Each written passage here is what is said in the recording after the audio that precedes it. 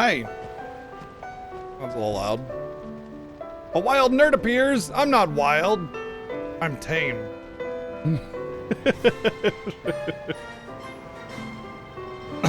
Oh, that would have been sick, Jimmy Jam. That would have been cool. That'd have been cool.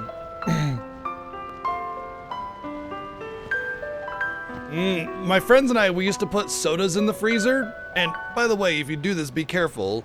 Because if you wait too long, they will explode. But we would put them in for like half an hour or an hour or something like that. And you pull them out and they're like kind of like slushy. They're like half ice. And we liked them that way.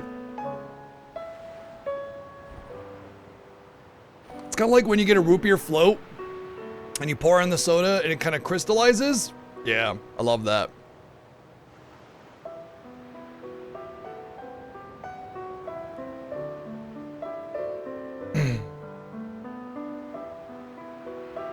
Domesticated nerd? Yeah. Domesticated nerd. That's me. Hi, hello, welcome in. It's day like 37 of the Final Fantasy Fiesta. Day 8 with Final Fantasy 10. Whew, definitely shaping up to be a very, very long one. Shut up, old man. You smell like farts. Thank you, Playing Isaac, for the 444 bits.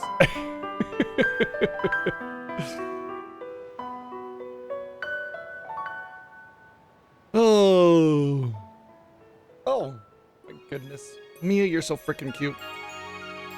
But yes, we are basically like knee deep into the grind. Like this is the slogging part. This is Atreyu trying to pull Artax out of the Swamp of Sorrow parts of the grind, because it's not a fast moving part of the grind.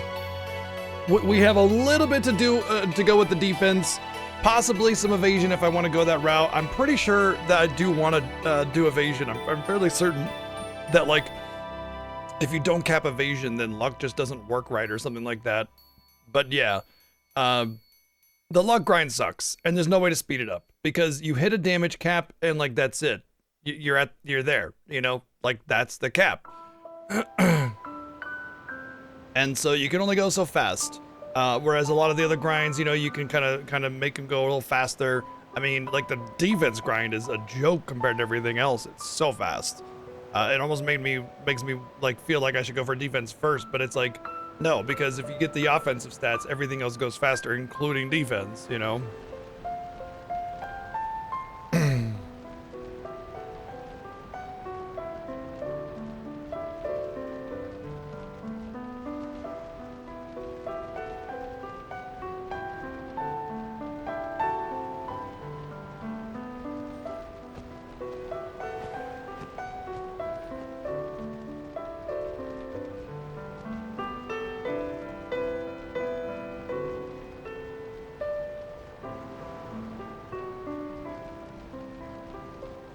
Grinding luck hurts your soul again.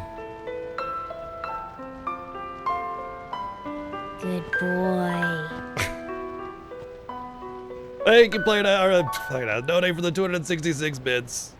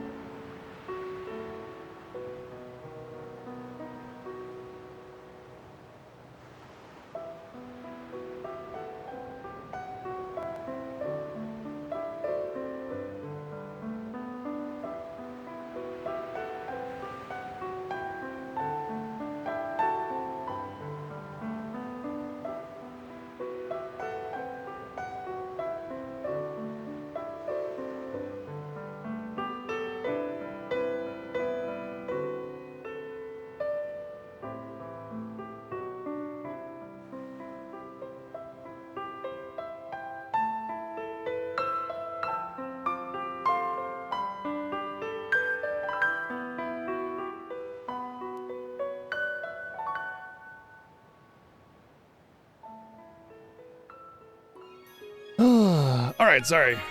Alright, but yeah. Hi, hello. Gosh, let's see.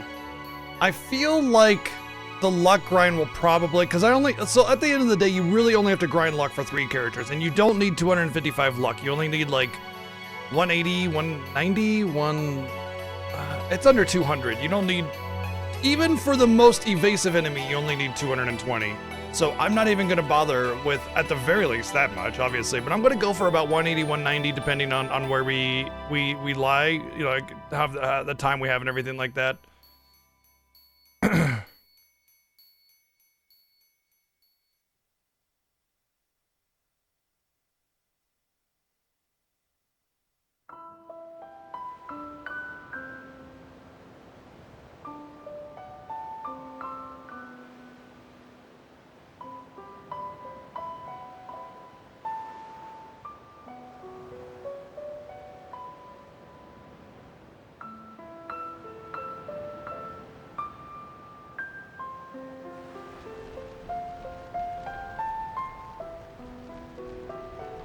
Ten hours, yeah. Seven's timer was at like 2:55 when he beat it, I think. So it's like 10 hours to finish it, and then like the grind, and then 2 hours to you know, beat the game, story, all that kind of stuff, right? So yeah. Seven says go for 255 of everything. Oh, okay, Seven. We'll take his advice. My race opponent. He seems like he had my best interest in mind. All right, let's get some hellos out really quick. Sorry, I'm getting a little distracted here. Let's see, we got Night Shadow, No Name, Alan, what's up? Lily Knight, Tuba Stone, what's up? Rob Bear, Laser Dante, North Rex, Woody Jen, come on to Zero, what's up? Nexus, Rear Power, Mecha Berserk now, hello. Mike, what's up? What's up, Ellie? Shut up, old man. You smell like farts. DJ, what's going on? I'm not shutting up. You shut up. Jazzy, what's up? Let's see, we got No Name, we said that. Isaac Jimmy Jam, thank you for 77 months. Kelvin Weapon, what's up? Magic, how's it going? Let's see. And yeah, like, honestly, you don't need to do a luck grind to platinum, by the way. You could just go and get defense spheres and just fill it out for the grid, and who cares? But the thing is, it's like, if you're gonna do if you're gonna do the full sphere grid, get everybody, you know, like, honestly, the best way to like do the platinum grind to get everybody on the sphere grid filled out and not make it wasted, get the normal stats, and then spend the rest on HP. Just do HP. HP spheres are a little annoying, but they're not that bad. And plus, like, once you get an HP sphere, everybody benefits from it easily. Unlike with luck, you got to get the luck spheres and then the fortune spheres, and that's a pain in the ass. But yeah. Magic, what's going on? The juice separated from the alcohol. That's cool. Crixie, how's it going? Come on to Zero. We got Airman, hello. DJ. Lunatones. Shulking, how's it going? Sweet Videl. Kim, thank you for the sub gift to Videl as well. Thank you. Kaitsu, Lurkers. And anyone I might have missed.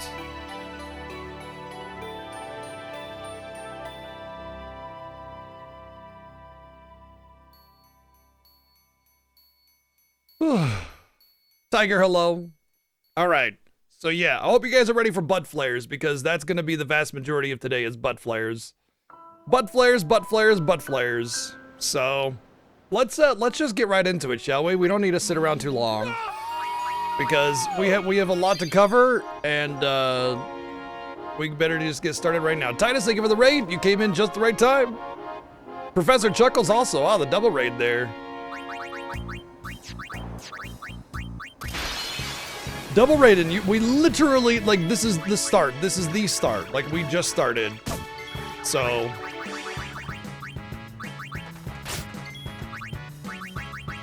welcome into the Final Fantasy Fiesta. We have some stack grinding to do. Come here, Tiger. Thank you, Tiger, for the 369 bits. That's not a tiger, it's like some crystal monster. Kim, thank you for the sub gift to Professor Chuckles. Dang, Kim going ham tonight. Thank you very much. What were you guys up to with your streams? What you doing over there? I want to say I just needed like Like 5 more? Let's do 5 more.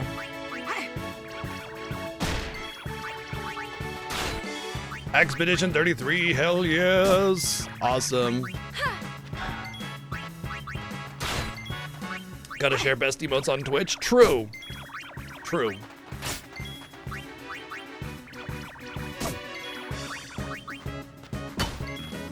Riku started with Ultima. Now, does she have the MP to cast it, or is it prorated, or what's the deal? Because that's hilarious.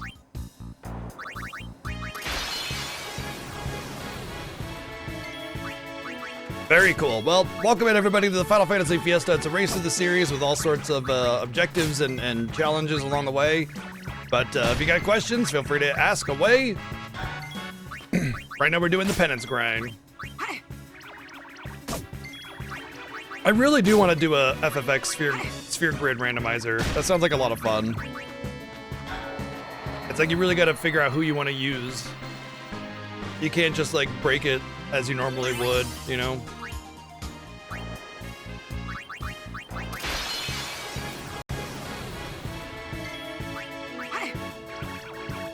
What jobs do I want for 12? I don't really know. I mean, I would like at the very least something with decoy and something with healing, which I do believe White Mage has both decoy and healing. Like a knight would just be legit, no matter what. And then I would really like something with arrow, just for Demon Wall. But if I don't have reflect, then it doesn't really matter. Ugh. Damn them, dark matters. Definitely don't want all White Mage. But like White Mage Knight, I want to say Black Mage would like obviously be ideal because it would allow me to do Demon Wall very easily. But yeah, like there's a lot of things that would work, you know?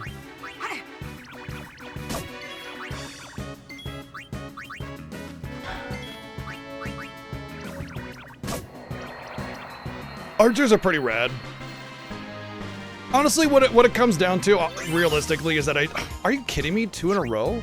I don't need arrow to beat Demon Wall, but it certainly helps. I might have to grind or be reliant on quickenings, which is rough.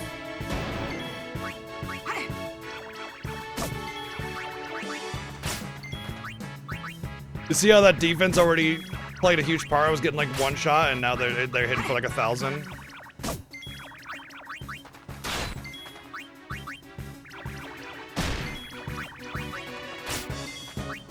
And I don't even have my defense capped yet. I think 12 and 13 will both go longer than people think, but not for the reason of like them having extra content or whatever, but because they'll actually be difficult, which in the end doesn't really extend gameplay a lot, but they'll definitely be several hours longer each, especially considering that we can't really do a behemoth grind with Saz, which means that like what we can do may differ. I'm gonna try to do the behemoth grind still, but like I don't know if we can. I mean, I can sit there and buff myself and hope that I can do 10-second behemoth kills again, but it's probably gonna be like 1-minute behemoth kills, you know? And that means less grinding, and that means less power, that means longer fights, and you know, it's just gonna be harder.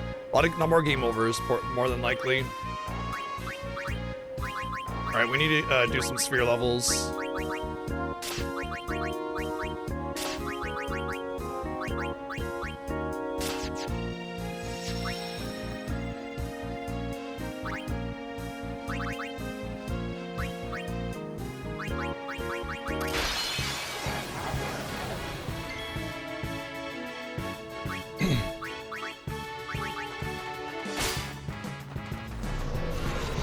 Yeah, I'm so used to using Saz.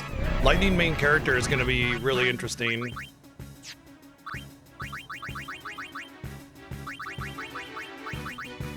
Like, it really doesn't seem like it's that big of a deal. Oh, Lightning main character, big deal. You just played as Lightning instead. Well, it actually is a big deal. For first off, because it's going to make us play completely different than how we're normally playing. But more than that, it's also that we have the limitation on the rolls, like 2 rolls only. That's all gonna, you know, compile onto making it a lot more difficult than people think. Same goes with FF12, because it's not just random jobs and 1 job, it's also the sphere grid limitation, right? We can only do one license per level, which means that, like, we're not just getting random jobs and only 1 job. We can't bounce around the grid. We're having the amount that we got last time we did this. Instead of it being 2 licenses per level, it's 1. That's significant. So I mean, like, what the tools that we have available to us are gonna be significantly lower. There might be a lot of grinding. There might be a lot of, like, pain. There might be a lot of game overs. Everything will just take longer. So yeah, like, 7 is right. Those games will take longer. But not because there's a lot of content. It's not like we're doing penance grinds. We're just doing a lot of limitations, which compile and create a longer game experience.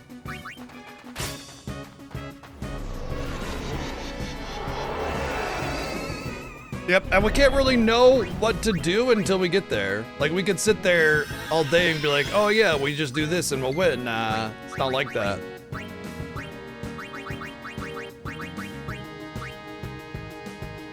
I want to say I could just Valifor this thing, right? Because, like, it only has like 20,000 HP. I should just be able to bop it. I mean, if Valifor dies, I don't lose a limit break, so who cares?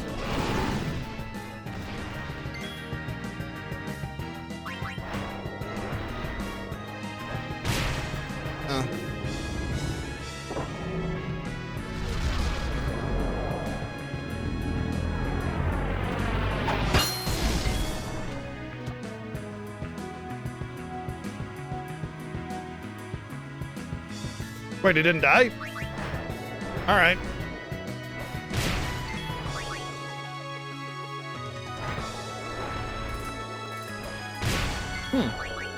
He's got more HP than I thought.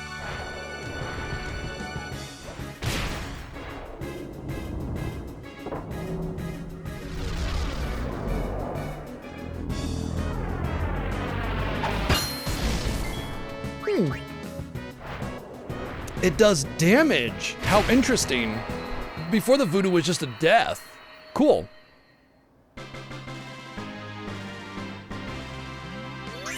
Oh look, 80 levels on everybody. Neat. I love it.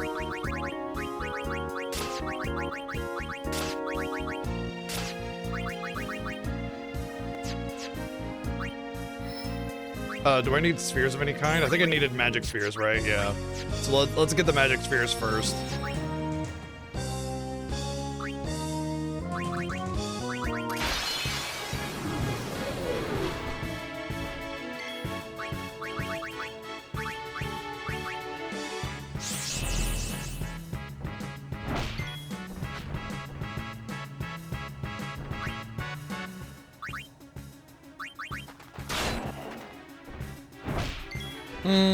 Defense isn't quite there to trivialize this.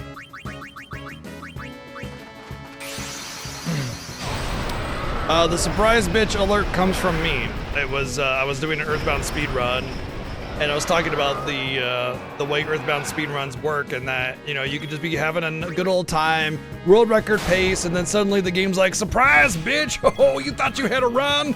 Hoo-hoo, boy, see, look at his face, yeehaw! So it's just me. That's me. That's me talking on the alert. And then I took the voice clip and I edited it for an alert. And there was somebody else, a friend of another, like, if you know Rio Quetzalcoatl, he had a friend that was into doing his own music, STG, and they made a song out of it. I think exclamation mark STG.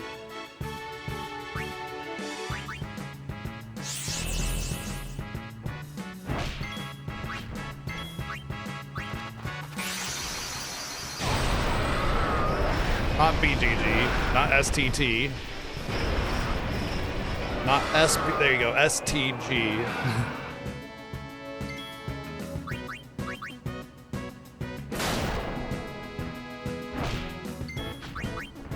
Oh, they made that back with my old one was my old name. My name changed about 3 years ago because I hated that name.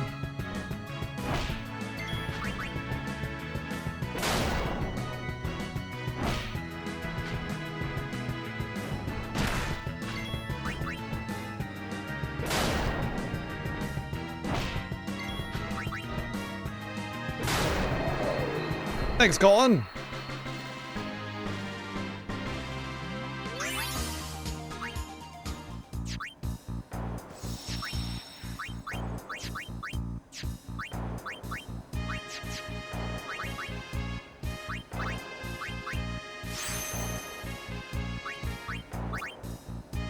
Oh, let's get the 2 evasion, it's fine.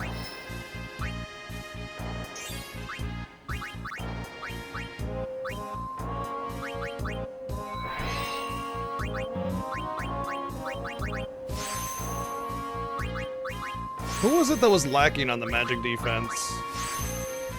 Was it Yuna? No, it was Riku.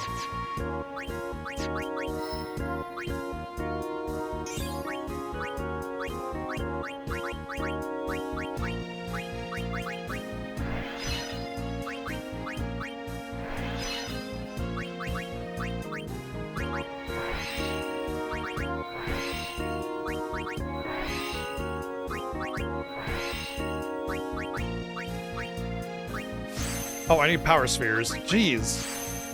Ugh. Never ending.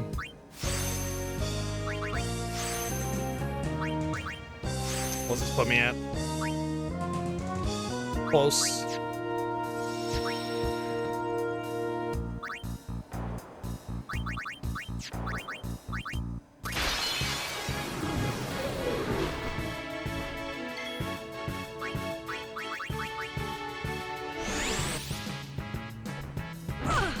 Yeah, alternatively, Farty McStinkbutt was also taken, you know?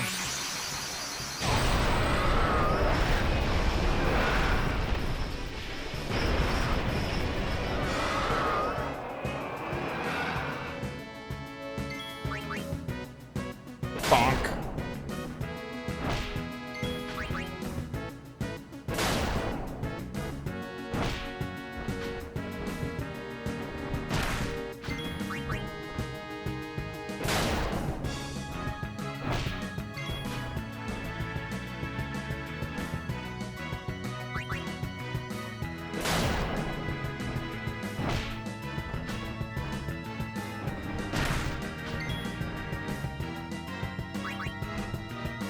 Heiko's biggest fan.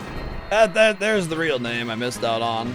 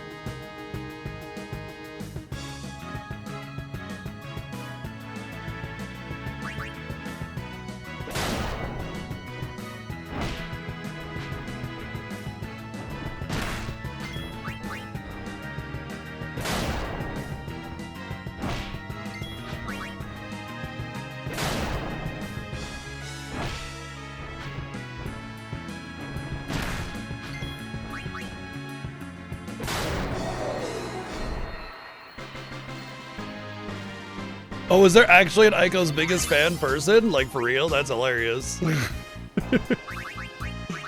Alright, we're gonna do one of the speed spheres as well, just so we make sure we have enough here. Because I noticed that I only have like 20, and I'm not really on any sphere grind for that, but I will say that I will be more than likely doing evasion, so we'll be going there anyway.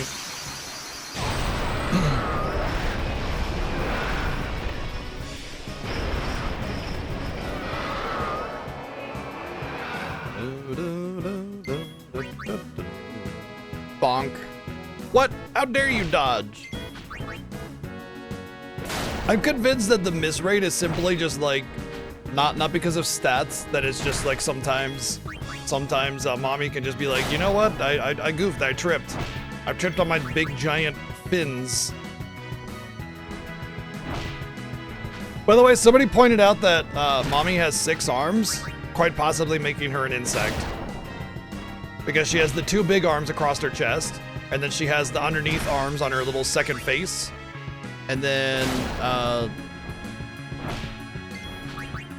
the 2 arms around the neck. You know what? Maybe somebody made that as hilarious. Maybe it was a deleted account. You know? Who knows? Oh, that's funny. Alright, sphere grid time.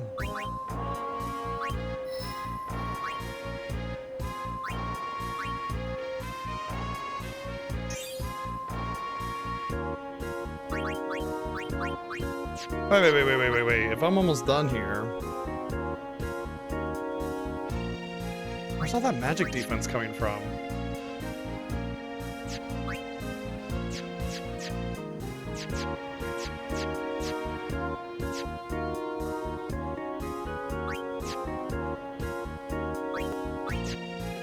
Over there? Oh, it is over there. Almost positive it is. I want to say I remember dropping a whole bunch. Well, there's definitely some over there.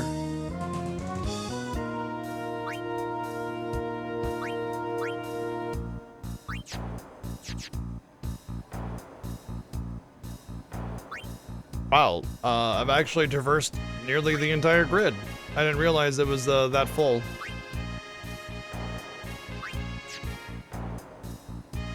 So it has to just be that corner there then. Oh, I do want to get auto life.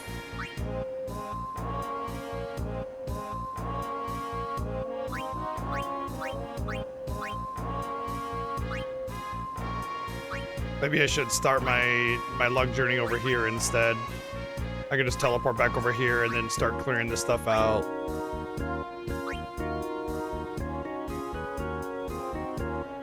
Okay. Well, we can always just finish things out and then go as we need to, right? We don't need to like worry about anything until we get there, right? So.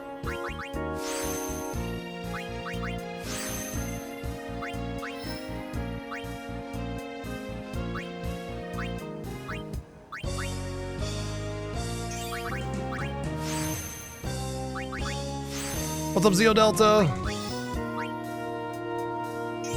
Are we in the Dark Aeon soon? Sort of yes, sort of no. We'll absolutely be doing Dark Yojimbo today, but we got to do luck grind first because trying to hit Dark Yojimbo without luck is not fun. So we're about ready to start luck grind, and then Dark Yojimbo farming for armors, and then once we have our armors, then it's go mode basically. We do a few customizes, do some bribing, and we're there. But we're gonna have to get lucky with Yojo Jimbob, so.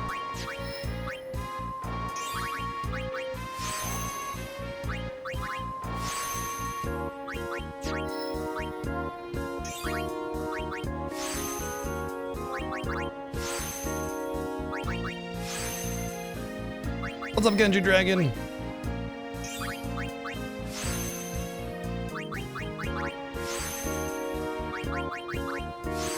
What is this? Nabgil. Do not care about that. And there's a lot of keys to get in there. I do have to care about my keys a little bit more because I want to make sure I get double cast. I don't remember if I can use double cast with white magic or not. I don't think you can. I think it's only black magic, but I do want auto life. My strategy does not revolve around necessitating auto life, but I would be loath to not acquire it. you know? It would just be silly not to get it, because it can make a huge difference, so.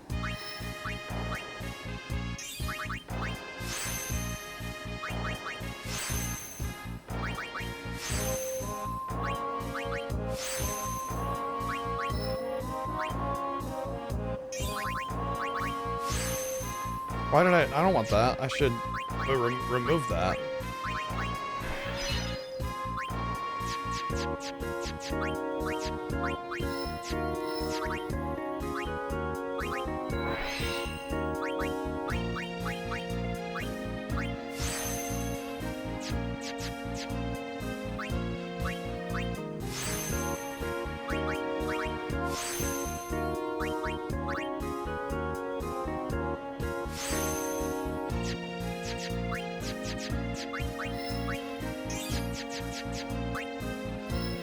That's why I do them in order.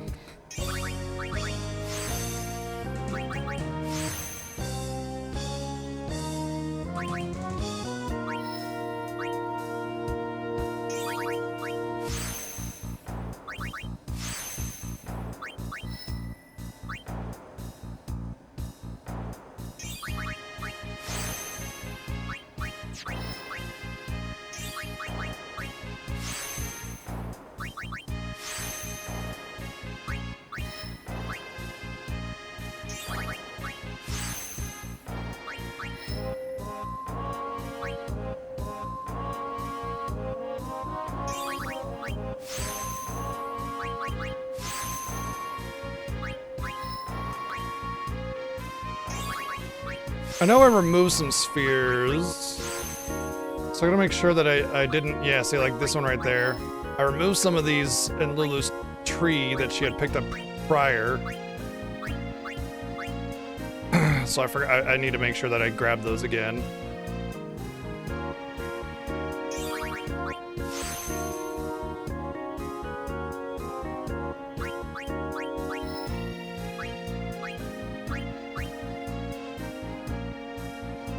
Good news is that it's not that expensive to move Lulu around here since she's already gone through it.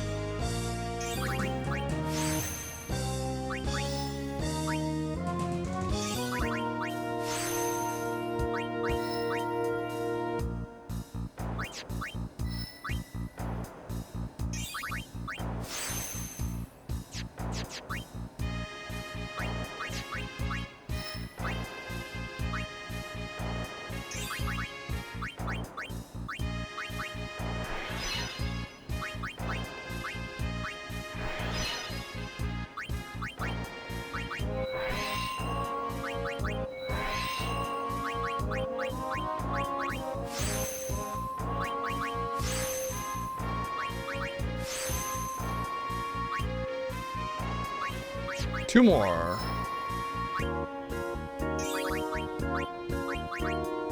Alright, I doubt I'll need any more defense after this. And could probably even stand to dunk a few nodes in case I need to make space for other things. So that should be her defense cap.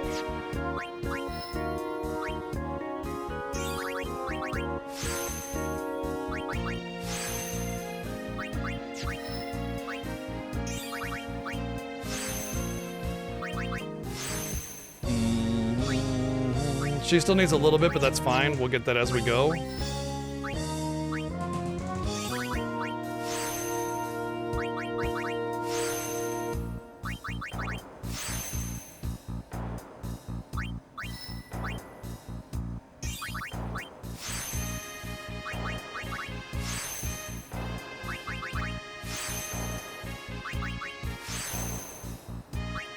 And hers is almost there as well, once again. Getting it as we go, like right here, there's 3.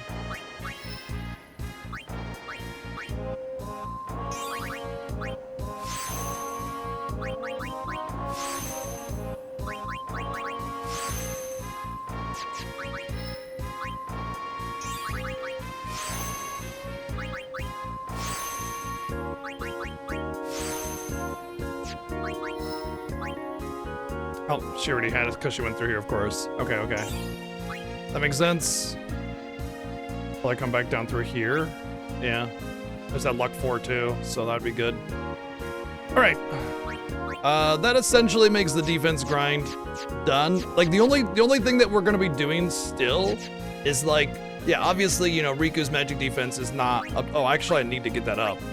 Like, I need to get that up before I do luck grind. So I'm gonna have to like return sphere, I guess. She already went through all that up there. Where exactly is the big magic defense that I missed on her? There's gotta be something bigger that I missed.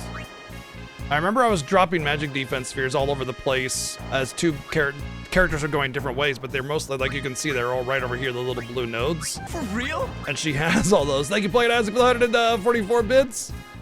She has all those. There's something really, like, where there's gaps. Oh, there's a gap right there. Oh, that's just one. That's one node. Those are garbage. And yes, for real. The only thing I can think of is that this, like, Unitree has a lot of magic, but I don't think Lulu went there, right? Lulu didn't go through Eunice Tree. The only part of Eunice Tree that she went through was the part right before where Quick Hit was, which I did drop a few of them here. But that's like, you know, 20 at most.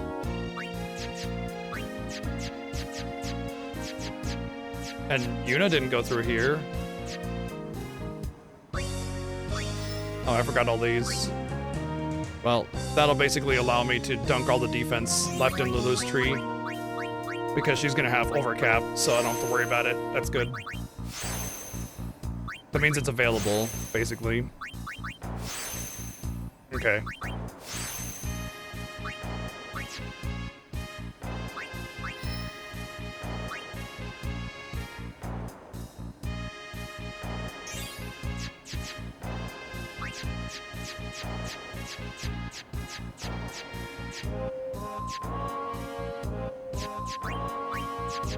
Well, the only thing I can think of is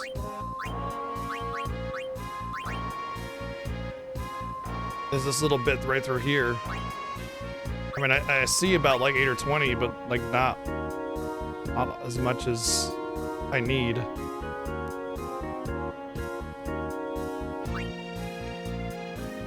There's still some over here as well. What would be better?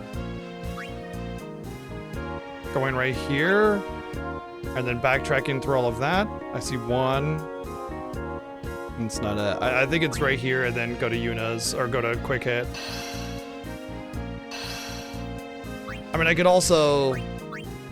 Like, I got magic defense spheres to spare, so I can always just kind of do stuff like this.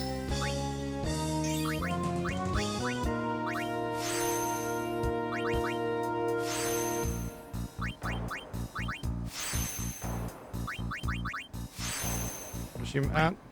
190. Okay, that actually might be enough, especially if I drop some more here.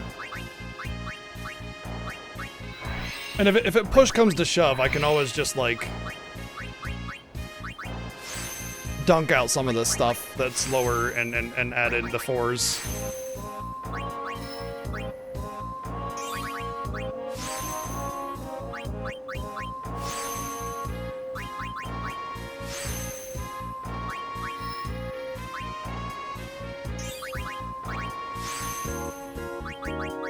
Oh, I agree. Yeah, it's kind of like cathartic in a way.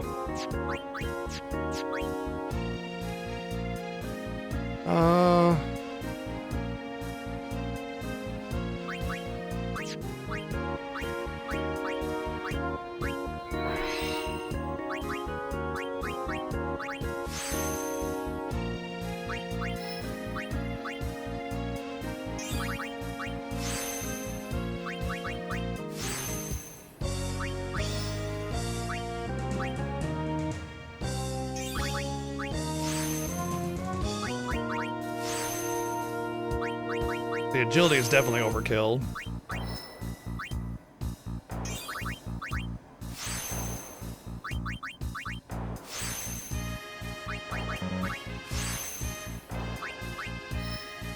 But my take is that I might as well grab it while I'm going around, just because I may need to dunk other nodes in order to make others work, so just getting rid of it now makes it easier.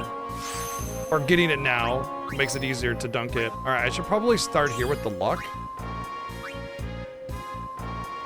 I think that's a good idea. I could just work my way towards this side. Not anybody's really gone through here except for Yuna. So it'll be pretty easy to just kind of go in. And there's 2 nodes right here. So let me just check my stats. Strength, defense, agility, accuracy, and magic defense are all more or less capped. Should I head back then? Should I move back with them or should I move Riku back? I feel like I should move Riku back. I mean, I got a lot of space here, and a lot of the stats that Lulu has can be tossed. But then there's also working towards auto life, which would be this way. And there's things like these nodes that I'm not gonna use, so I can just get rid of them even if they're a 4 strength. And there's a 4 luck thing already here. Whoops.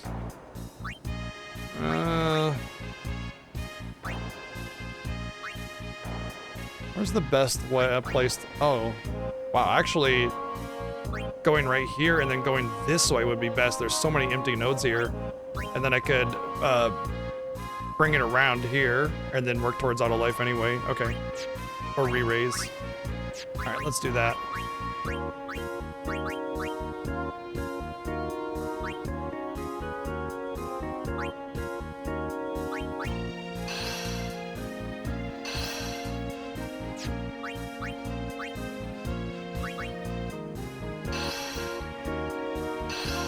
Okay.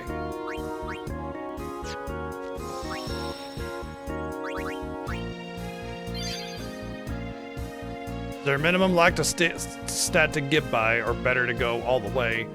You definitely don't want luck cap. That's a waste, because it's a very long grind. But what the number is, I'm not 100% positive. I know what I'm gonna go for, and that's that. Okay. Let's see if I can remember the enemies for luck. That's magic. I think it's the area conquest, so it's like...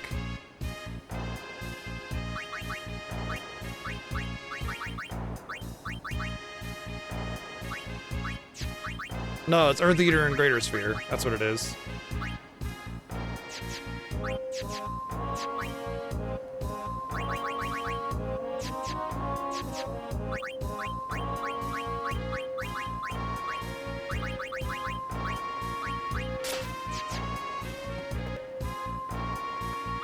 Alright, let's see if I need anything else, or if I can just do this.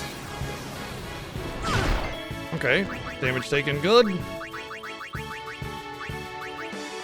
I haven't got ambushed. Yes, this is where auto life actually helps, and I kinda am debating just throwing away some armor for some auto phoenix on some characters, but it would essentially be tossed eventually. But yeah, again, once you knock him down, it doesn't matter, because now that he's knocked down, it's just counter butt flares. There you go, here's the butt flares.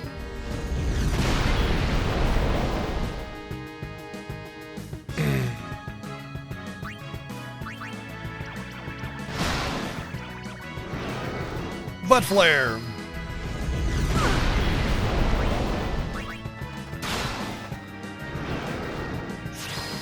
Butt flare. Wait, why did you hit Lulu again?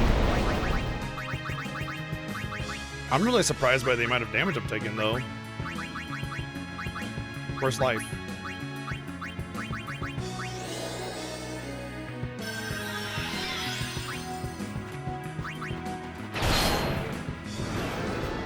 Butt flare.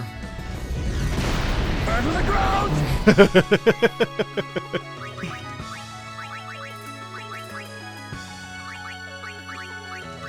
I wonder if Shell would be worth it.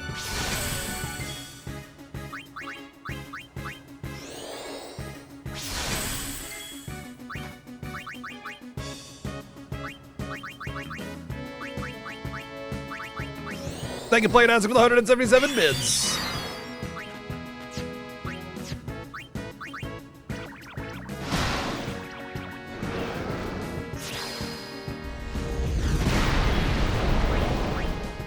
think it just pierced flare or shell there. Oh, this is definitely a little bit more damage than I was remembering.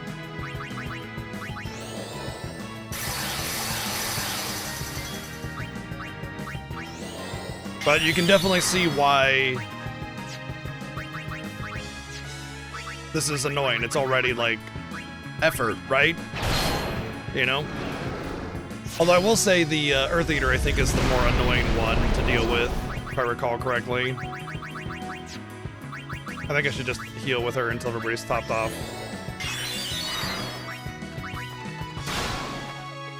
Yes, that is why it's called butt flares.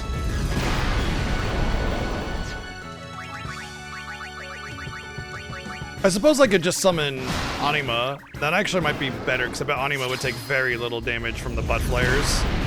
And then I wouldn't need to micromanage my HP and everything.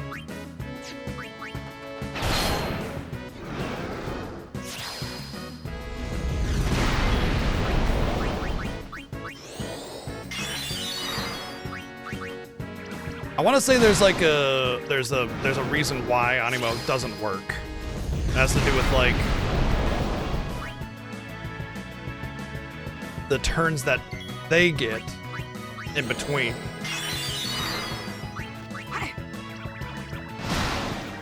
But Auto Phoenix would, on 2 characters, would eliminate this.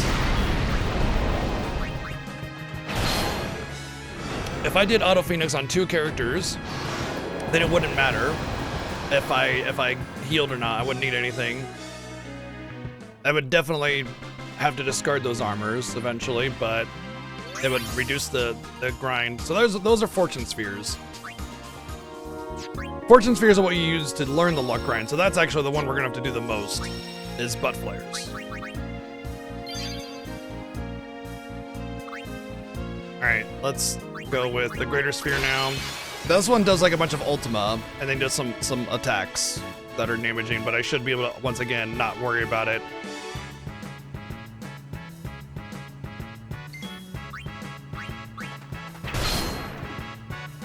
Counter Ultima. This is why this takes a long time. Counter frickin' Ultima.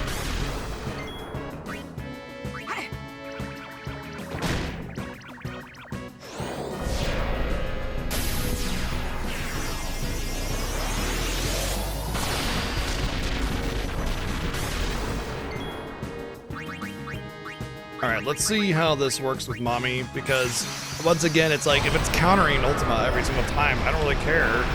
If it's just one target, then it'll minimize the micromanagement of having to heal everybody.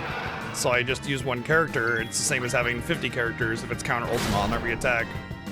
I also am willing to bet that the ultimate does a lot less damage on Mommy than it does on my team. I'm guessing like 400?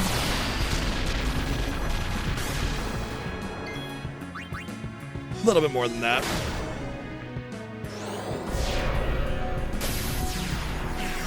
But the hydraulic press is also going to do significantly less on Mommy. And with 24,000 HP, I don't really got to worry about it, do I?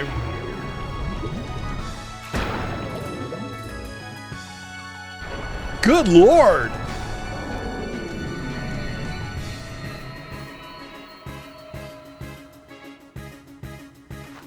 Well, I didn't expect that one. I should have done a, yeah.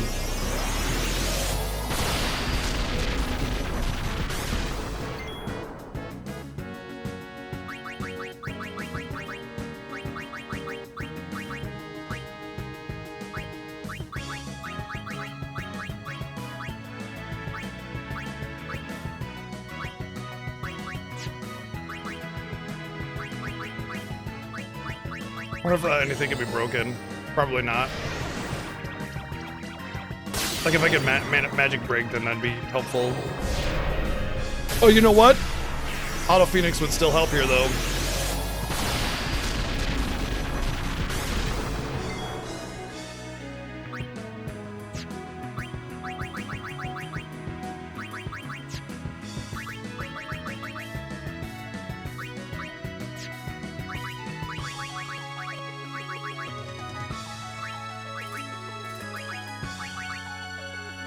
I guess I could try Shell again to see if that minimizes the damage. Alright, now let's see the damage of the auto. Ultimate counter is like 2,000 on Riku. I'm pretty sure things like Flare and Ultima pierce things like Shell, but... Okay, it does. Quite a bit. That's some heavy lifting right there. Alright. I will have to pretty much Shell every battle, which kind of sucks. But... I can minimize a lot of the need to heal and micromanage by just shelling at the beginning of the battle. And I want to say like everybody has shell, so like in their spell book. Thankfully, I guess you only have to do as many fortune spheres as you need to like get luck on everybody, right? So once this is done, I only need to do butt flares.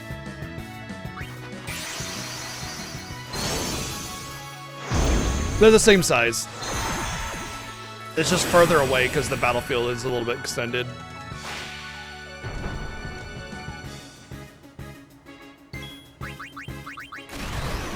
All right, so let me think about how much luck I need, and then we'll determine how many times we have to kill this asshole. Because we're gonna get 2 luck spheres on an overkill. Apparently that wasn't an overkill. Wow. More HP than I remember. Fun.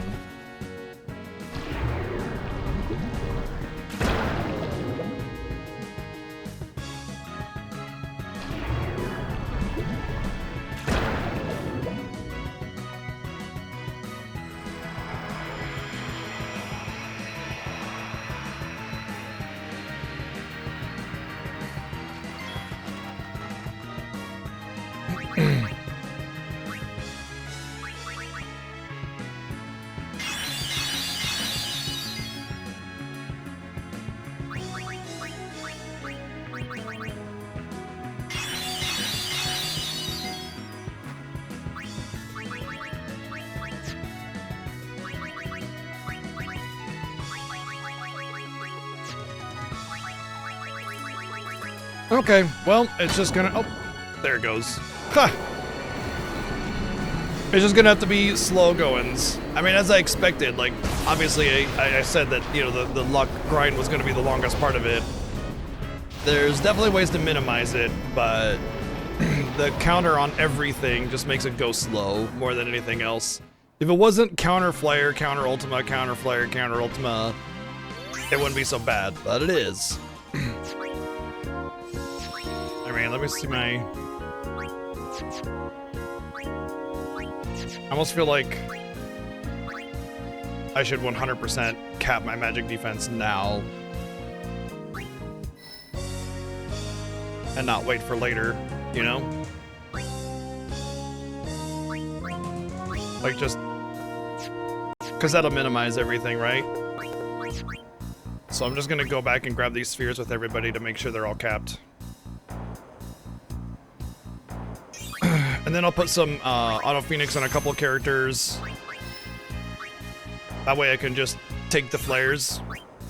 Having to manage the ultimas is not that big of a deal because I only have to do that with one set, right? But the flares are single target and I can just Auto Phoenix res.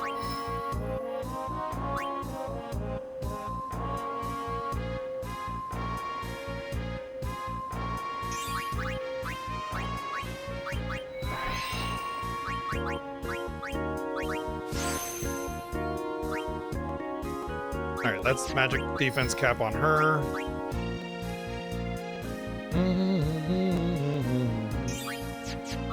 What are you at?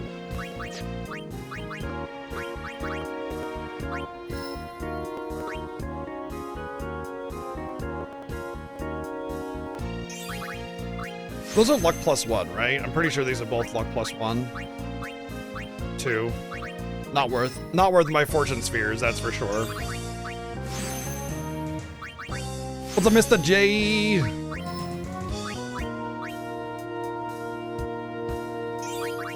Well, greater doesn't always mean bigger.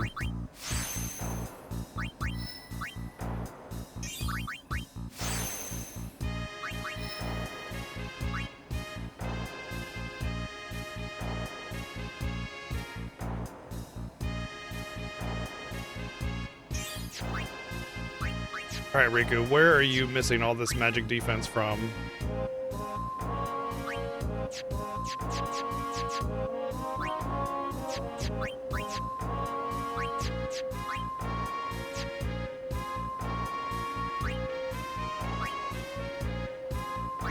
Oh, I mean, there's a bunch in Lulu or Yuna's tree.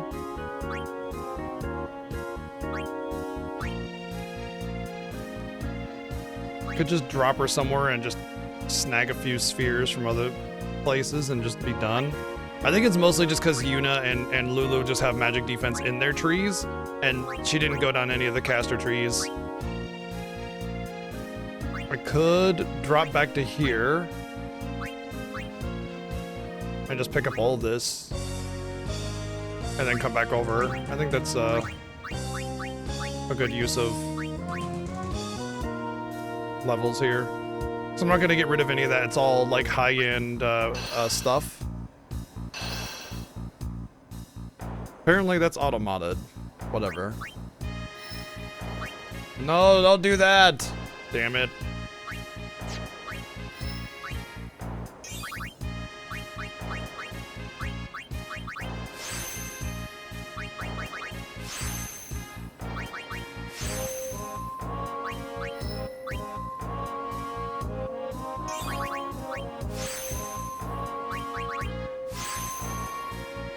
And once again, I can just grab everything just because, like, it doesn't matter. You grab everything, and if you need to dunk some spheres later on, you have excess that you can work with. Otherwise, you gotta go hunting for what's the crap you missed. So we just grab everything, and we worry about that later. It takes seconds to grab everything, and it'll save you tons of time in the long run.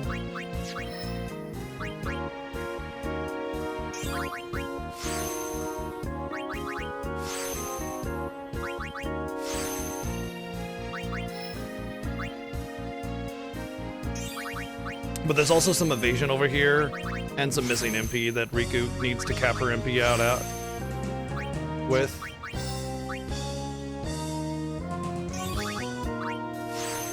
The magic stat is eh. Again, we can get rid of all the magic later on, and we might, but like, unless we have to, we're not gonna worry about it. And you know, casting magic to heal has its use.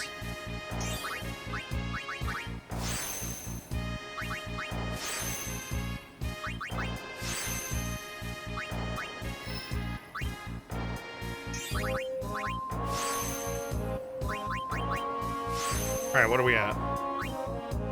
236.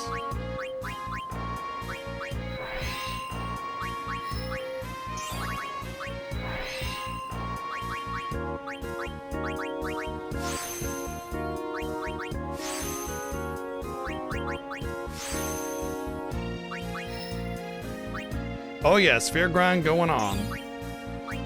Okay, this will be perfect.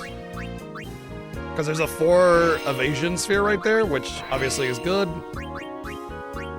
And then I'll just learn all this.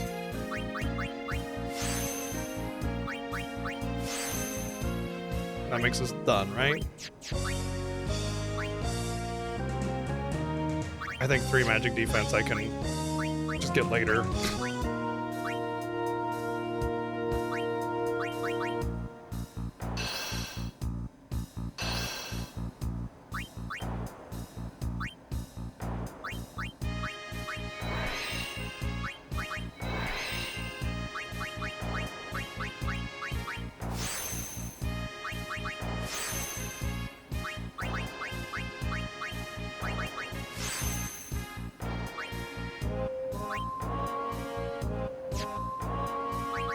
Alright, before we get too deep into the grind, let's just do another level grind real quick.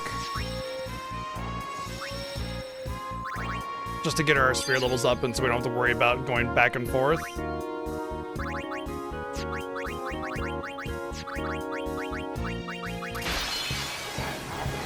Bop, bop, bop, bop.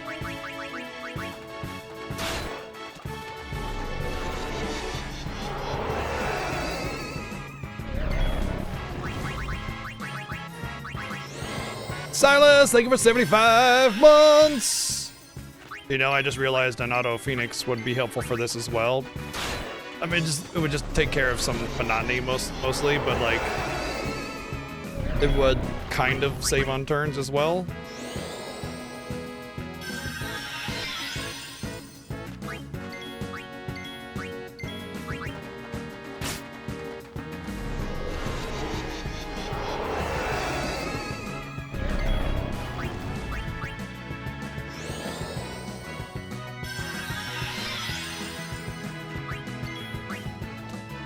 Do like what, 5 stabbies instead of the full 6? 6 or 7 will basically guarantee 99 levels. But I don't need 99 levels, I need like 70. So that was 3 stabbies.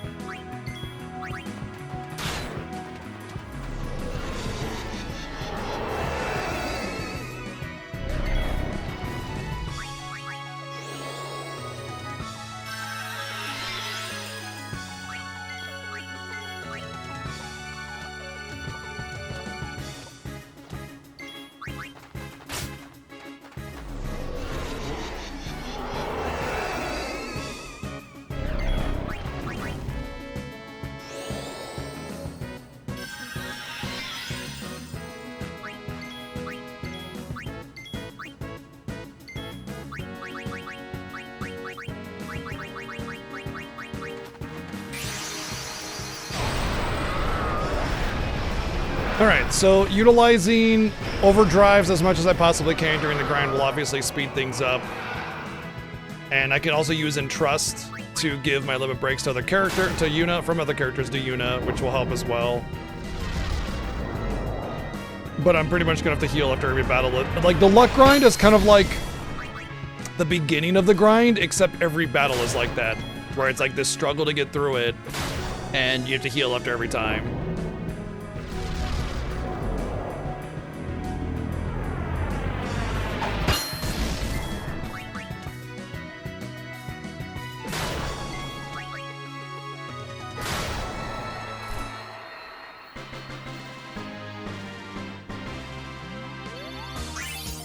Oh, well, I did get level 99 levels there.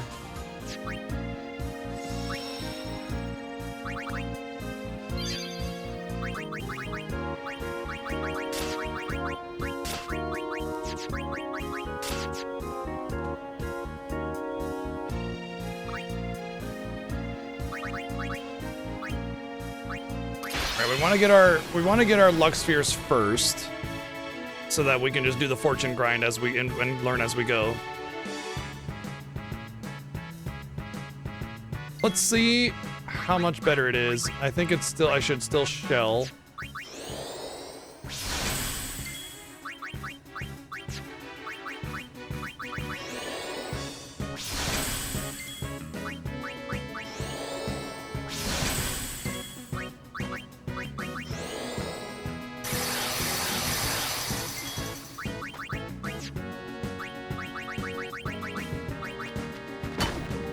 Now that my magic's actually capped and not almost capped, right? It's gonna, I think it's gonna hit for significantly less because that's just kind of how the stats work. There we go. With Shell and the magic actually capped, they went from 2,000 to 400. So the magic increase halved it, and then Shell halved it again. That's how significant stats are. So like, if you're thinking about going in with like, oh, I'll just go in with 240 magic defense instead of 255 magic defense. Yeah, no, you don't go in with 254 defense, you go in with 255 defense, full stop. Although I am worried about the hydraulic press on my characters. If it did 26k to an Aeon, what's it gonna do to me? I want to say that the hydraulic press is still just like death, so I'll just continue to summon an Aeon for it just in case.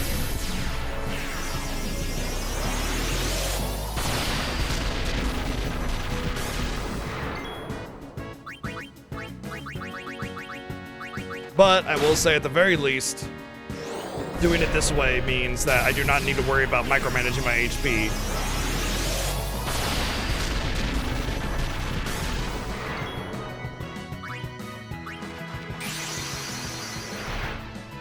and it doesn't matter who I summon, unless I can overdrive. That doesn't matter. Just go in, take a hit.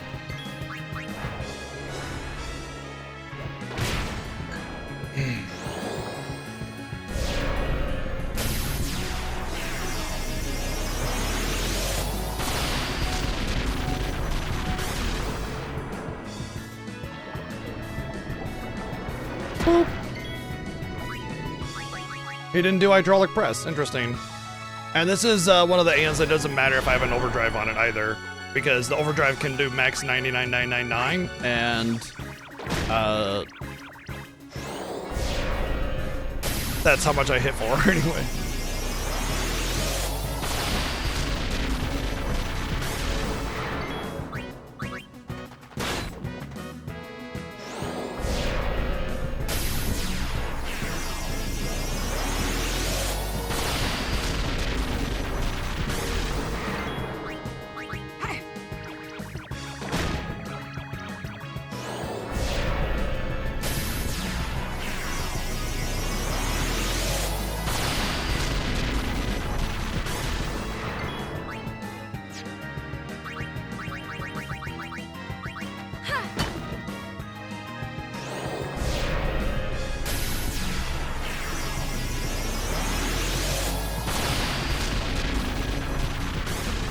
Yep, it's Ultima time. So, how's everybody doing today? I hope you're having an Ultima day.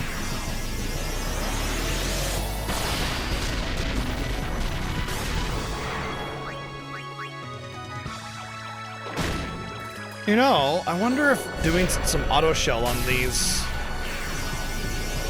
because I wouldn't use the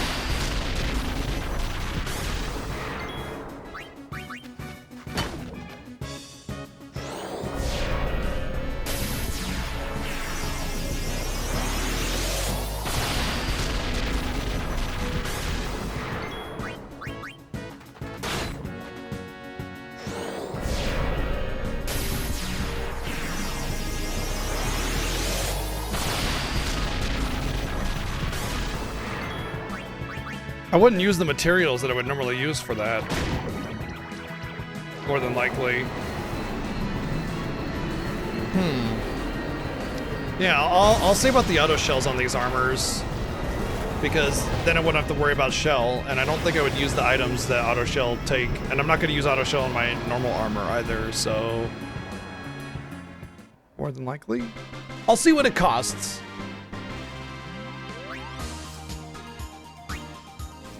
Oh, did I get a Phoenix Mangle?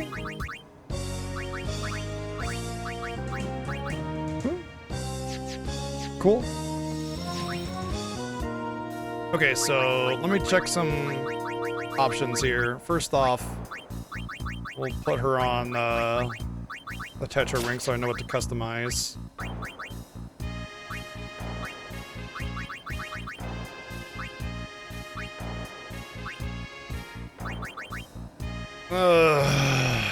That's a lot of lunar curtains. Doesn't even take that much light curtains for auto protect. Even auto regen. I want to say the healing springs are just Kodos though, and I could get those really good, and the regen would actually be kind of helpful in keeping everything down. But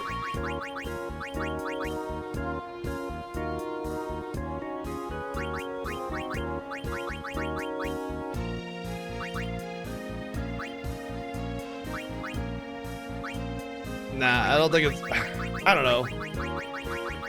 I don't think it's worth it, but I do think it is worth to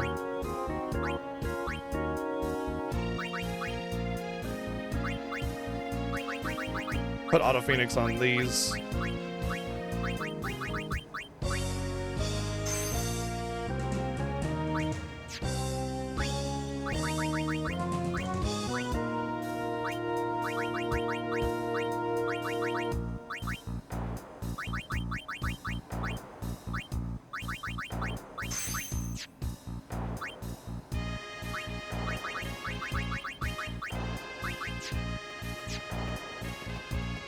I do have a good amount of skill.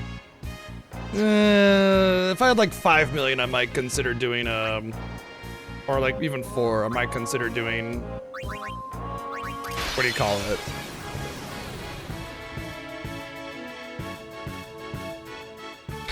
Auto haste on Yuna. Right now, I don't want to bother with auto haste on Yuna. Oh, I got ambushed. Well, I get to see how damning hydraulic press is against me. Cool. Okay. Hey, Venetoritis, what's up?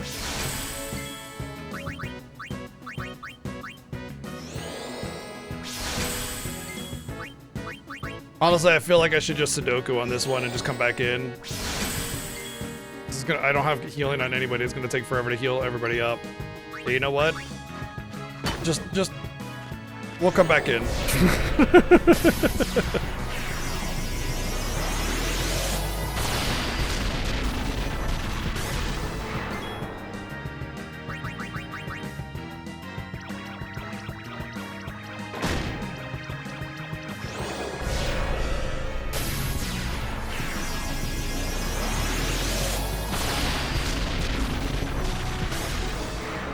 Yep, I always find that hilarious and weird.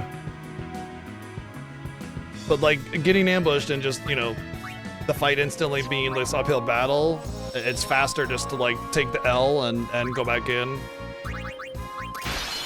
All right, so let's as we're going through here, let's kind of figure out how much we'll need. If it's 8 luck per battle, then I'm gonna need about 20 kills. Yeah. And that includes the, well, that does not include the 1 in 8 chance of getting dark matters.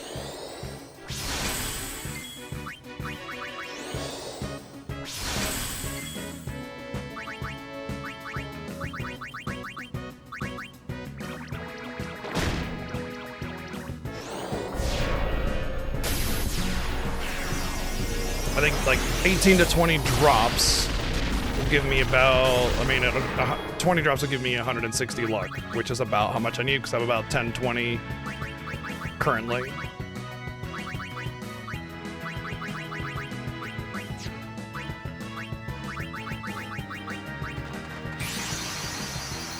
Yes, it's only 1 in 8 chance to get dark matters.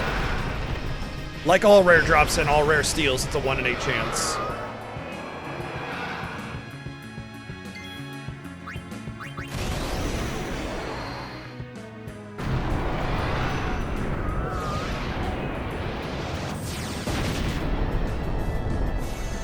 For me, it's like a 1 in 3 chance. I mean, we saw how bad my luck was with dark matter drops last night.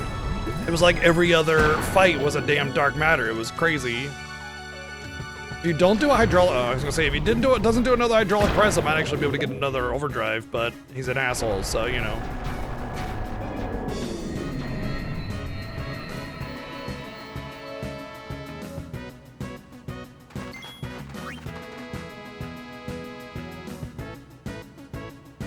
Yeah, just keep going.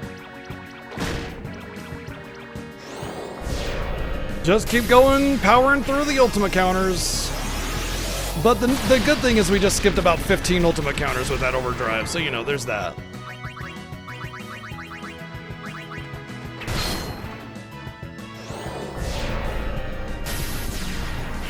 We've done 2 kills. We need about 18 more, and each kill is what, about like 5 or 8 minutes? I should time how long it takes to kill, like on an average fight. Because I mean, Ultima's like what, like 6 or 7 seconds, and you're getting like 20 of those.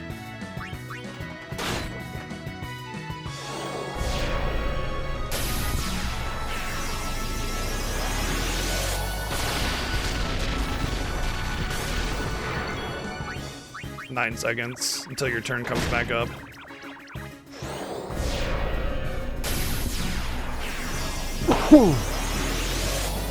That means you're getting 2 to 3 minutes of just ultimate counters every battle. Every battle is 2 to 3 minutes of just ultimate counters.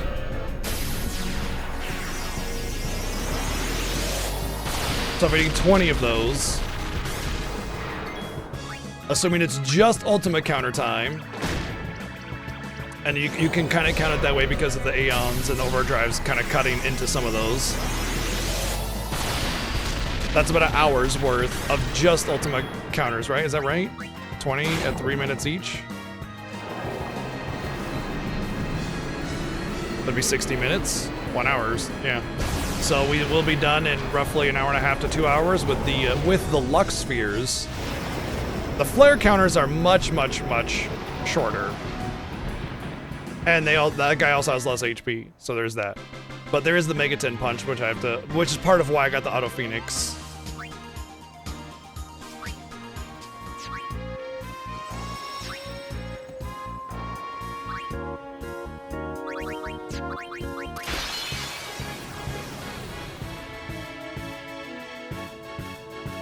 Well, that's what Yuna's overdrives are for.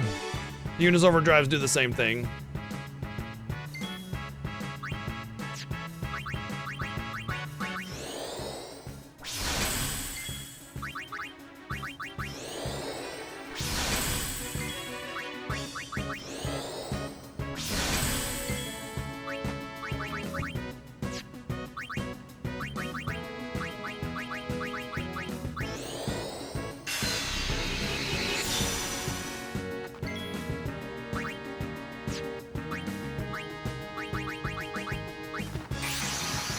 Nemesis today? Probably, actually. Yeah. Nemesis will be very easy once I'm finished with what I'm doing.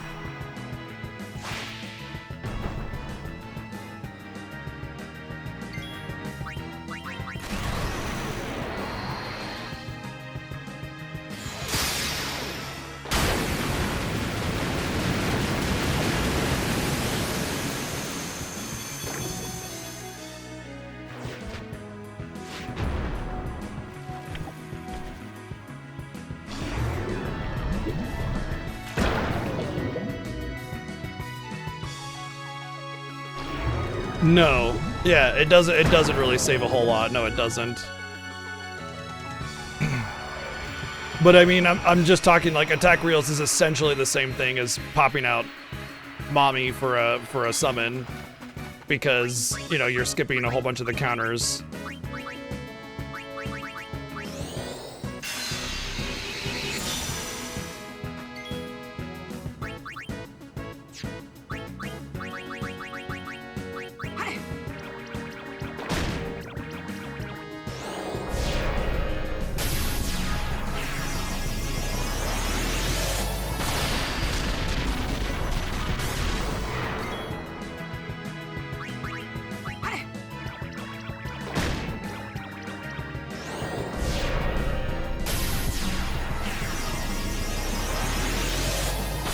Sphere of Wrath. Da, da, da, da, da, da, da, da, da, da, da, da. Sphere of Wrath. Do, do, do, do, do, do, do, do. Sphere of Wrath.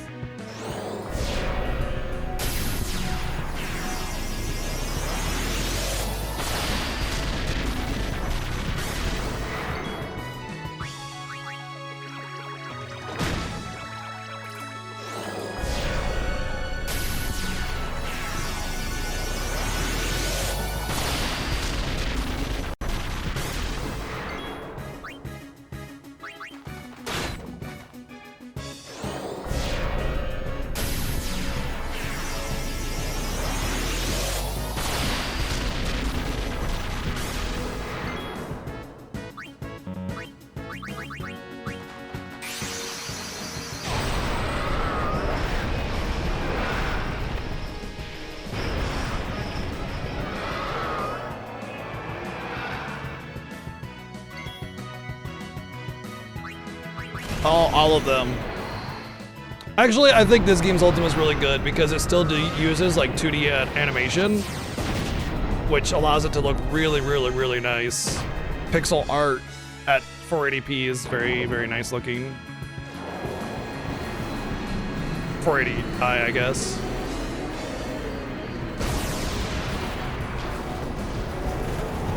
But I would say Ultima on 6 is kind of iconic, you know? It kind of set the stage for what Ultima is like. You know, this big growing orb of explosion, dome of explosion, you know? Luminaire is kind of essentially like Chrono Trigger's Ultima in that regard. 3.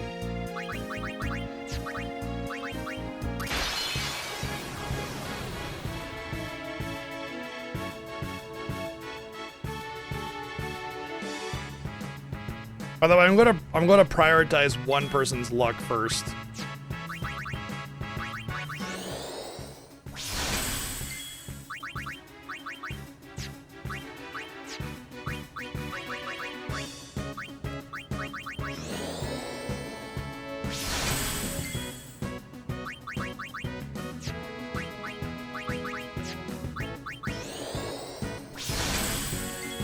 So basically, I'll get Riku's luck first, then I'll get Yuna's luck. And the reason is because Riku has to go underwater, so that's part of it.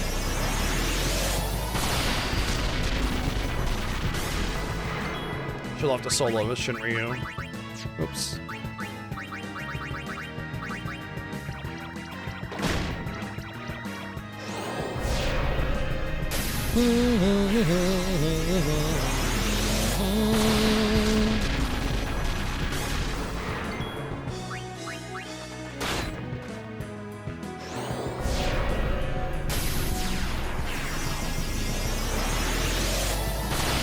No, the shell only negates half damage, if I recall correctly. Oh, it just raises the characters. I'm pretty sure shell is half damage though.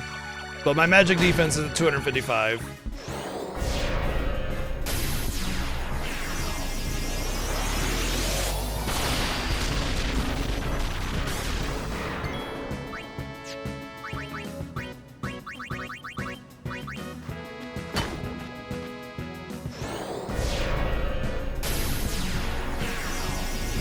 Yeah, if I didn't grind my magic defense before this. Magic defense was the first stat I grinded though, because the enemy that drops that also drops the triple AP weapons. So I had magic defense spheres to spare. And I already had that pretty much capped by the time I was even doing any of the other grinds. But it's also probably the easiest one to grind.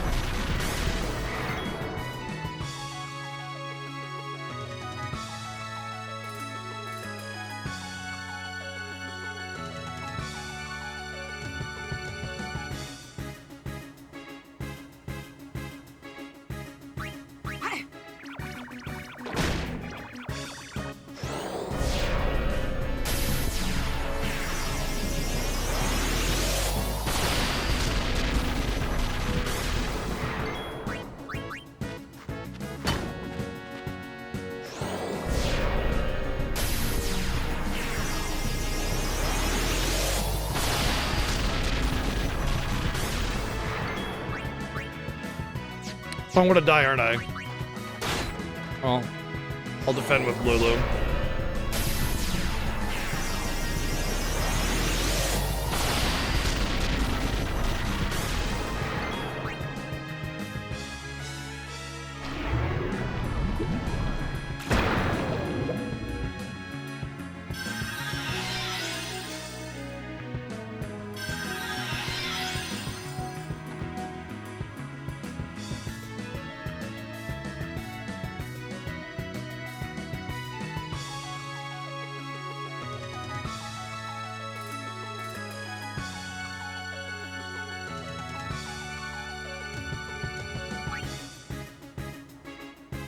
Yeah, it's fine. I can die here and then... Yeah, you know, that's what happens when your stats are capped. You get to do max damage. But yeah, Riku should auto-phoenix this. Ideally, you don't want to... So the reason you don't want to rely on auto-phoenix normally, like this part is fine because Spheromorph or a Greater Sphere or whatever his name is actually kind of slow. So it doesn't really matter. But the reason you don't want to rely on Auto Phoenix, and in my opinion, Auto Phoenix makes penance impossible to do, or at the very least extremely unlikely to do, is because when you die, you don't just pop right back up on the CT gauge where you were when you get rezzed. Auto life or auto phoenix or any of that does not. It doesn't just pop you right back in. So you lose a ton of turns, and you get thrown at the beginning of the next CT gauge cycle, and that's bad because you need those turns. No, I didn't freaking I didn't overkill because Riku had too low HP. Cause I took the, damn it. That's annoying. Maybe I'll get lucky and it'll be the dark matter kill. Not that matters because any kill could be the dark matter kill just because it's not like it's every 8 or something. It's randomly 1 in 8, so. Oh well. No, lesson learned, do not accidentally take the hit from the enemy. Just, I wasn't paying attention. I didn't see the turn order coming up. It's a slog, you know? That's why it's a good time to chit chat and hang out and talk about something because this is gonna be our life for the next hour or two.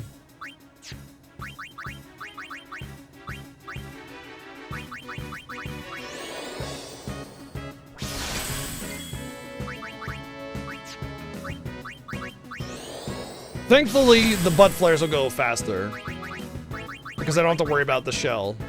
I just go in. But that is 4 kills. 4 kills with the drop. So we just need about 16 more.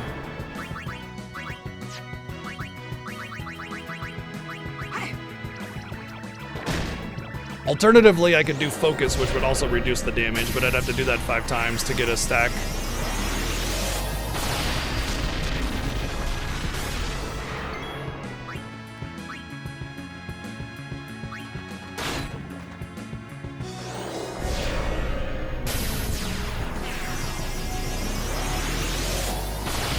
Oh, I can also do some limits this time.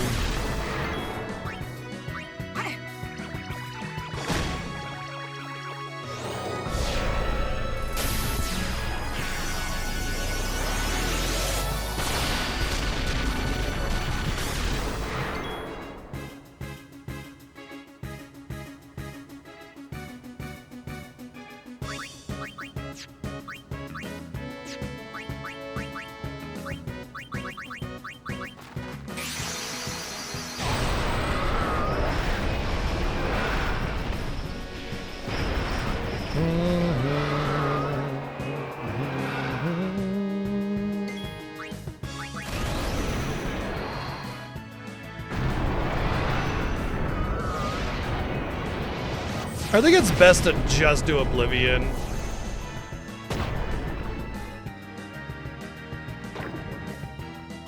That's 600,000? Really? Only 600,000? Never mind then.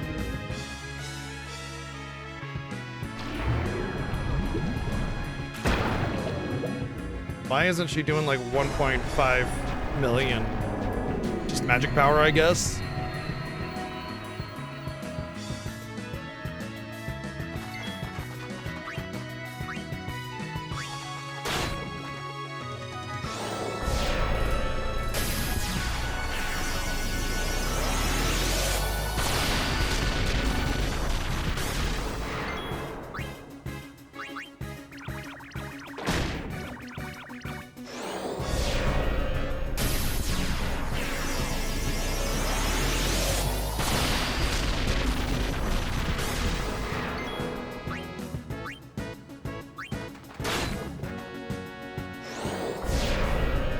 I guess that does actually make it worth using Mage's Sisters as well then.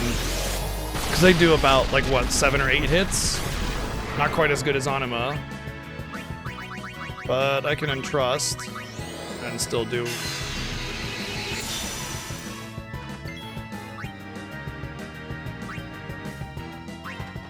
She even gets an attack.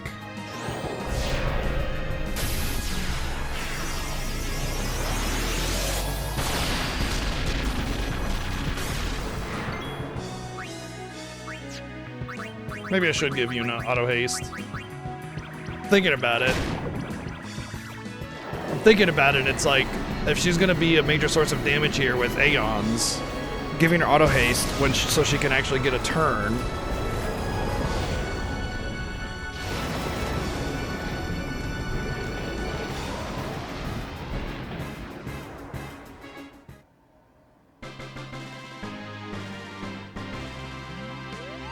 But it's like 400k to get the. Well, it's more than 400k. It's like 800k to get the feathers I need. So yeah, I think we're fine. We can keep going this way.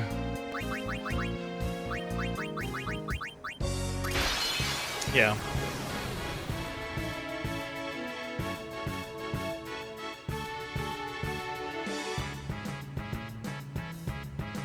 Like at the end of the day, we're doing fine.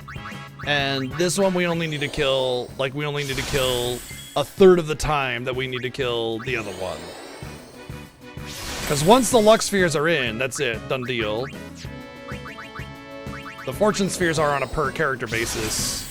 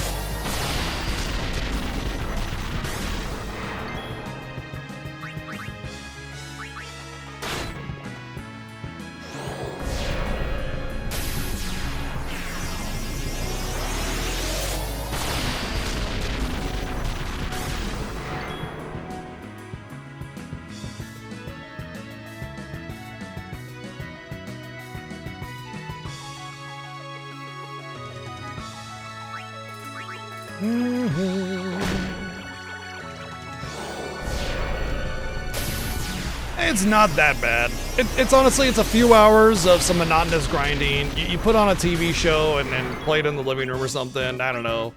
Like you just gotta have something to distract you. Right now, it's us hanging out, chilling, talking about video games. You know, just something to distract while the grind occurs.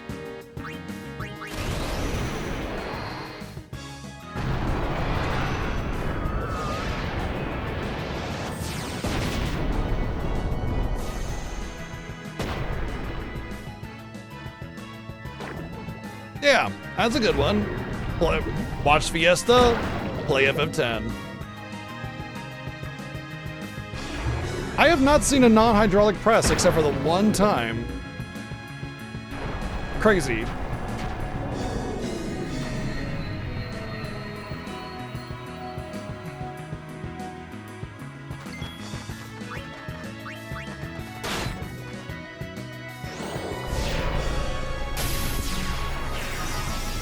Starting to get a little warm.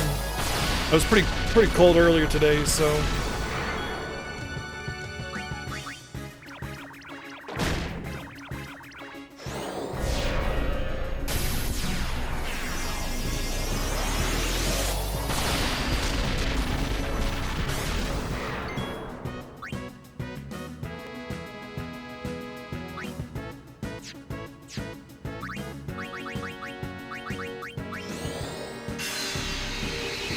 Watching others grind while you grind. Grindception.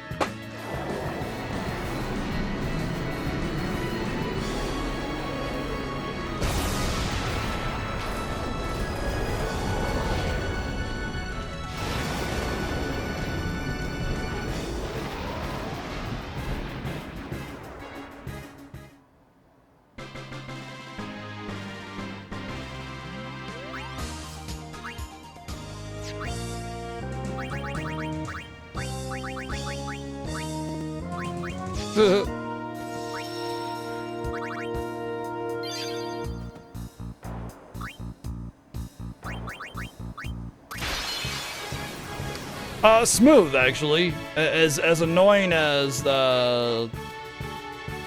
they are still like still a smooth grind.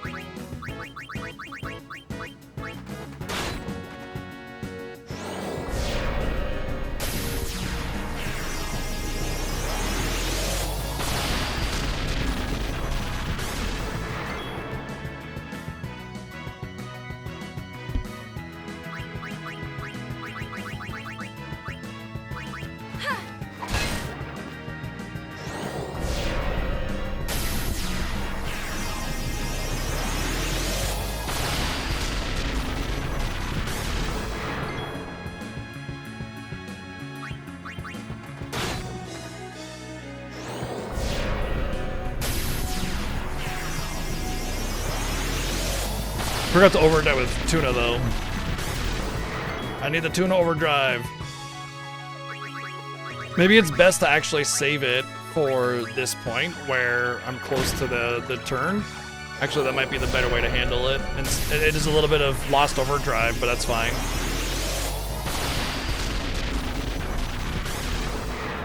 I've actually done that, Cicatrez. Well, sort of.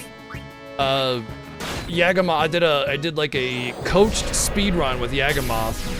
He helped me along with a game, and then I helped him along with an Earthbound speed run. No, yeah. So basically, he played Earthbound, and during that time, I told him how to do the speed run, and then he finished it. Joey, thank you for the 177 bits. It was fun.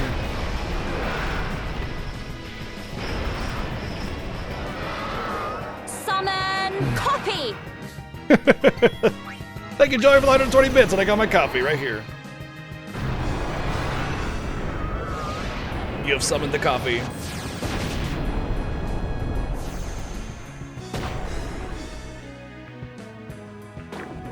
And that'll take up his turn, which was about to happen, but it just speeds along the process.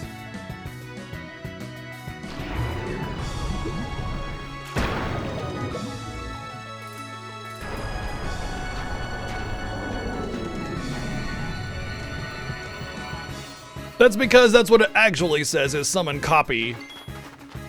But it sounds like summon coffee a lot of the time. That's the joke.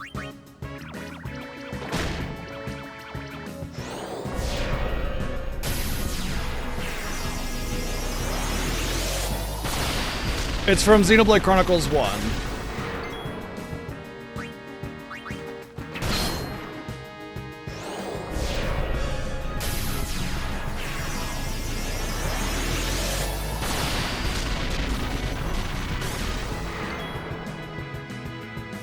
Nobody's perfect, Ratchet.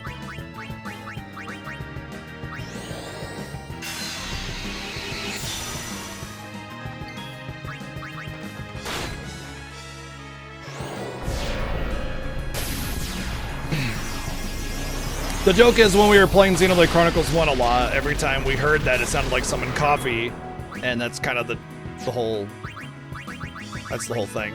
That's it. That's the joke.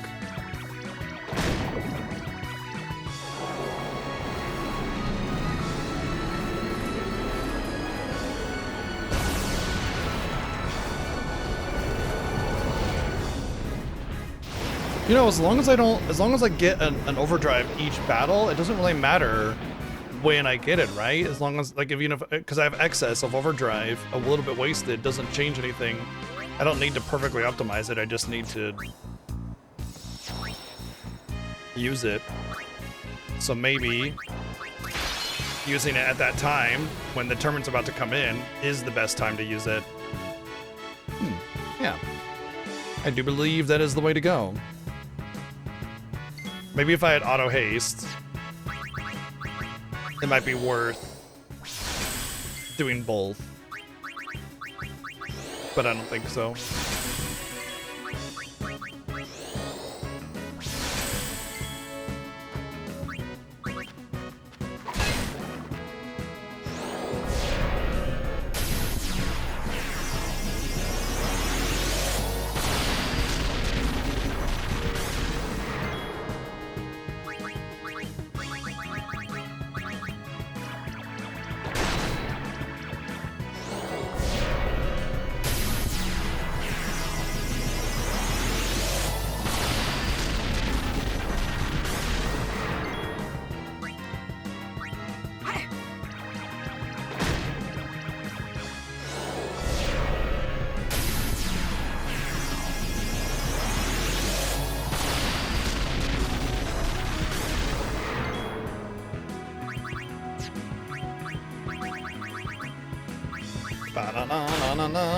No.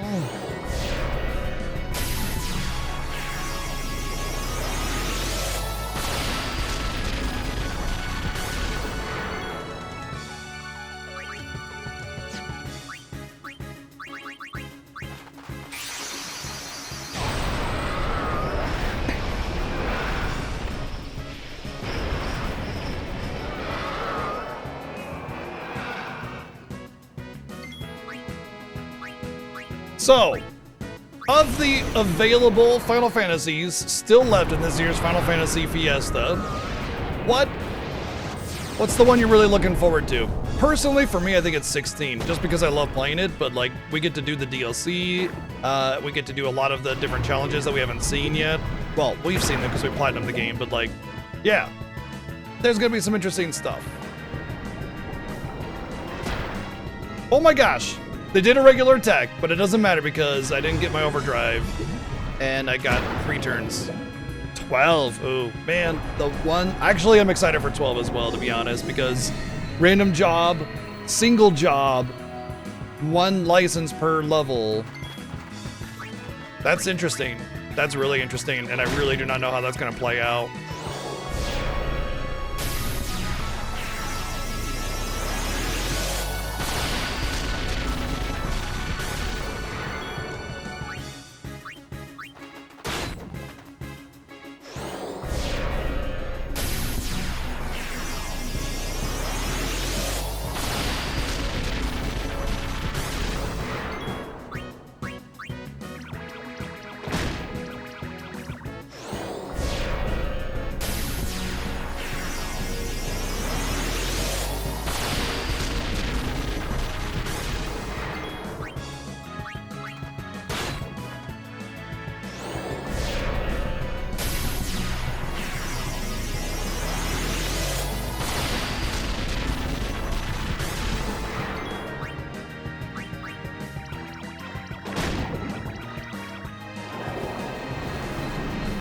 Right, I mean, at the end of the day, it's the same for me, Pushing Bear. It's realistically, it's all of them, because 12 and 13 both seem very, very exciting, and 15 is going to be hilarious. So, I mean, it's always all of them, but, like, specifically, 16 has got my eyebrow raised because of the DLC. I haven't done them, so it'll be fun.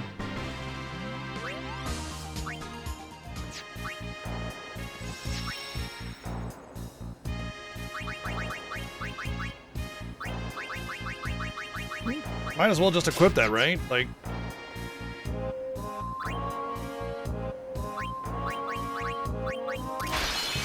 Hat's face, what's up?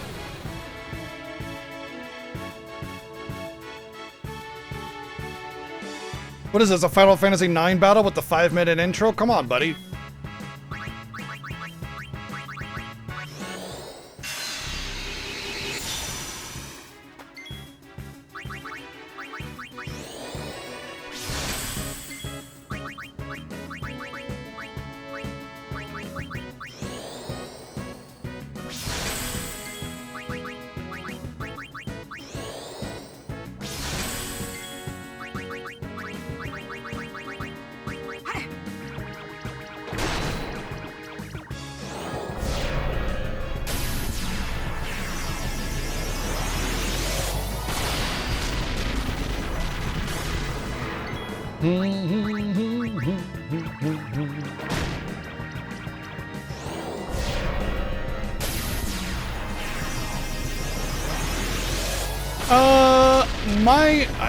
I think that's kind of sort of it for some people, but honestly, I think the majority of like people that just hate Square Enix and Final Fantasy Beyond 10 are just mad because it says Square Enix on the box instead of Squaresoft.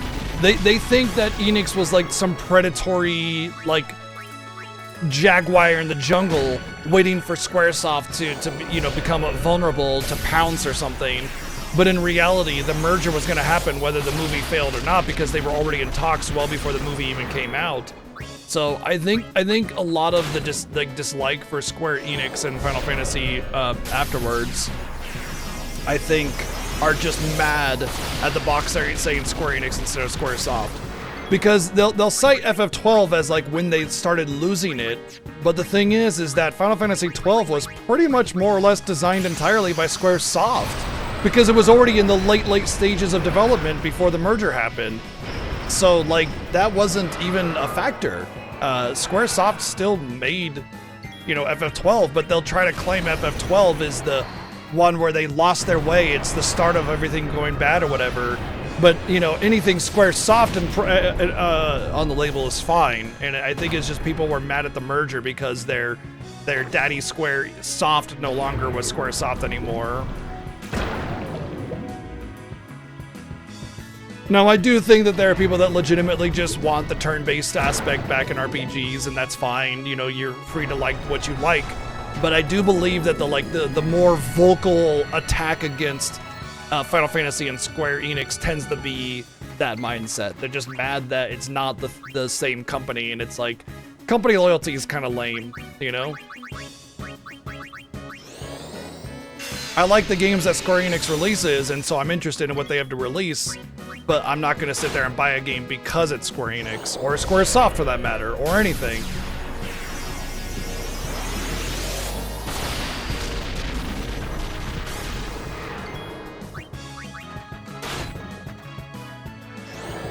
It is the only reason why it's still around, yeah. Squaresoft would absolutely have gone under. I mean, it's very possible that FF12 could have helped stimulate the damage and they could have picked it back up, but Final Fantasy would not have gotten the same kind of budget as it has without them, without merging with Enix and being able to recoup their losses with that. Dragon Quest VIII was made by Level 5, so it wasn't made by Square or Enix. It was made by Level 5. Level 5 is responsible for like Rogue Galaxy, Dark Cloud 1 and 2, stuff like that. Professor Layton games, actually. Shinjo, I agree with you. I think the first time you start to see a vast difference is with Final Fantasy 13, but I think a lot of that has to do with the fact that it's just kind of like Enix's direction might have, changed what they wanted to do with that game a little bit. There's definitely some Enix influence kind of trying to make it different. Not necessarily a bad thing, but it's clear that there's like 18.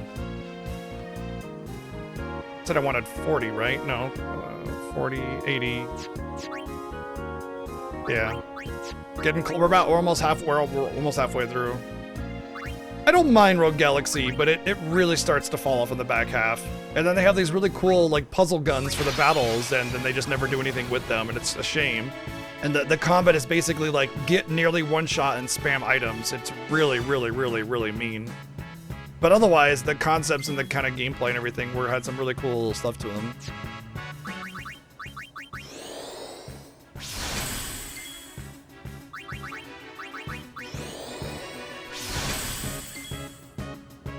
Yeah, I mean, like I said, with FF13, there's definitely some storytelling flaws, particularly with the proper noun word salad that starts in the beginning without proper conveyance as to what those are. But once you kind of start to understand everything, the story is solid, and once you get past the beginning cringe with Snow, it gets better. I definitely think 13 has some of the hardest, you gotta kind of swallow the first bad bite before you can get into the middle of it. It's like a pie where you burnt the crust, you know? Like the pie is delicious, it's perfect, but you burnt the crust. So you're gonna get a little bit of bitter here and there, and it has some rough edges, but it's still a fantastic, fantastic game.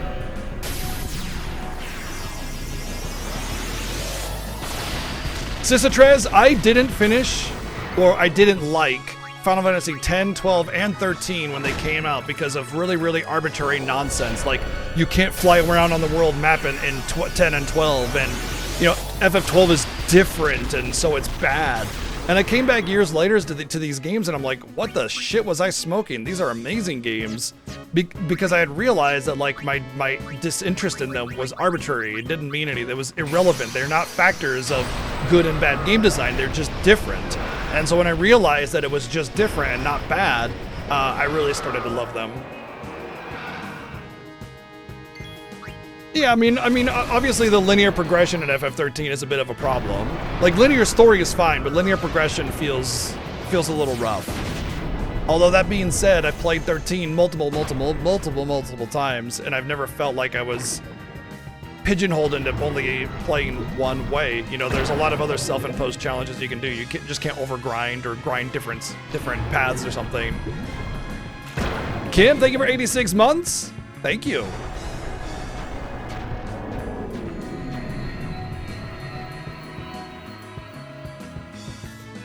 Well, Hat's Face, hopefully when we get into FF13 this year, you can find the love for it as we go through it and kind of understand some things and enjoy it, you know? That's my hope anyway.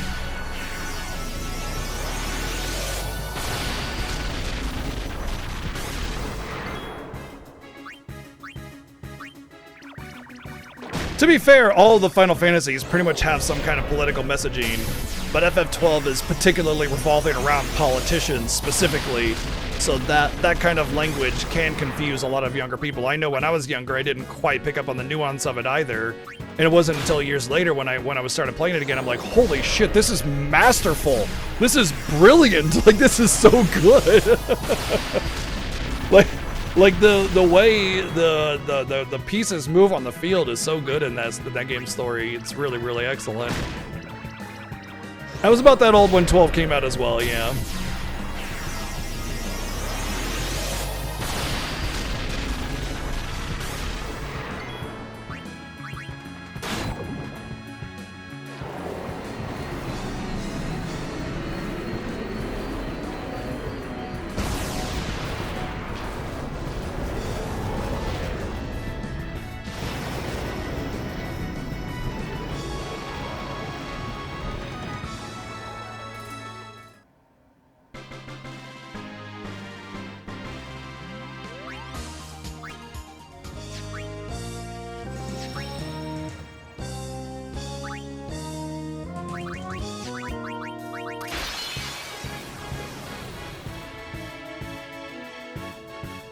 Uh, 2005 or 2006, something like that, yeah.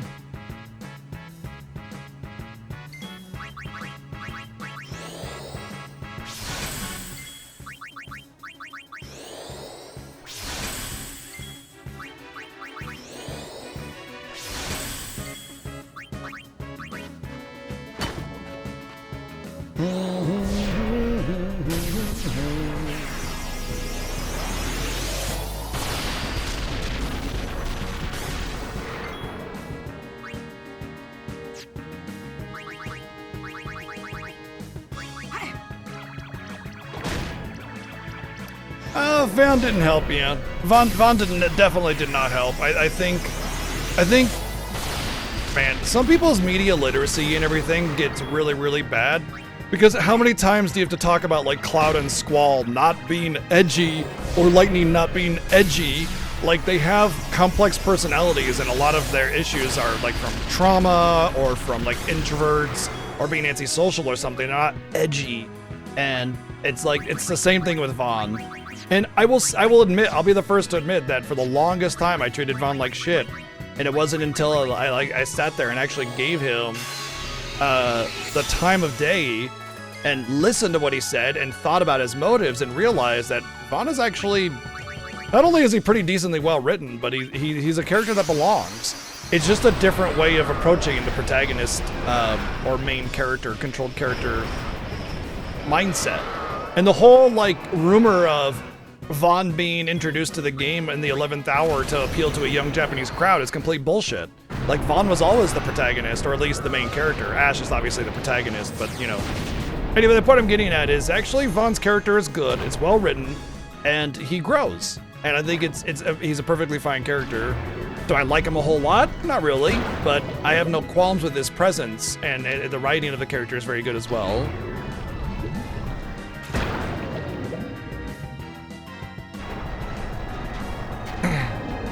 Well, Lightning is a soldier, that's why she's a little cold, you know? Being a soldier, she's trained to discard her emotions, and so of course, you know, she's gonna feel a little off-putting or whatever, but that's just her character. But I would say, like, Lightning has some of the more prominent emotional moments in the game than almost anybody, because she's been told to suppress her emotions. When they come out drastically, which is very common for people that suppress their emotions. If you're constantly, like, holding things in, they're eventually bound to burst, and they do with Lightning quite a bit.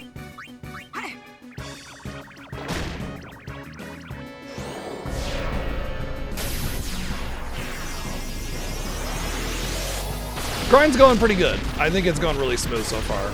Let's just hope it keeps going that way.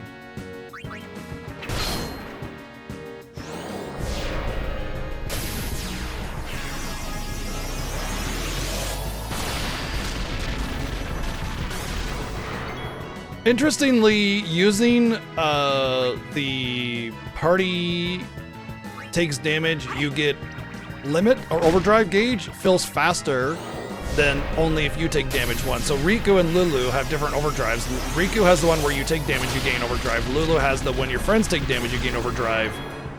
And it has a noticeable higher grow rate on Lulu than on Riku. And I figured the coefficient would be lower in order to accommodate for the fact that two people can be attacked, but it seems like it's almost equal, and Lulu's almost getting twice as much overdrive each time. At the very least, like 50% more overdrive than what Riku gets, because the gap is, well, I guess it's probably a little bit less than, it's definitely not 100%, but yeah, you can see that there's a clear difference there, because they both started with 0 overdrive.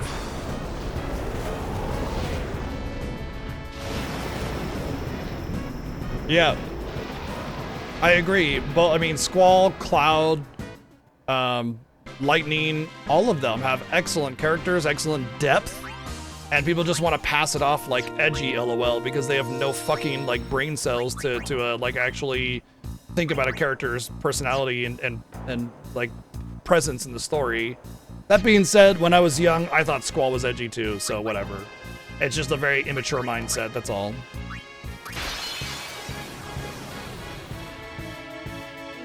And I hated Vaughn, and I didn't understand the trauma mindset, the trauma like messaging of FF7. There's a lot of things that I didn't realize when I was younger because, you know, even people in their 20s are not quite as smart as they think they are. You know, they're basically like big kids. The edgiest thing about Squall are the pixels. Yeah.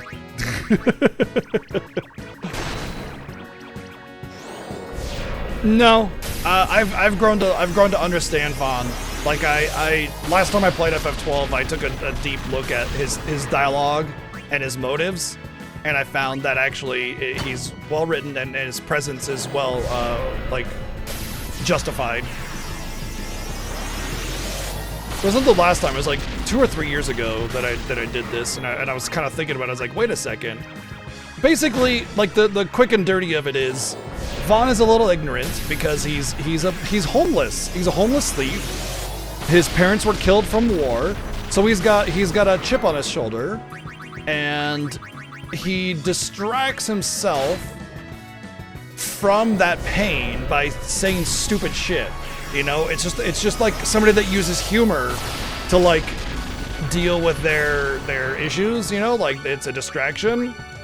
Vaughn's kind of the same way in that regard. No, there was a war before the war that they died or something like that. I forget. Maybe it was plague. Yeah, whatever it was. Either way, he's homeless. He has no family. He's just got himself and Penelo. And when he joins up, he has a reason because the stone, right? But by the time he loses the stone, they're in Bujerba, and it's like, he doesn't want to sit there in Bujerba and like go back home to nothing.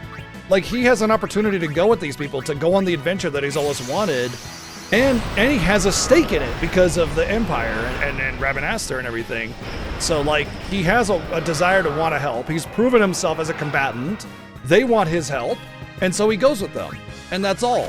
And yeah, sure, maybe his focus is diminished after that, but he's not the protagonist. Ash is. Ash is the center of the story, and by that time, you've grown to learn who Ash is and grown to understand her. So the camera shifts over to Ash quite a bit because that's protagonist. That's who we're following at that point. And that's what Vaughn does. Vaughn is a segue to the story. And then at that point, he has a presence in the story. Ash looks to him for guidance a lot of the time because she doesn't know what she wants. She's young and naive as well, but has all this like weight on her as the queen of Rabanastre, and so she looks to someone that's down to earth, someone that's real, that's Vaughn, for guidance to see, you know, what do people actually want, what do they like.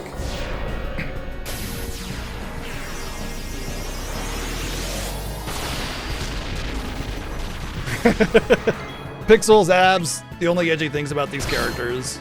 But yeah, anyway, the point is that he has a presence and he has meaning and value in the story. He's a little bit of annoying, but he's also a kid. Like, of course he's gonna be a little annoying and naive to all end, that's for sure. So it fits within his character, and he has presence in the story. And he has value. Do I care for his character archetype? Not so big on annoying kids, but yeah.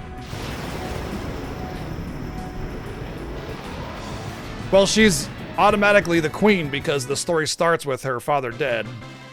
So she just can't claim the throne because of, you know, the whole invading army that's taken control and all that good stuff.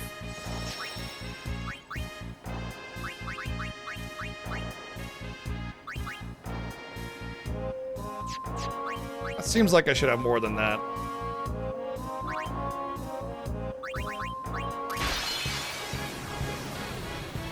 Well, that naivety is exactly that. It's like the stranger in a strange land kind of thing, but like a little bit lessened, because it's definitely a ensemble cast, which means that everybody has to provide input and be meaningful to the story.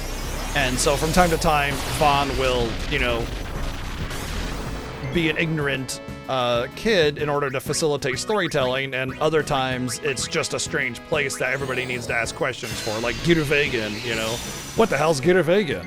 You know, kind of thing. Everybody doesn't know about that. Oh, I forgot to shell.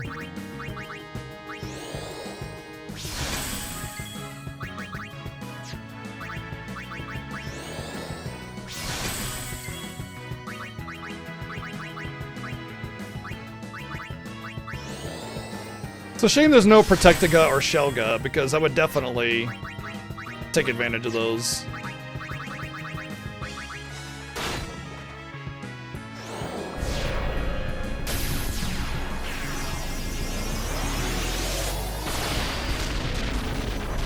You know, Rutney, I think you're 100% right, because Titus would be like, well, that doesn't math up, you know, what's going on there? And he'd ask, you know.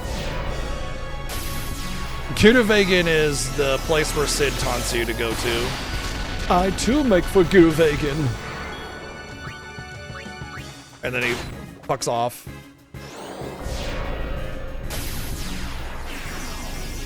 Yep. Titus used to get the same kind of hate because, I mean, he's young and naive, and he's a stranger in a strange land. Like, he's got a lot of questions. But I think the biggest reason why Titus gets a lot of hate is because when somebody holds a mirror up to your face, you don't always like what's looking back at you. And Titus is like the cringy teenager that did really dumb things to try and get the attention of a girl they like, and that's all of us. Like, we've all done cringy, dumb things to try and get the attention of somebody that we were romantically interested in. And some people don't want to relive that. But when, like I said, when you hold a mirror up to somebody, sometimes you don't always like what you see. And I think that's what Titus is, that we see a lot of ourselves in him because of all the silly, cringy, young kid romance things that they do. We're like, how dumb. I would never do something so dumb. I'm not dumb like that. What? And it's like all you did was dumb shit to try and get some girl's attention or something. I know I did.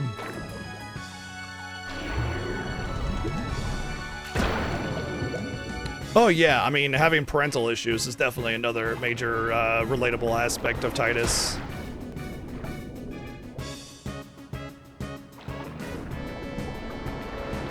Oh, I see you're gonna be a jerk, huh? I guess I could just... It doesn't really matter if I dismiss, does it? Like, just die? 'Cause I'm only gonna do... I'm only gonna do whatever's they're called. Overdrives. Although if I die here, this might be bad because I just made an action, and I don't know how that's gonna affect the CTB. Because he killed me with a counter, making his turn coming up next. But I don't know if it resets it, or... Yeah, it's bad.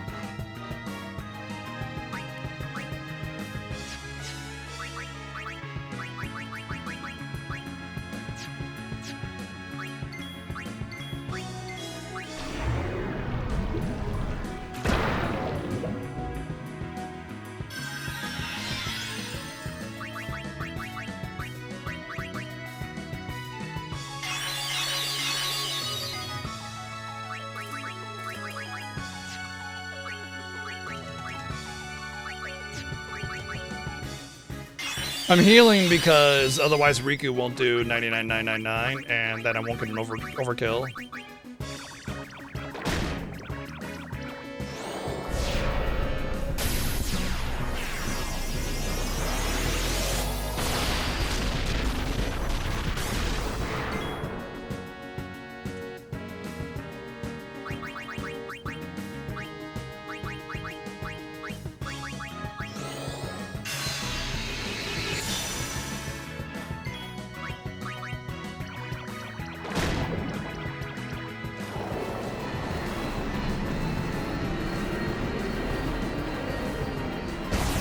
Wasn't just stunted by his trauma.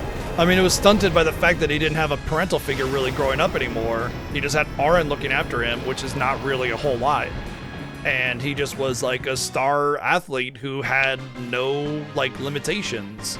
Nothing could really get in his way, you know, so he just kind of became a little bit spoiled.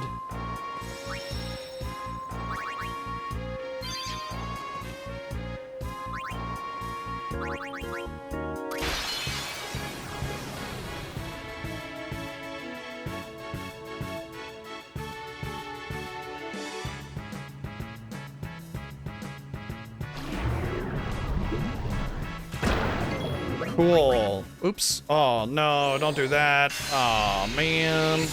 Did she just entrust herself? I entrust me with the fate of this world!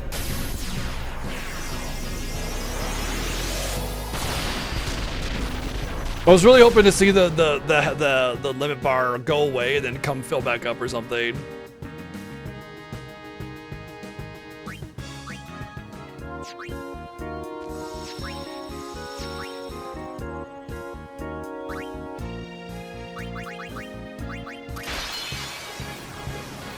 Ambushed again? Come on. Twice in a row, dude. At least don't do hydraulic press. Come on. Come on. Alright. Well, there's that, at least.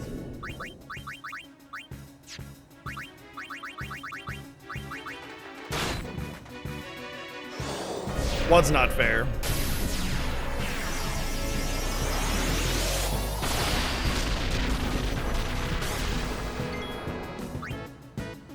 Oh, I forgot the shell.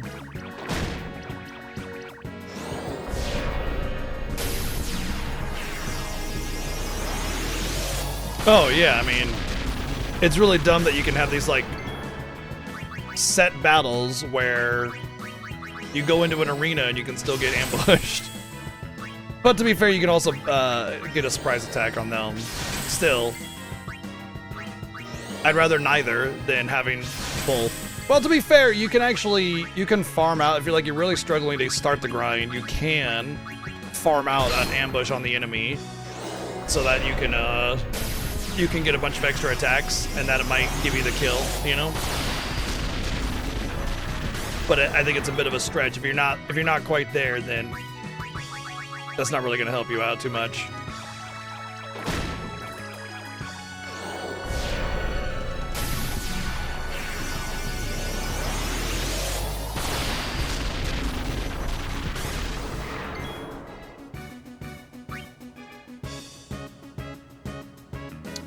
What was I doing? Yeah. Nah, because this is like having max magic defense and evasion against FF6 Ultima.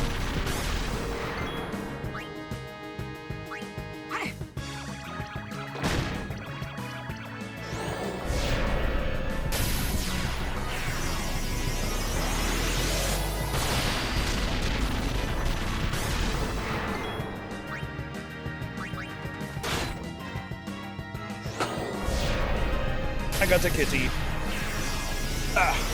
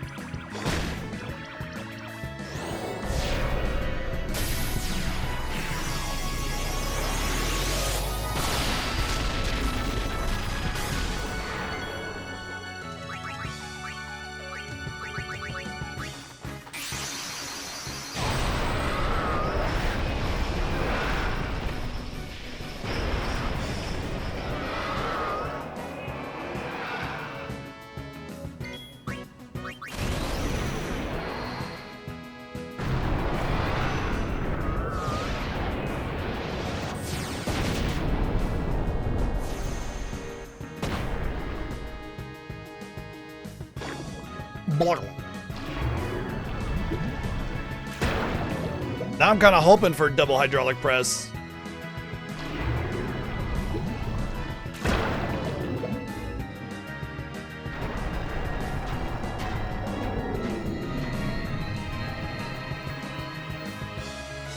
By the way, to re-up on the conversation, Final Fantasy characters are written well, all of them, and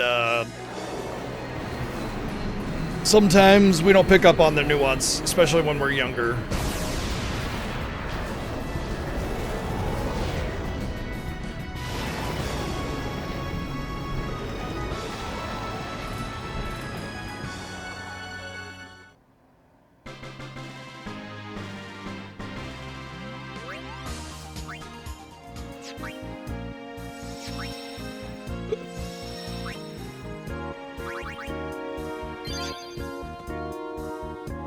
Alright, let's see how much time it takes for one kill. Oh, I started that right on the minute. Nice.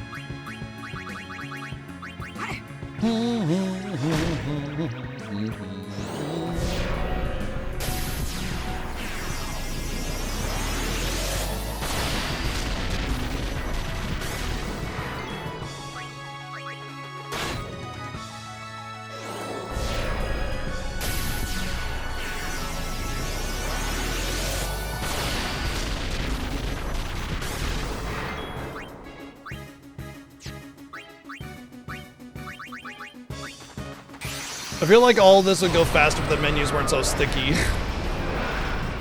There's so much like delay between inputs, and I'd be able to go a lot faster without it. I know it's just like fractions of a second, but I get stuck on the stickiness and back out a lot of menus, and I'm not intending on backing out of. It just makes it annoying. But I get it. It's for people to, so they don't accidentally double input something, you know?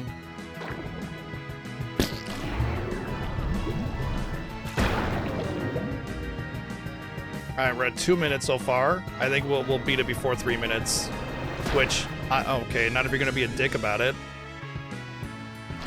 There we go.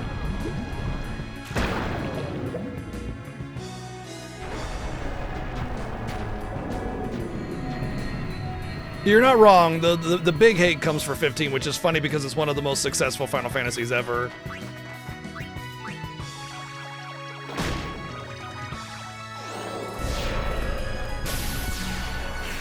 No, you're fine. I'll read it. I just can't read it right now. I'm trying to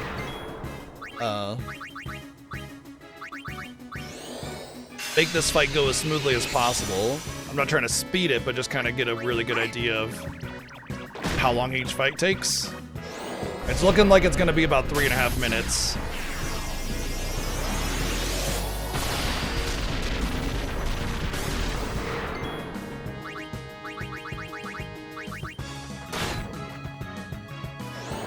Which is less than I thought. I thought my original estimates were at 5 minutes. So I thought 6 hours of grinding to get the Fortune Spheres and the Luck Spheres. But this is going to be about 3.5 minutes. Okay, a little bit more. And this actually was kind of a longer fight. And the butt flares will be shorter. So it's probably closer to like 4 hours worth of grinding to get the luck that I need for everybody. So yeah, that was about 4 minutes even, which takes off about an hour or more of my prediction, which means it'll be about lunchtime by the time I finish the luck grind. Well, this thing's almost done, but like the actual fortune spheres will be faster, so.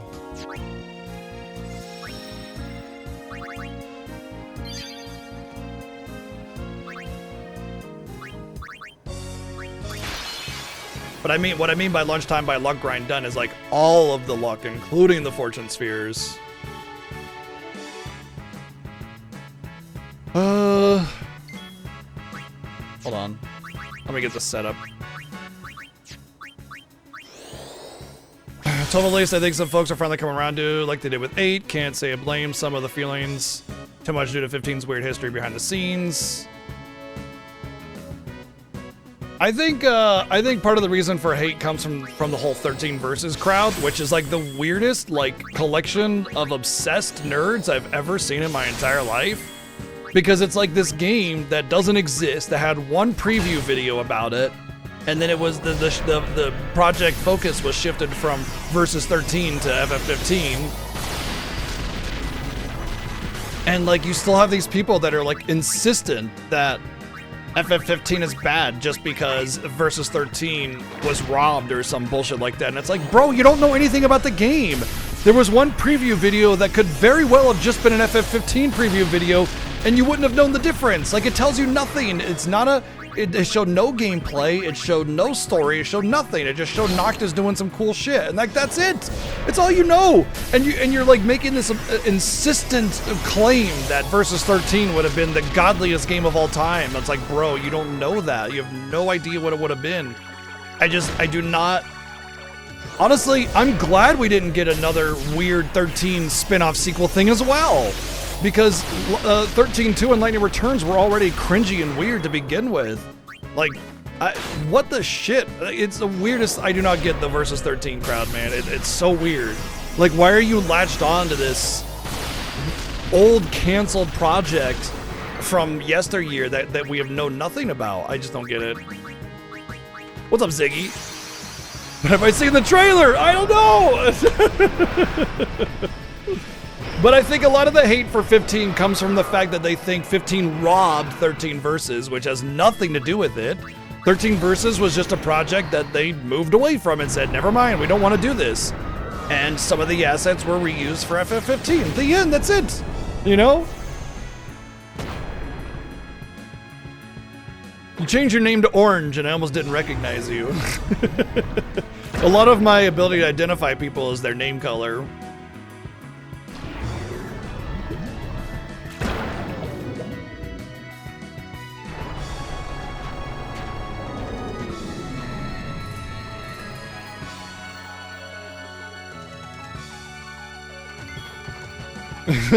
Builds neuroplasticity. Yeah! Change is good.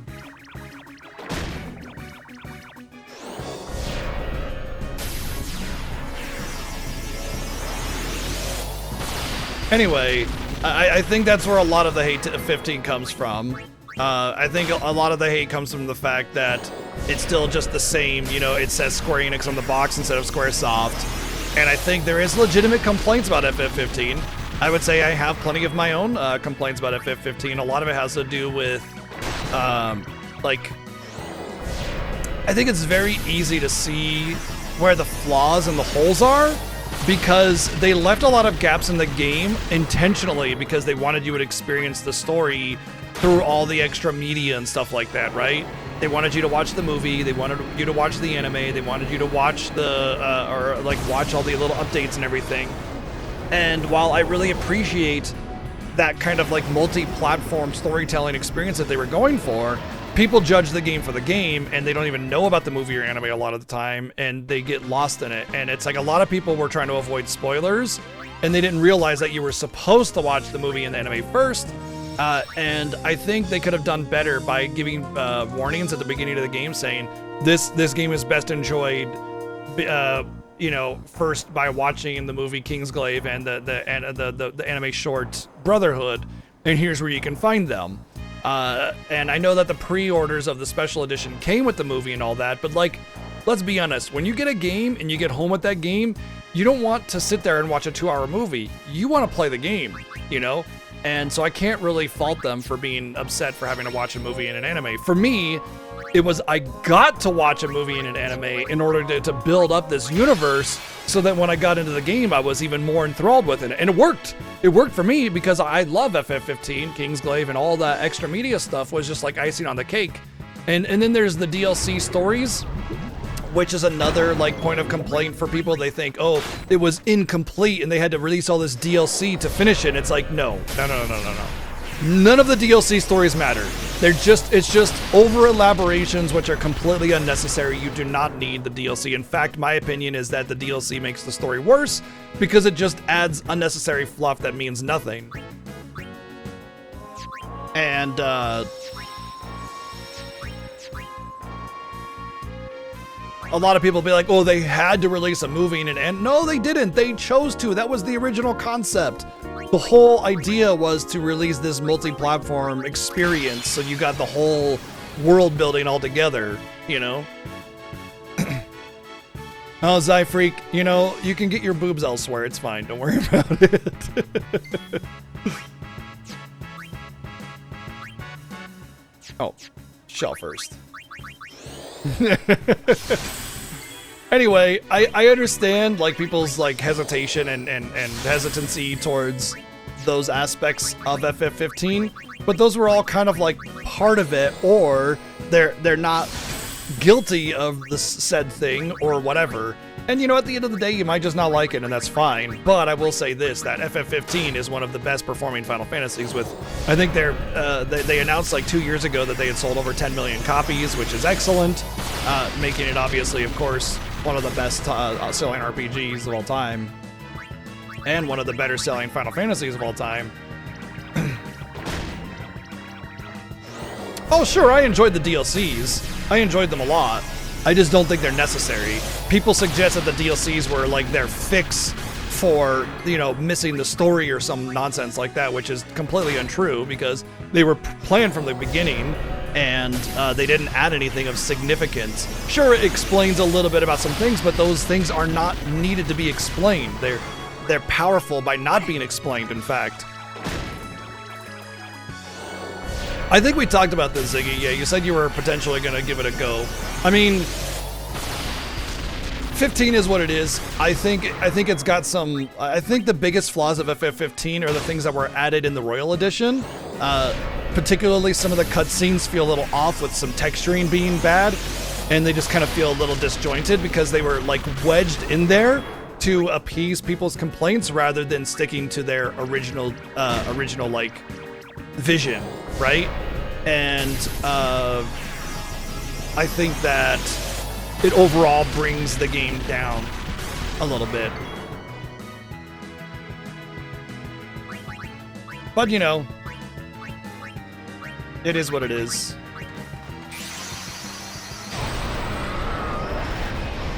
I think the game was best when the patch before the Royal Edition came out, because it didn't have all that Royal Edition content and any of those weird wedged in cutscenes, and it got rid of the broken chapter 14 and all that good stuff. But anyway, it's whatever.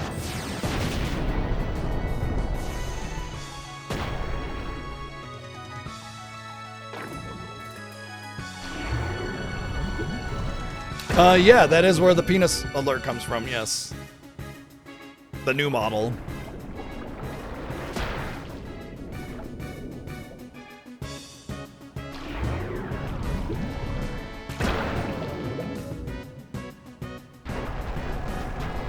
Cool. Oh, I fixed my audio so I can turn that up again. Thank you, Joey, for the 123 bits. Thank you. Yeah, that had some audio issues. Cats unplugged things, and loose cables caused audio to be weird. I agree, Shinjo. I definitely have a lot of people I've interacted with that are insistent that FF15 is garbage, but then they'll say Tales of games are peak or something like that, and I'm just like, oh boy.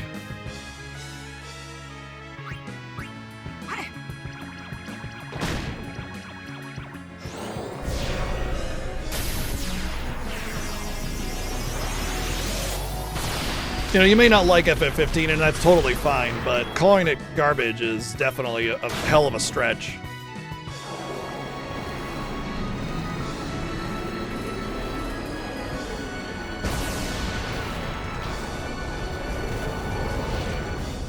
I try to be honest, even with the things that I like Nexus. Maybe I'm forgetting some things, or maybe, you know, I'm not right in everything that I say, but I at least try to be realistic in my analysis and not just love thing just because it's thing I like, or dislike thing because it's thing I don't like, or whatever. For real? Yes, for real. Look, I'm just human, and I have my own personal tastes and preferences, but I try to at least be, you know, realistic. I enjoyed I enjoyed every main Final Fantasy. The Final Fantasies I start to really get questionable about the content are the side sequel spin-off games, like X2, 13-2. The writing and quality of the game starts to take a huge nosedive. And while I think if they weren't called Final Fantasy, they would be alright games, the fact that they're called Final Fantasy sort of just it's a huge decline from a main Final Fantasy, you know?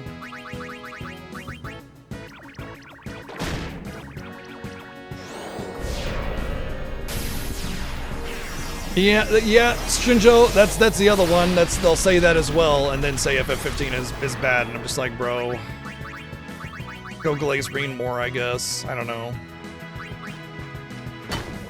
Oh, sure, I like some of the Tales of games as well, but I wouldn't call any of them good storytelling. I would say Arise does a pretty good job of starting to repair the standard for what Tales of storytelling offers. But even then, it's kind of just above average.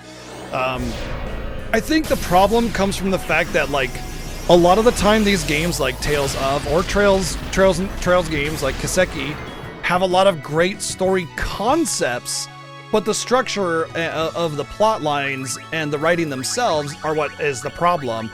And so it becomes harder to digest and harder to enjoy because you have especially with Trails, this insanely repetitious, going nowhere story that doesn't offer anything until the very end. So basically it holds you hostage for 80 hours of irrelevant nonsense just so it can finally unveil the two plot lines. And so it becomes harder to digest and harder to enjoy because you have like, especially with Trails, this insanely repetitious, going nowhere story that doesn't offer anything until the very end. So basically it holds you hostage for 80 hours of irrelevant nonsense just so it can finally unveil the two plot lines. and move the actual overall story forward one little peg on the board. And it's like you're just being held hostage at that point and getting nothing. It's like chapter 1, rescue a cat, but also meet, you know, but smell the fartington, and he's important to the story 60 hours later. And then chapter 2, also rescue a cat, and then, you know, you're gonna encounter, you know, the crimson, you know, shit stain or something like that. It's like, but he's gonna be important later on, probably, maybe, I don't know. And by important, it'll be like he's there when there's the villain there, but nothing actually of significance does he offer in terms of the story. And then chapter 3 is also rescue a cat, weirdly enough. And then you're gonna meet, you know what I mean? It's just the same thing. You meet a character in the story. Somebody from old class 7 saves your ass from regular soldier number 622. And then at the very end of the game, you finally get the actual story. And when you actually get the story, it's actually nice. There's some good stuff in there. And I'm talking about mostly Trails at this point, in case it's not clear. But even Tales of does a lot of this hold you hostage and offer nothing of value until the end of the game.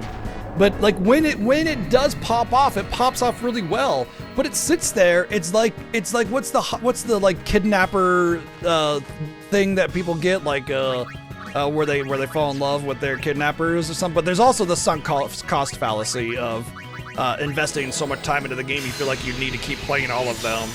But it's like that, you know. You just feel like Stockholm syndrome, you know, and it's just like if they had focus in their storytelling, it would be better. But what I'm getting at is the concepts of the story oftentimes are really good when it gets down to the meat and potatoes of them, but they don't offer anything going all the way through it. Think about this game in comparison, Final Fantasy X.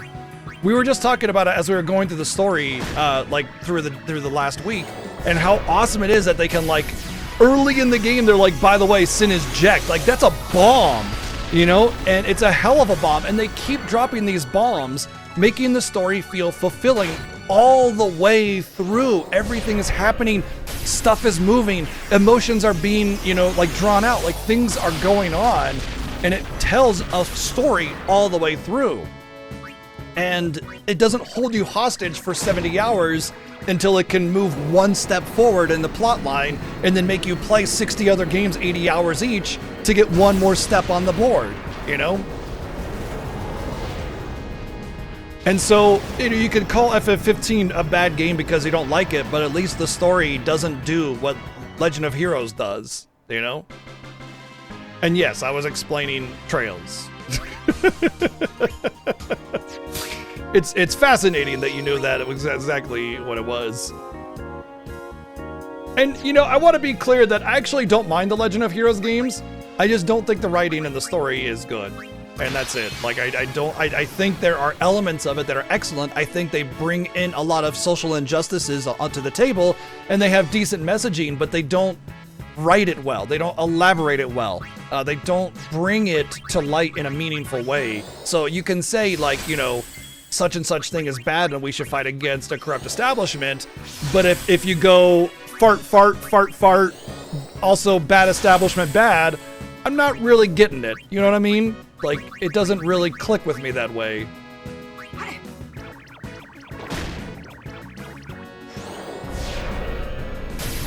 I think the side quests in 15 and 16 were both fine. I mean, I will say that the side questing in FF... I think the problem with side questing in FF16 is that it's not significant. It's average, right? Like, that's pretty much the epitome of your normal side quest. Go and collect 5 boringnesses, go and deliver my letter, you know, something else. Go fight these monsters that are causing a ruckus. It's just average. It's not bad, it's just average. There's a couple in there that are really neat that kind of elaborate on some storytelling, but it's actually one of the reasons why I like the side questing in Remake and Rebirth, because they actually add significant plot elements without being plot elements that should be in the story itself. You can do these quests and gain extra details on some of the characters, and they're meaningful and well written, but they're not like 60 quests of, you know, go kill 3 goblins, which is pretty much the standard, you know what I mean? So I don't think they're bad, I just think they're just not exceptional. It's like World of Warcraft questing, you know?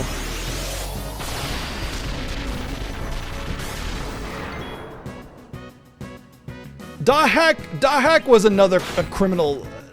The crime of dot hack was taking half a game and then dividing it into 4 games. So there wasn't even a full game to begin with, even with all 4 of them. But they just drew everything out as much as they possibly could in order to sell 4 games from 1 game, and that's the crime of dot hack.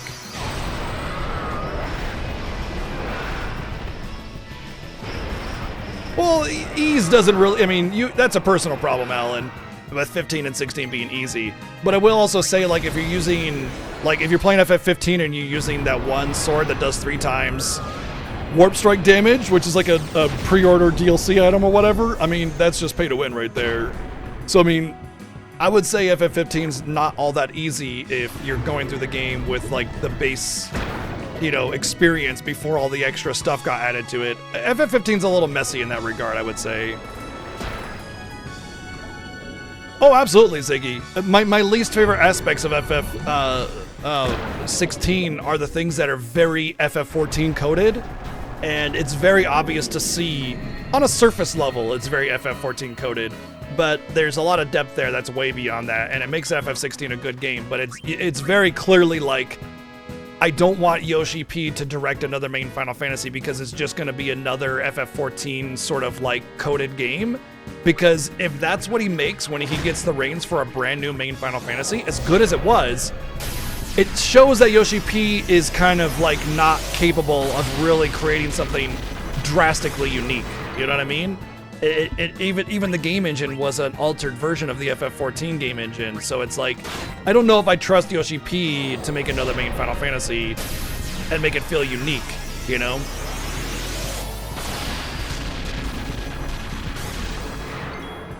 Yeah, exactly, like the very obvious boss arenas, the very like FF14 questing system, the extremely slowly moving linear stat scaling, just all of that. There's nothing really special about the gear. These are all FF14-isms, and it's fine in an MMO because it's an MMO, but FF16 is not an MMO. So, and I do think that all of these are kind of like minor grievances and maybe even like personal grievances and complaints, because a lot of people will say, I didn't care about the gearing system, and I understand because the major builds of FF16 come from the icons. That's really where you're getting your build and unique, you know, playstyles from. That's where it's focused. Okay, we're gonna go with this for now. I think we're good on luck for now, and we'll see where we're at when we're done. But I wanted about 40 spheres, and we got 38, so yeah. So yeah, I mean, I agree that, like, obviously there are issues with the game, but I think my issues are minor. Alright. She's gonna get Mega Punched, and then Phoenix down, and done deal. And that's that. And then she'll not get knocked down, or he'll get knocked down, whatever. And then we butt flare for half an hour.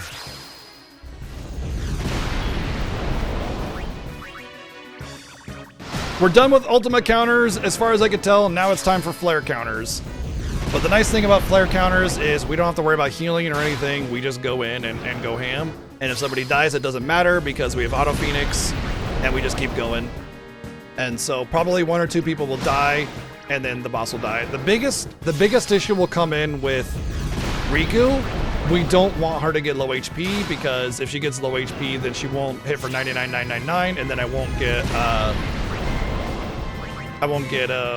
overkill.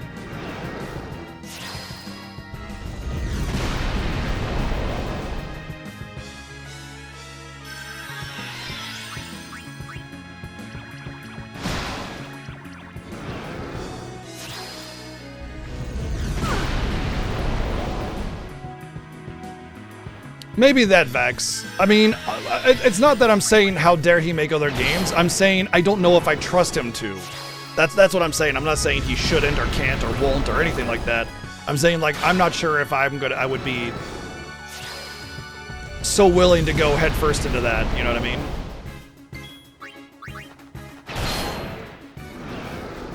Titus, thank you for the sub gift to I Fart in Nerdbergifierstation. That, yeah, sure. Thank you.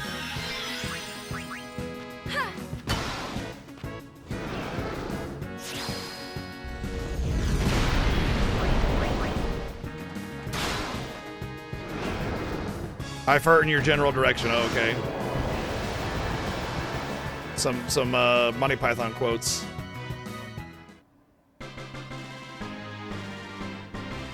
Yeah, I mean, I think that FF7 Remake is obviously like the best that Final Fantasy has to offer, but I would not want a mainline game with that system. I would want them to take inspiration from it maybe, but make your own thing, you know?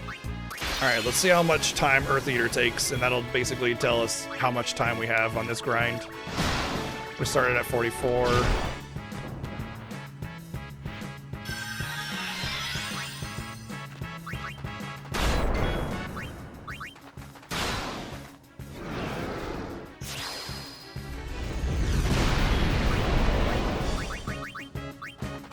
Oh, it does make me wonder how good this would be. I'm not gonna worry about it this time. I'll just do the overdrive and go from there, but yeah.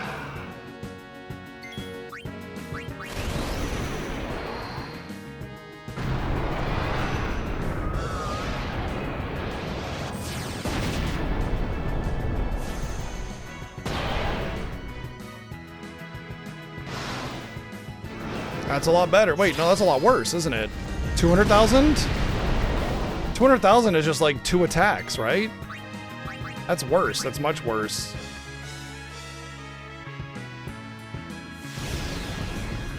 I thought it was 2 million at first. Well, that's a waste.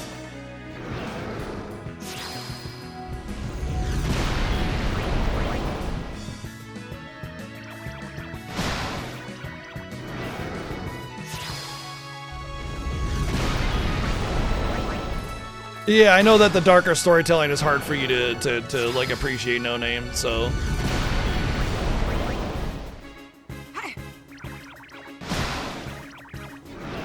No, I mean, I definitely agree Remake is better than FF16.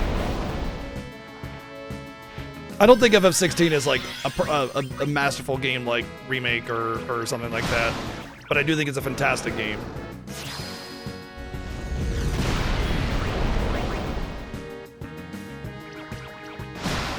It could never be 2 million. Yeah, I know. That's why I was like eyebrow raising. I was like, 2 million? Oh, wait a second. That's only 200,000. It can't even be 2 million. Yeah.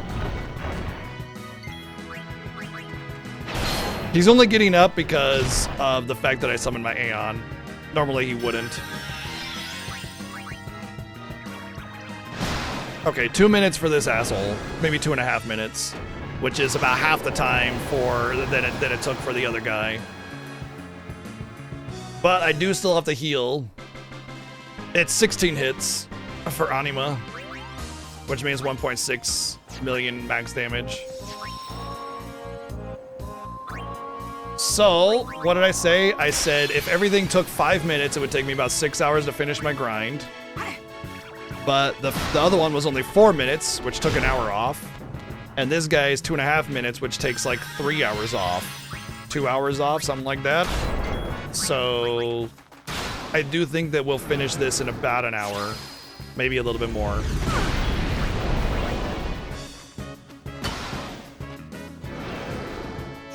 I'm a little surprised by the amount of damage from flare counters. Even though they're single target, 2400 with magic cap is quite a bit.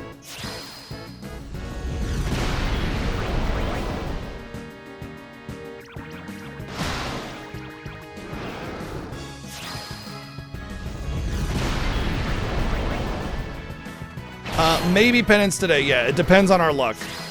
If we get through the grind for this luck really quickly, and we get our ribbon from Yojimbo really quickly, then more than likely penance today, yeah. But it's really gonna come down to Yojimbo. It's really gonna come down to Yojimbo. I would say, like, at the very least, I need at least 1 armor from Yojimbo. But ideally I need 2 so that I can make my own 3rd one.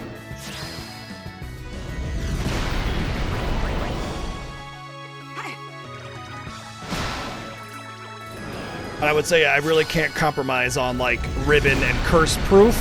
It's gotta be ribbon and 3 empty slots.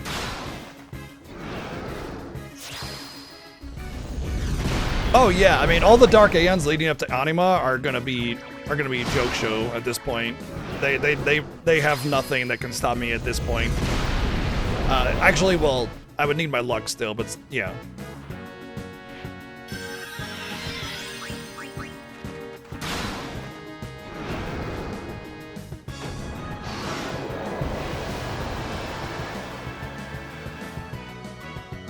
What's up, Seven? Well, I guess we'll never find out because I'm not going until I'm done with my grind, so you know. Right.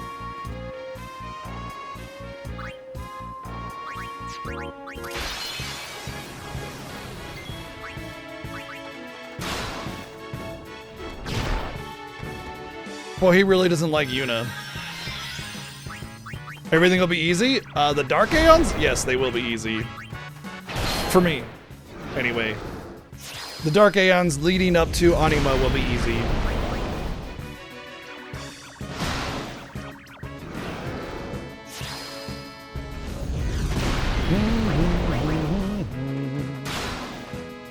Hey man, I mean,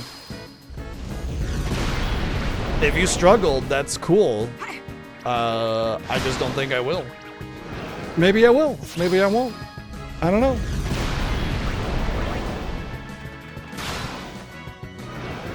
You don't need those. In fact, I would argue that overdrives are not really a crutch, but a detriment in some cases because their CT cost can be more than a quick hit, which can put you in a bad position. But the multi-hit obviously helps. It allows you to do more than 100,000.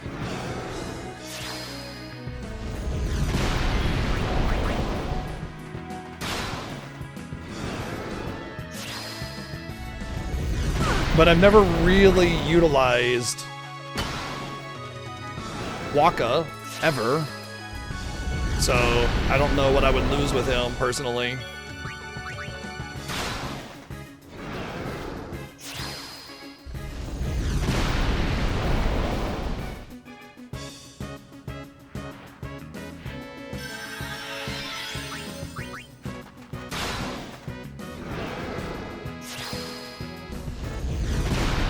Oh, it's definitely not all easy. Just the earlier Dark Aeons are, that's all.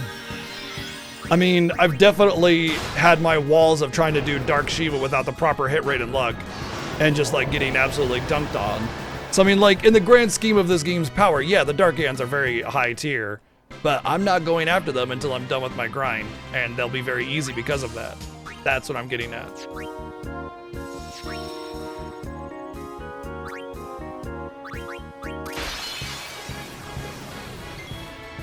Dark Waka?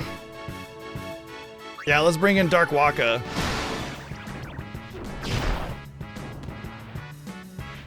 Isn't Dark Waka just Waka before home?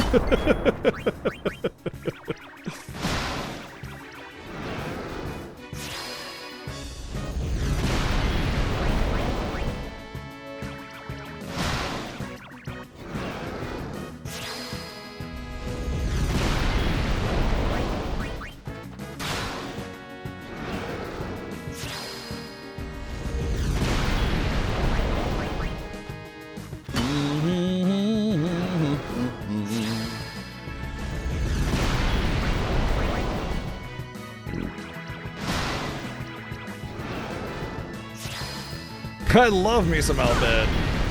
Machina is awesome.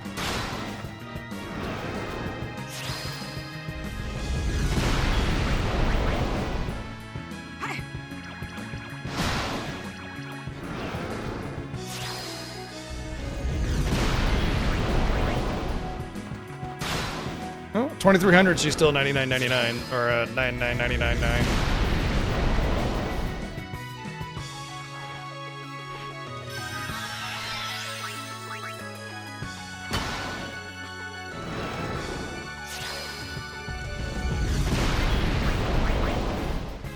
Not many fiends here, no?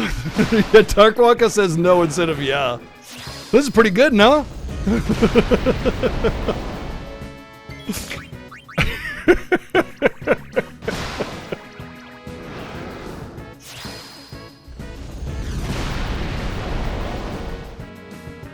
Dark Waka is also undefeated in Blitzball.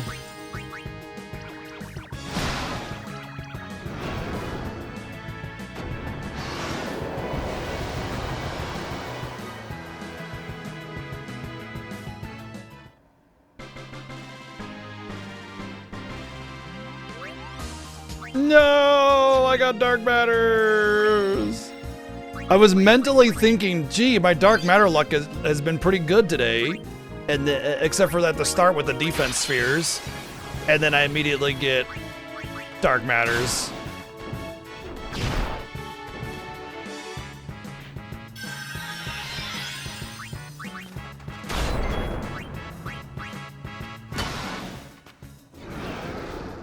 Well, I do have to get what, like 100 fortune spheres. What did I say? I said I got about 40 luck spheres. That's like 120 fortune spheres that I have to get.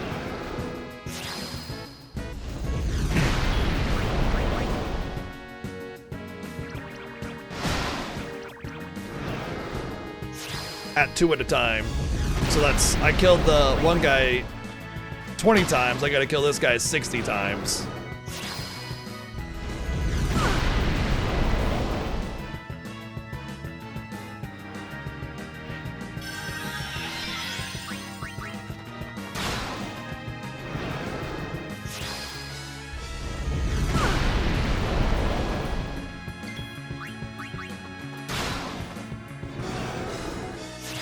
Which is about 2 hours worth.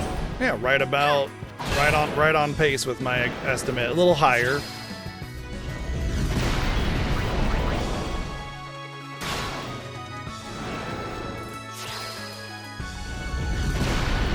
Well, you know what I should do is I should level up Riku's luck. So that way when she gets low HP, if she gets low HP, she'll still hit her cap damage because she'll crit every time. Oh, I need to buy Phoenix Downs as well. I think I'm down to about 40.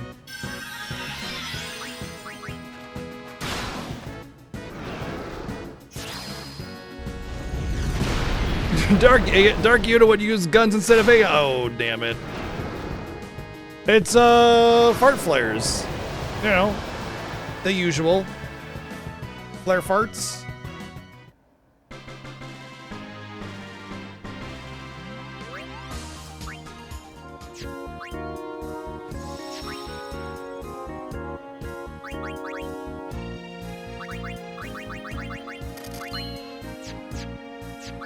Alright, let's level up Riku's luck, because I was going to level her luck up anyway, first.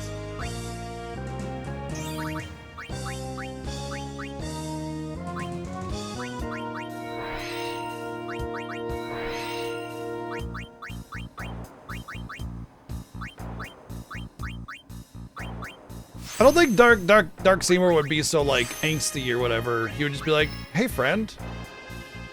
I see you're building a home here. Why don't I just, why don't I get my tools and I'll help you guys out, all right? No need to pay me or anything, you know. I'll also buy you guys lunch. How's that sound? That's Dark Seymour.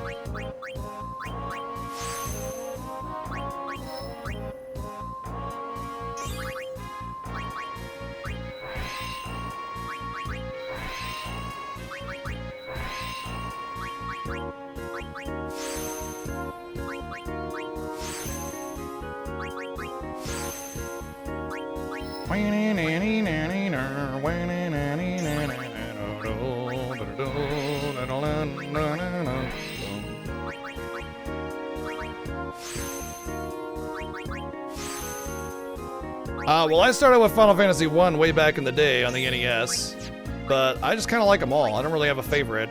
I just enjoy playing all the Final Fantasies. All right, 70 luck. Well, all the main ones anyway.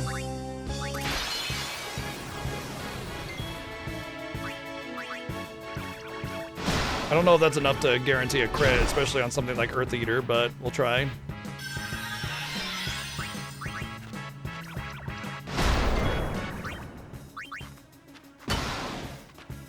I think part of the reason why this just goes so much faster than the other one is because I don't have to sit there and shell and do all this stuff.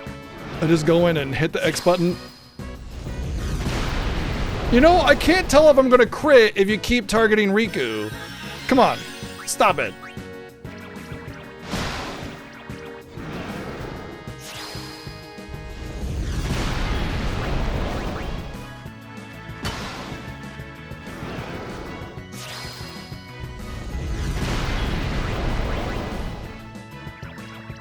All right, Riku's about to get an attack. Am I gonna crit, or is she gonna get flared? All right, I get to see if Riku crits. Okay, no crit, which means my luck isn't nearly high enough. Well, it could be like 99% chance to crit. I just got unlucky. I can't say for sure. To be fair, I keep targeting his butthole. Well, you know, sometimes there's only one way to go, and that's out the butt.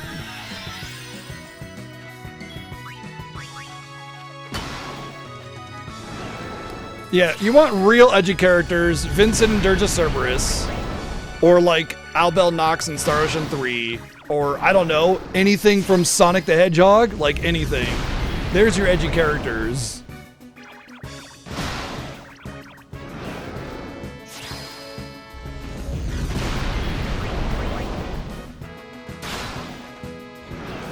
Even Big the Cat is edgy by normal standards. Not really, but oh, Shadow's got a gun.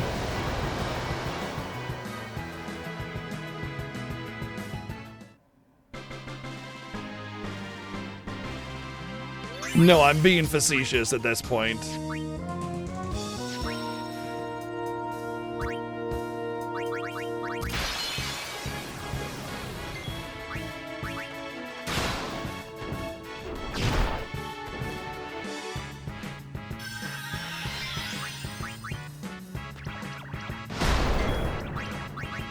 Bro, you just don't understand the complex relationship between Shadow and his gun, okay?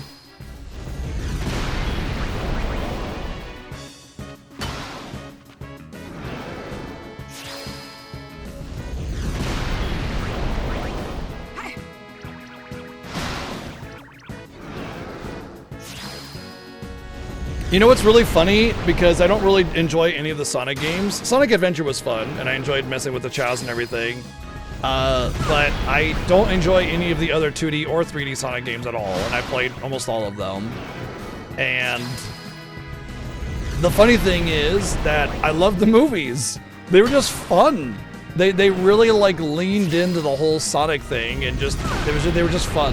There's nothing complex or deep or rich about the storytelling. It's just fun, and they did such a good job of it.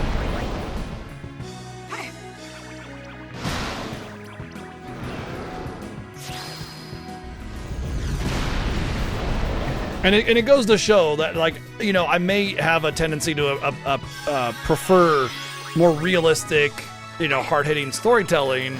I also like the fun, you know? I mean, look at Dragon Quest XI. That's kind of basically Saturday morning cartoons, and you know, it's all Dragon Quest stories are like that, and I loved them. Sonic the movie Sonics were just charming and fun, and they were enjoyable because of that. You cared about things that were happening, even though it wasn't like this deep, rich, emotional, compelling story. It was just fun.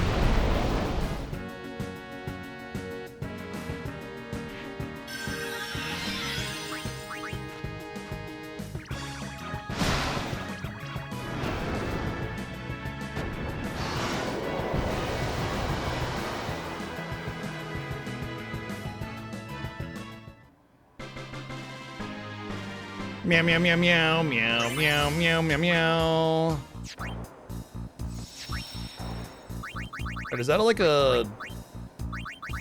Yeah, it is. Wow. A triple overdrive with 3 empty sockets. Although triple AP is a lot more difficult of a customize to make, so building your weapon from that is definitely not ideal. But you could have an additional affix.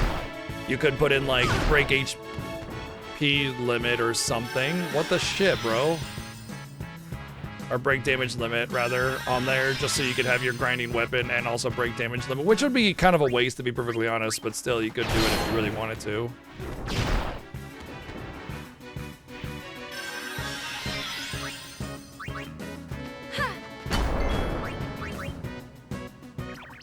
I'm sure somebody's taken the cue from those weapons to build AP weapons out of them that are that have a 4th affix on it that, I don't know, would do something.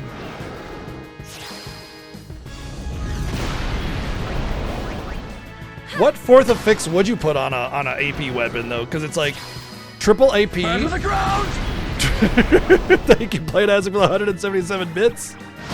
I'm gonna shove my Onion Knight up his ass and make him blender from the inside out. So it's triple AP, triple overdrive, and then overdrive to AP.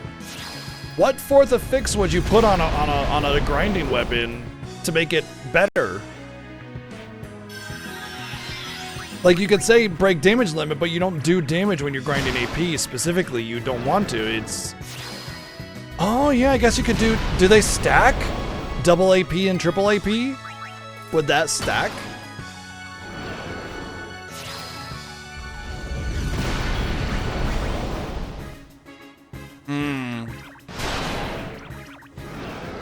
Don't think it stacks. Game won't allow you to do it. Okay. So that's off the table. Yo, Tribble, 51 months. How you doing?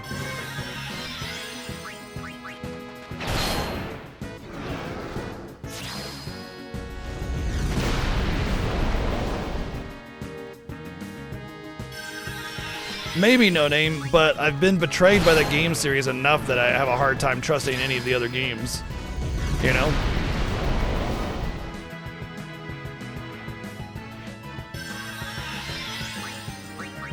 It's like, if you step on my toe over and over again, I feel like the next time we talk, you're gonna step on my toe again. And so I'm not gonna want to talk with you, you know?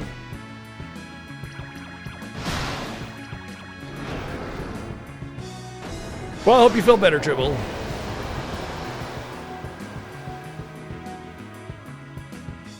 Try not having toes. That's a solution.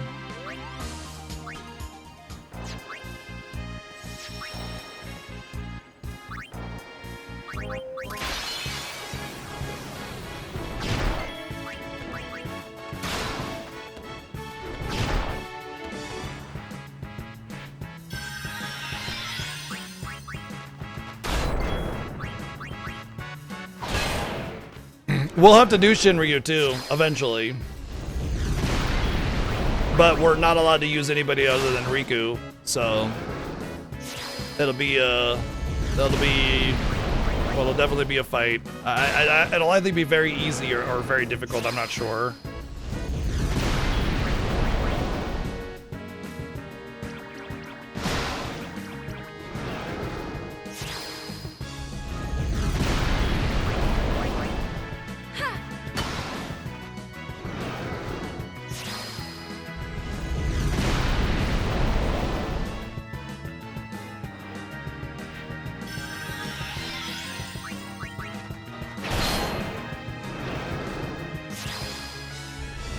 If you stub your foot, do you crack a toe? Man.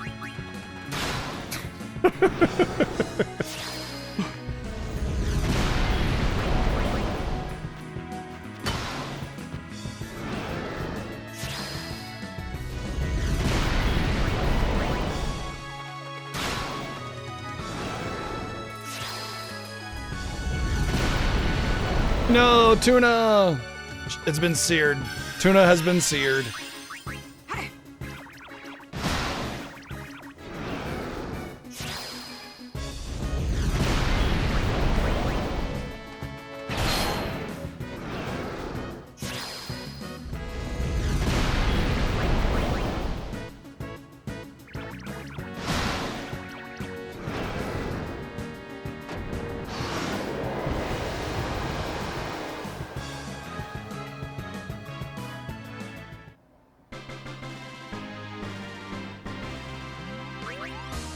I'm sure we're nowhere near done on Fortune Spheres, but I'm just gonna level up.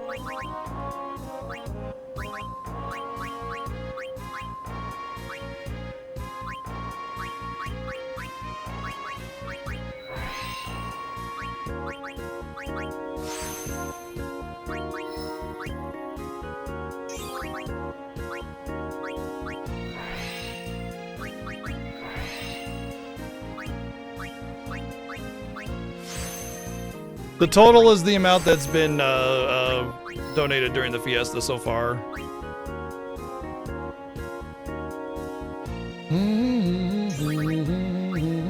It lets people know where they are on unlocking the next incentives.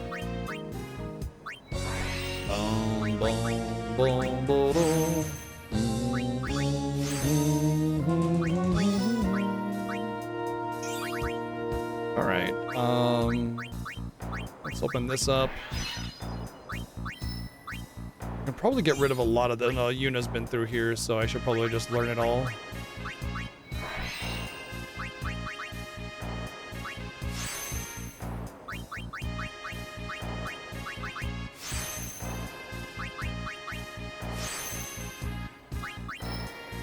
Is that prey? I feel like there's opportunities for prey to actually be useful, so we'll see.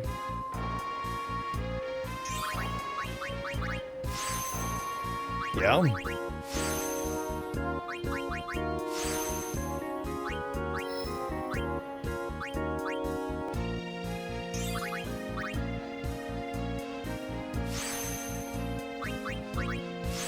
Can actually dunk that sphere for speed.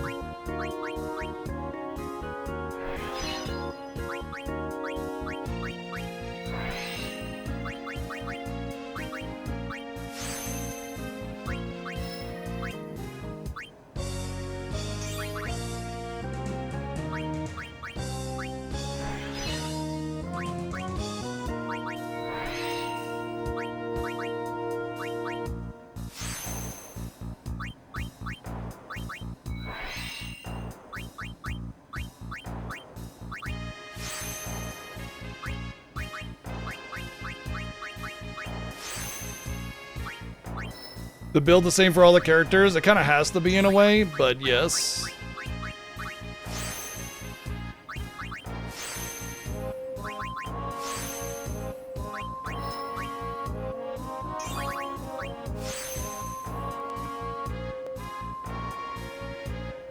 No. The Fiestas are a year apart.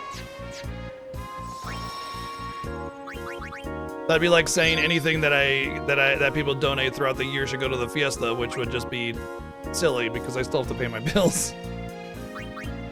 Okay, back to the grind.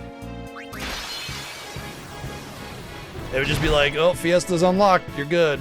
Like, that wouldn't make any sense.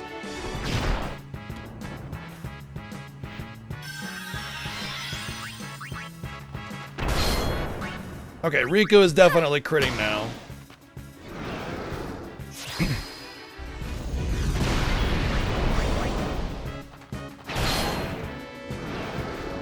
Okay, now it doesn't matter if Riku drops below to critical HP anymore.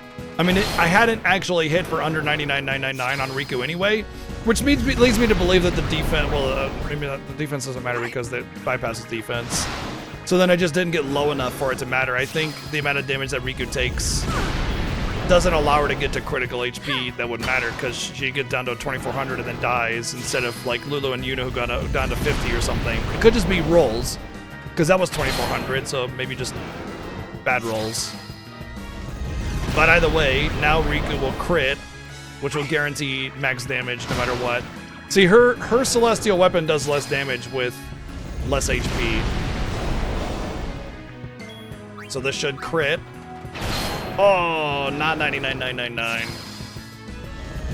Close enough that it's probably still an overkill. Probably. But I don't know. It's hard to say.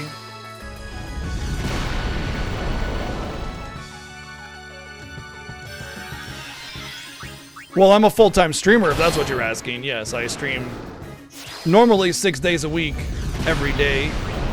But during the Fiesta, I stream 5 days a week because it's a race with my friend Seven Sins, and his schedule doesn't accommodate for a 6-day stream week.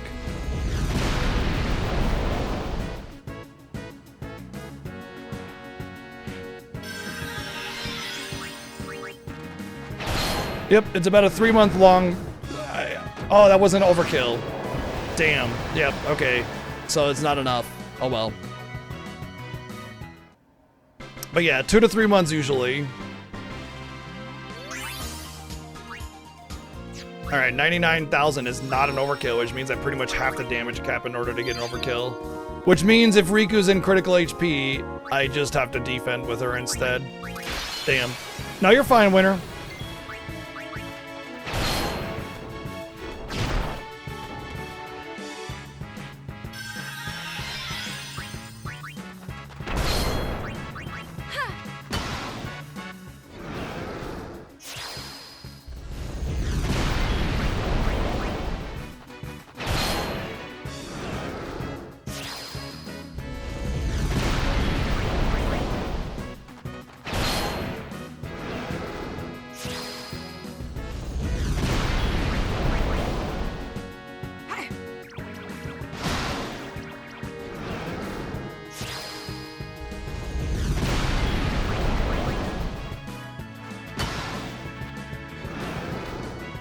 Butt flare!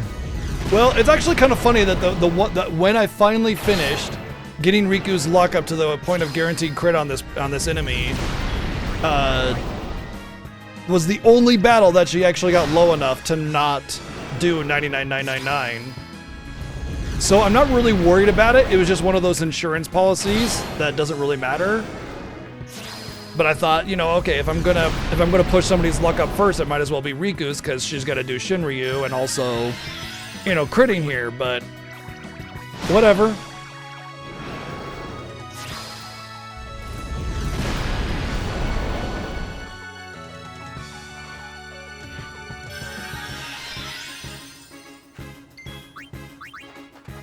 Well, you know, I will say this, Temujin, I will say that as more main Final Fantasies release, the likelihood of us doing more side games diminishes. But that's not, I mean, we're still quite a ways from there. You know, we add several new games every year, and, you know, if there's a new Final Fantasy, it just means, like, instead of 4 side extra games, we do 3, which is still quite a bit of extra stuff.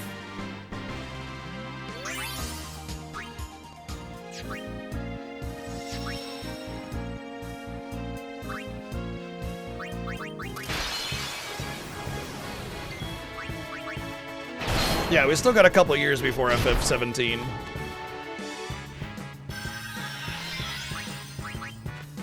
Cause like they got a lot of big projects on the horizon, and they're not going to do more than one big project a year, more than likely. So we got Remake 3 probably end of this year, beginning of next year, somewhere around there. And then we have DQ12 with the following year. Then we have Kingdom Hearts 4 the year. Actually, Kingdom Hearts 4 is probably before DQ3 or 12. Then we can do FF17. And yeah, maybe they might have a schedule that allows for 2 big games to come out in a year if they're spaced out long enough. But yeah, they've probably got about 3 years of development on FF17 right now. So like, I'm sure the game is well structured at this point, and they know what they're doing with everything. But it's a ways away before release, at the very least, a couple of years.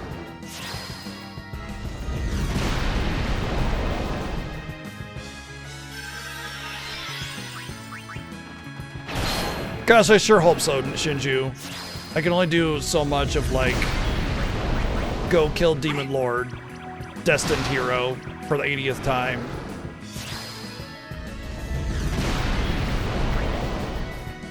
I have to defend with Riku now, with the very, very slow defend animation when she's in critical HP. Hopefully she takes the next butt flare. Well, here's the thing, Nexus. They said in an interview that they already have plans for when to announce Remake 3 and Kingdom Hearts 4. So it's already on the docket for release. Like they know when they're going to announce those games already. So I mean, it's not about getting your hopes up. They've already said it, you know?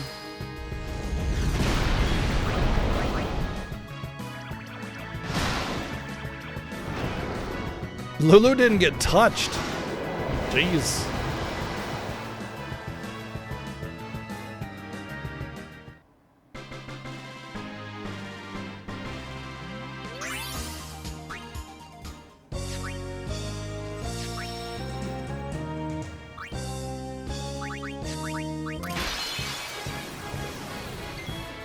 I think there's a very good chance of that, Liquid. In fact, I think during the Switch Direct, they'll probably announce it, which gives people a few months to play Remake, and then Rebirth will get announced, and that'll give people a couple months, you know, before it releases, giving you like 4 months in between, and then that way they can announce Remake 3 for all platforms for like, you know, fall or early spring next year.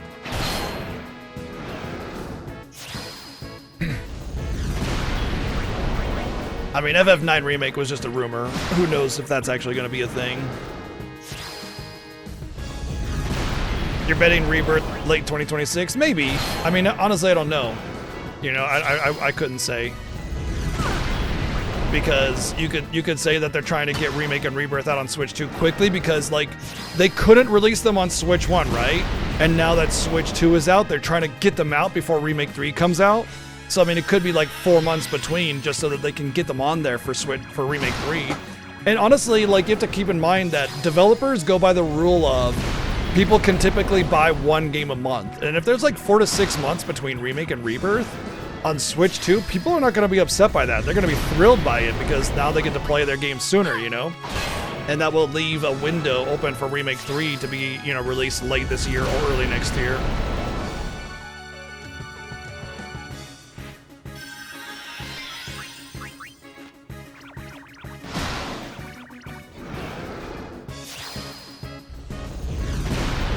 Yeah, they've pretty much stated as much, Kaspalf. I was worried whether or not they were still under contract with Sony to release it exclusively on the PS5, but the way that they've been talking and the language they've been using highly suggests that they're trying to get part 1 and 2 out on the Switch 2 as reasonably fast as possible so that they can do a universal release on everything. Because they very clearly were like, we want to release them all in order on the Switch 2. And that means, you know, Remake first, then Rebirth, and then Remake 3 all together on all platforms. So I think there's a extremely strong chance that that's exactly what they're doing to set up for.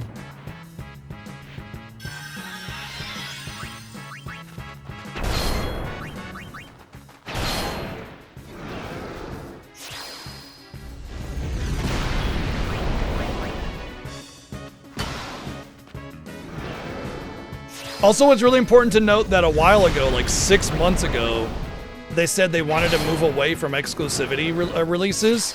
And that makes sense. I understand why they did it before, because the PS4 had a huge user base, so it was a really solid choice because they probably got paid by Sony a lot of money to do that.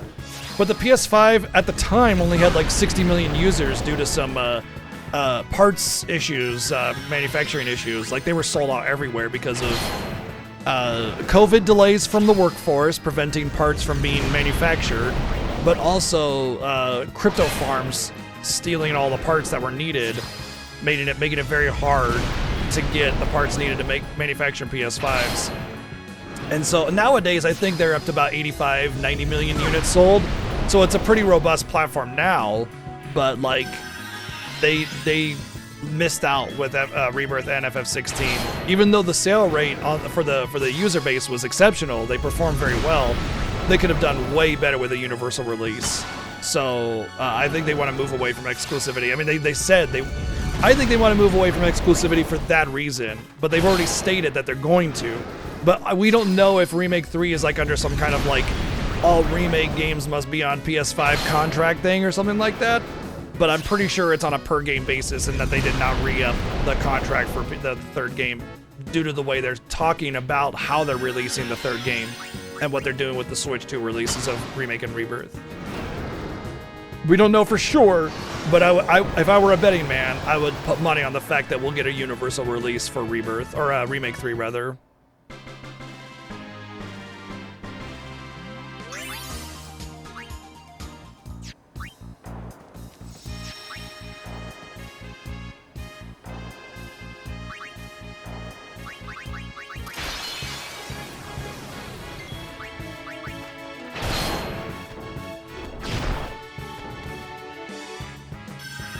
They said that Rebirth will work just fine on the Switch 2. Obviously, it's a much more impressive game visually than Remake, due to the open nature of it, but they said they've got it working just fine. So, I mean, you know, we'll see. And I'm sure it's going to be a stable 30 FPS, just like Remake.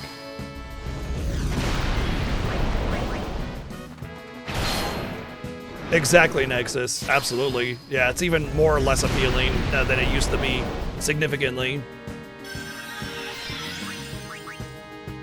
Yeah, shove your onion knight up his butt. Stick up the butt. Fist up the butt. Wow. Surprise, bitch! Oh man, we got him good. See, look at his eyes.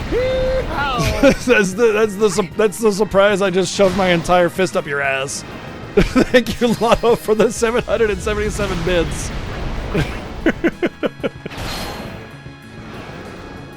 Yeah, I mean, the fidelity of Remake and Rebirth is equal, but Rebirth has the much more open areas, which means more parts to load, obviously.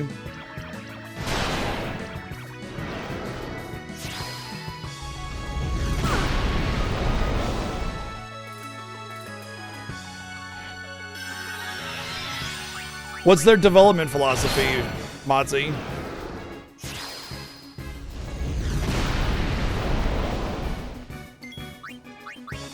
Oh, absolutely, Chef. It's an extremely good choice. First off, people are already unsold on Unreal 5. And on top of that, like, why go and use a different tool set when you're so familiar with the one you're using? You know, just stick with it until you're finished with the project. Yeah, there's no reason to move on to Unreal 5.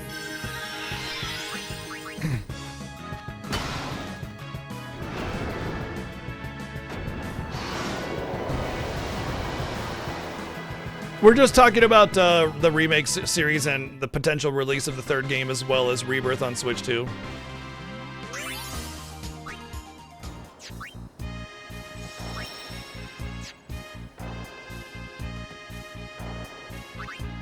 Yeah, and even though they say you can port your game project over to Unreal 5, I've been told that that's not really the case. And it's a much different experience. So yeah, it's just foolish to do Unreal 5 at this point. Maybe for their next video game, they can use Unreal 5, but for now, just stick it out. Unreal 4, finish out the project, finish strong, and done deal. Yeah, by the way, the Steam Deck already runs Remake and Rebirth and FF16, so if that can, then Switch 2 can very much do it.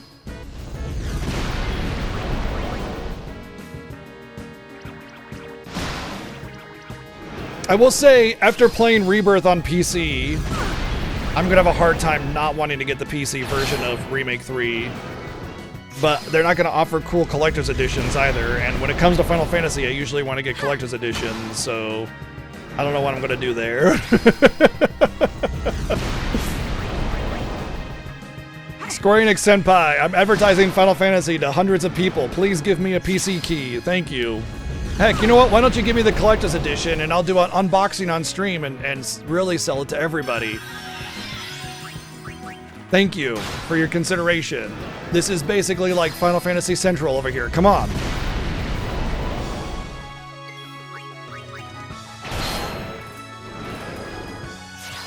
"18 inches of Tifa and it's just her chest."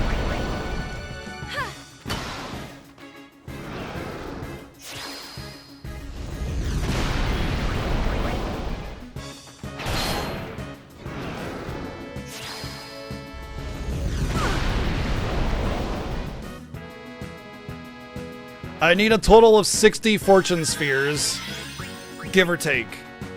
But I have about 20. Oh, no, sorry, I need a total of 120 fortune spheres, give or take, because I have 40 Lux spheres, and that's one for everybody. Roughly.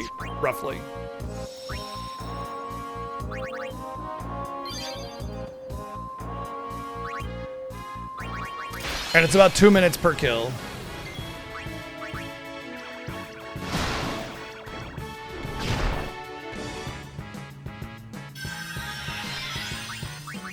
Yeah, I mean, Unreal 4 can only do so much, so they're doing what they can with it.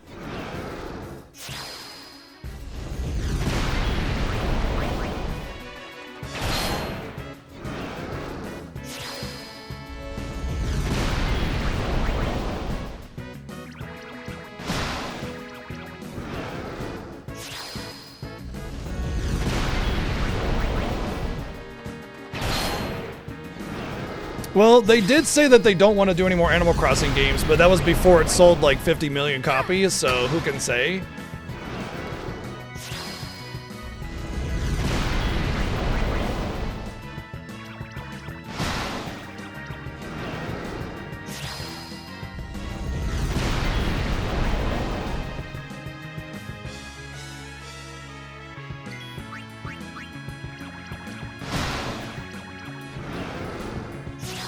Hey, Riku, thank you.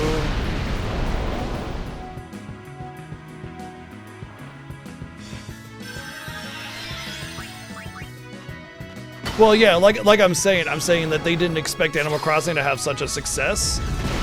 So when they said they didn't want to make another Animal Crossing, they weren't talking with that, you know, dollar signs in their eyes mindset.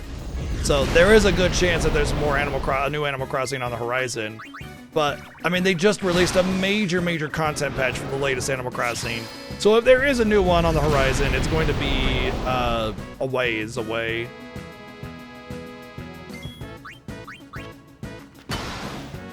Yes, on the new horizon, exactly.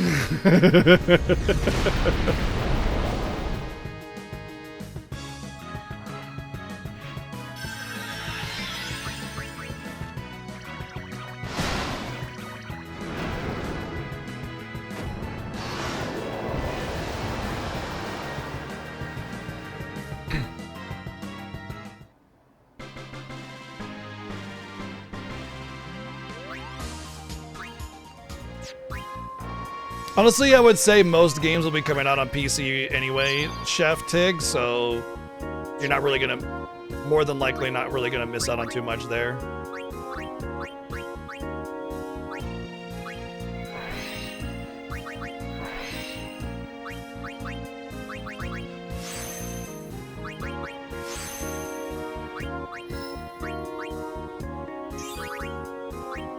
Nice big open area to fill in all these empty holes with luck.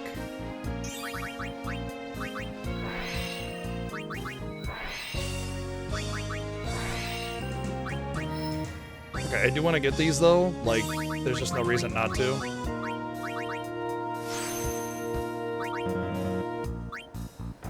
Oh. Okay.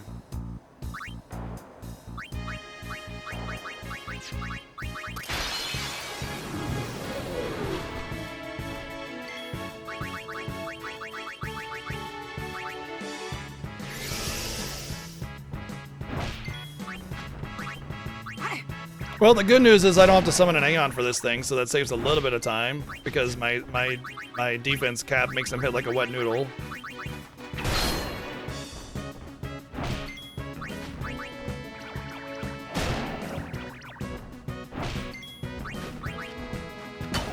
It's slightly faster this way because he won't get any turns, and I don't have to summon, but otherwise it's not that big of a deal.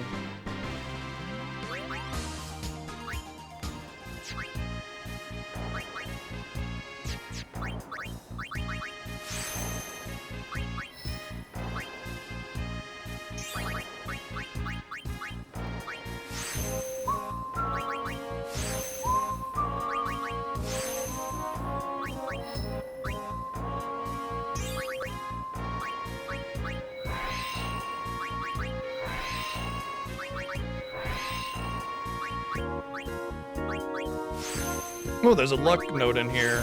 Usually the luck nodes on the field are only like 2 or 1. That's 2. So I'm actually gonna clear it out. Get out of here.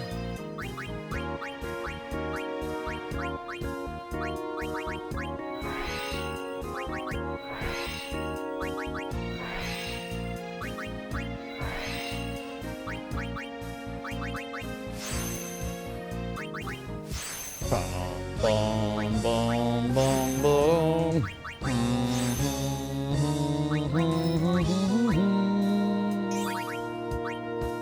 Get this garbage out of here.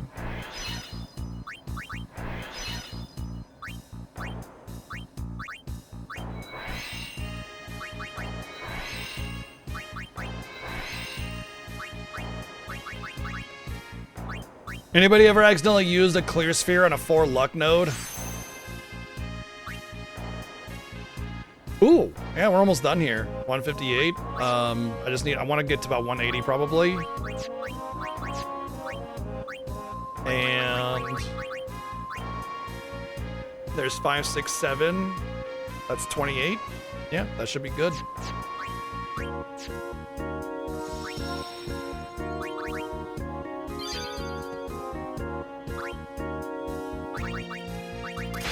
So we'll fight this dude a few more times, and then we maybe be able to finish out Riku's luck, and then we'll see where we are on luck at that point.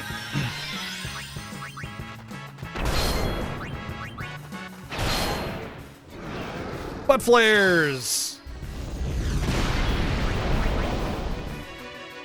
Everything always comes back to butt flares.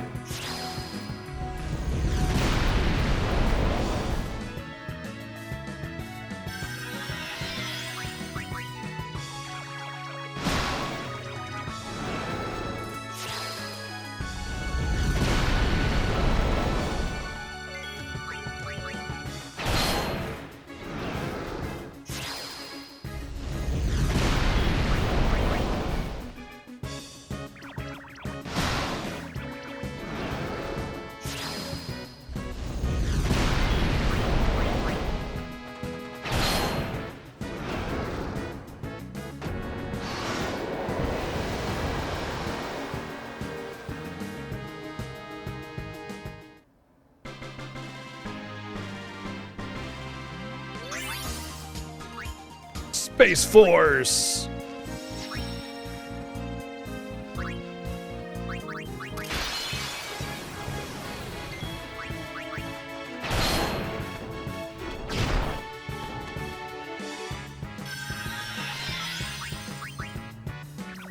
Oh, is that their counter to everybody's moving to Linux, is to stop offering support to those operating systems? Like, essentially dialing back support? That's fucked up. That's really messed up. Onion Knight Strong. Onion Knight Strong, do not underestimate.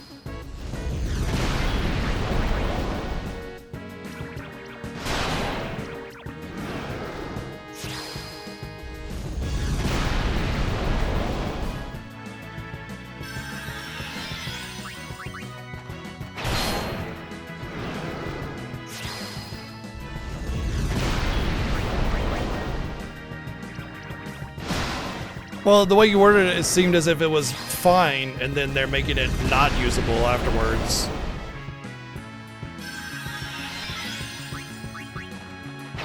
Their drivers are getting open sourced. Oh, well, that does make things quite a bit better. That makes Linux actually potentially better. But I will say that, like, without the developer actually having built-in support, you have to wait before you can get somebody to make it for you, you know?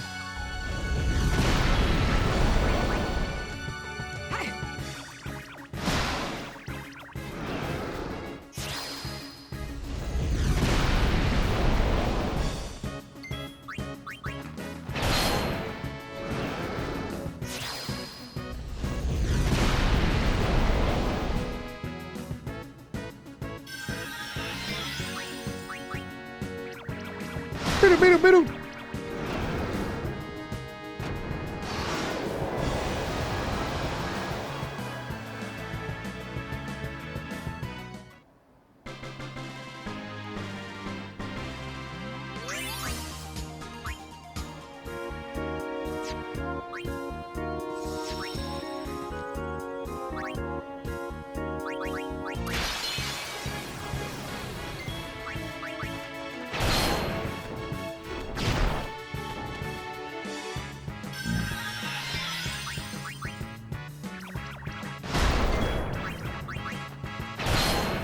Oh, I see. They're decade-old cards. Gotcha. That makes more sense. By dropping support, it just means that they're not going to be updating the drivers anymore. That makes a little bit more sense.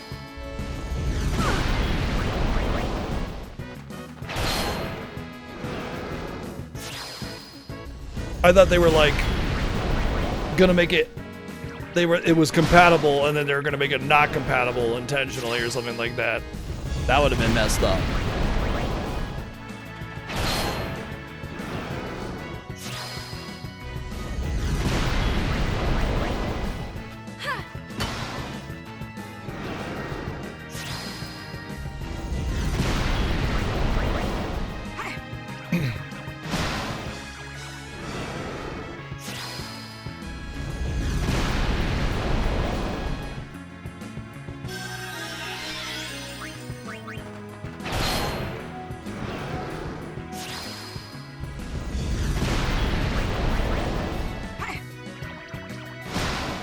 Especially with a lot of these tech companies making AI write their code, definitely gonna have a lot more issues with bad updates.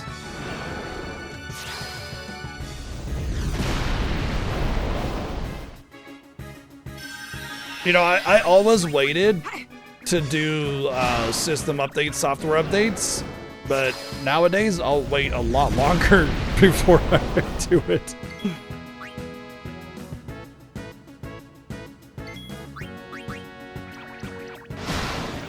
Delay as long as possible.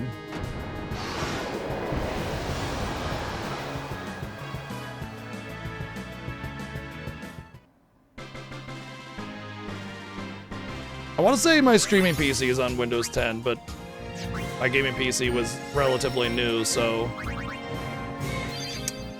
Anonymous, thank you for sub-gifting Ray Mishu. Thank you very much.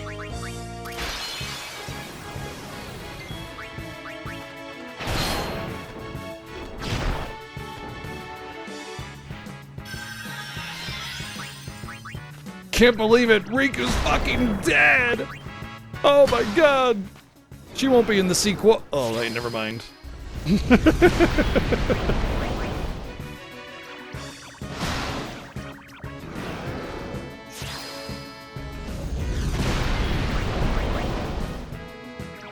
Yeah.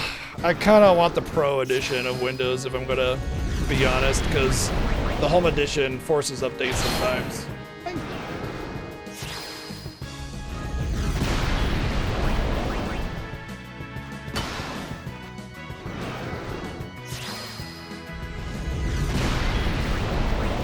You need a spanking. I'm spanking his butt repeatedly. What are you talking about? Thank you, Lotto, for the 269 bits.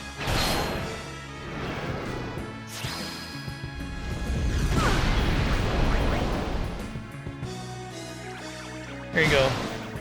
Oh, it's very dark. It's hard to see, but why is the camera doing? There we go. Have a Maya.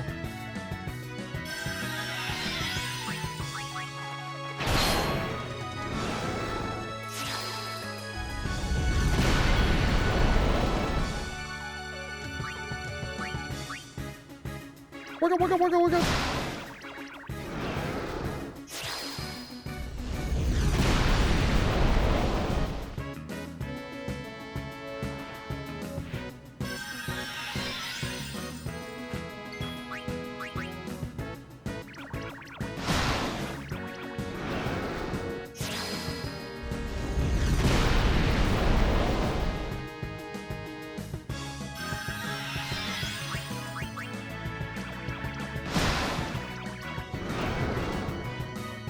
Blah.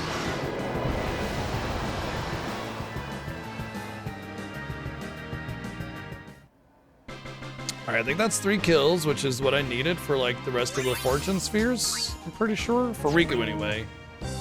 Which makes us essentially half done. Well, more than half done, to be perfectly honest. Because the fortune sphere, the luck spheres themselves were much bigger a grind.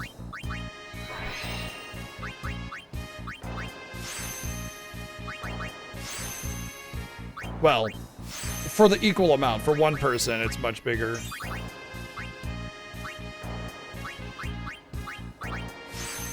Bow down. Alright, so now that we're done here, we go over here, I guess.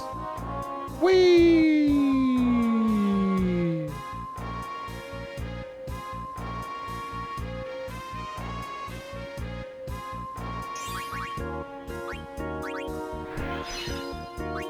Oh, you know what? This is actually cheer, which I kind of wanted anyway, so.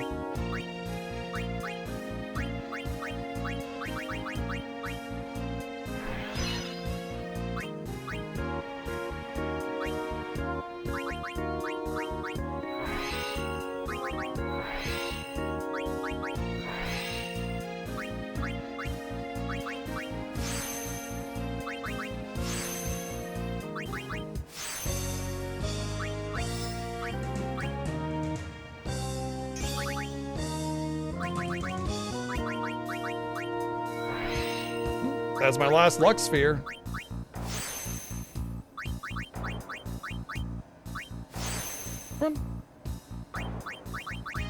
Which means at this point, like that should be the end, right? Luck 186. Strength, defense, magic, defense, all capped.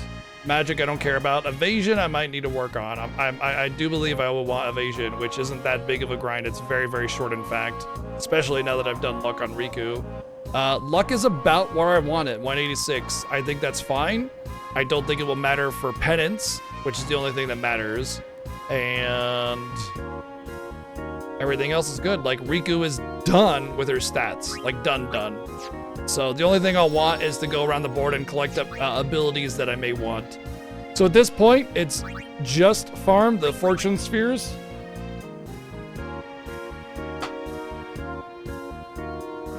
She's like, no.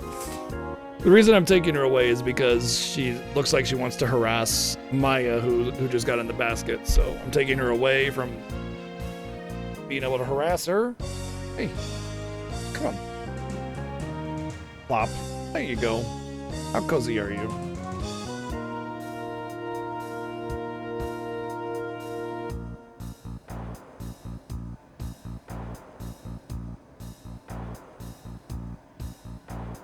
Done. Yes, exactly.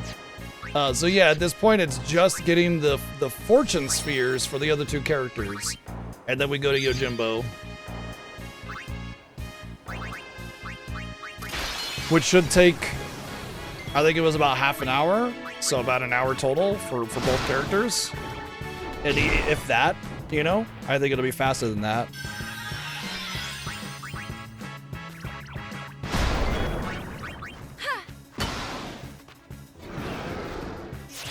I get 2 per. So I need 40, right? 40 or 80, one or the other.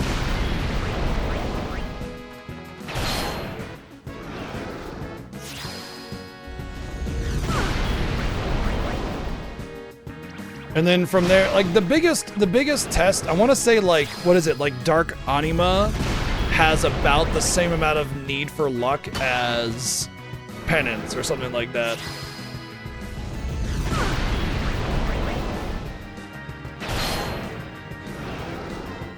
Well, I do need to have credits in less than 10 hours if I want to be competitive in the race.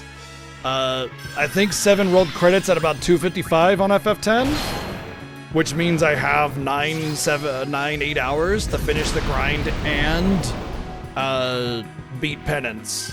So I mean, like, this sphere grind is going to take some time. I might go for evasion as well, which means another like 20 minutes or something. Then I got to do the Yojimbo armor grind, which could take 5 minutes to 5 hours. You know, at some point I might just have to give up and take what I got. And then the Penance fight is very long, so I mean, you know, there's like, I definitely want to be done with the grind before we turn over to 250. You know what I mean? So 3 hours from now, that would be like ideal. Is 3 hours done with grind on the timer anyway. Which means by the end of tonight's stream, I should have my armors and everything ready to go. Hopefully.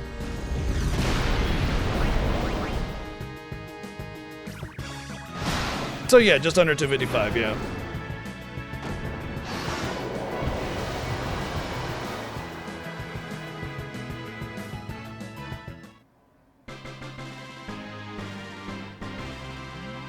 Being half an hour behind at the end of this would not be a terrible thing, so that's why I say 255.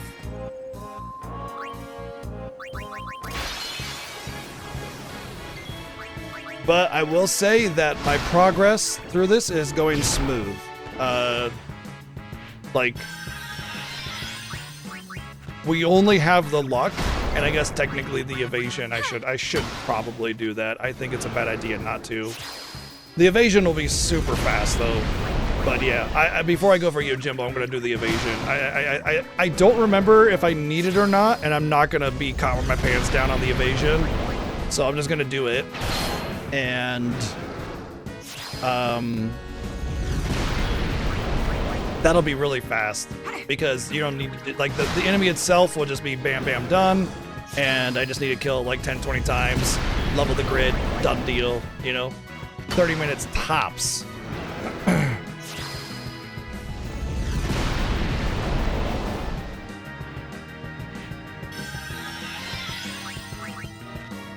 Yeah, we'll see a lot more. We'll see a lot more usability in Linux going forward, especially with all the things that are happening and how anti-consumer they are and everything. It's just going to get more and more towards Linux. It is not like Apple is a solution. It's a downgrade from Windows, so you can't exactly go that route. Because Apple is just as awful, but also has less. What do you call it? Like, compatibility already, just out of the gate.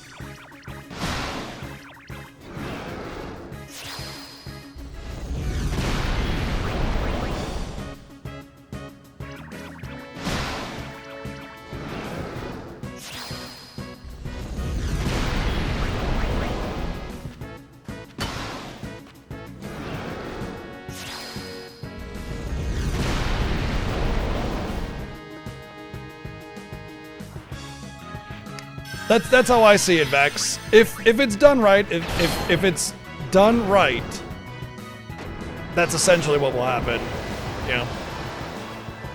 And by done right, I mean like the way it's delivered to the player, people rather, the way it's designed. Oh man, I got dark matters. The usability, the functionality, and also game developers and software developers making it compatible. That's also a big part of it.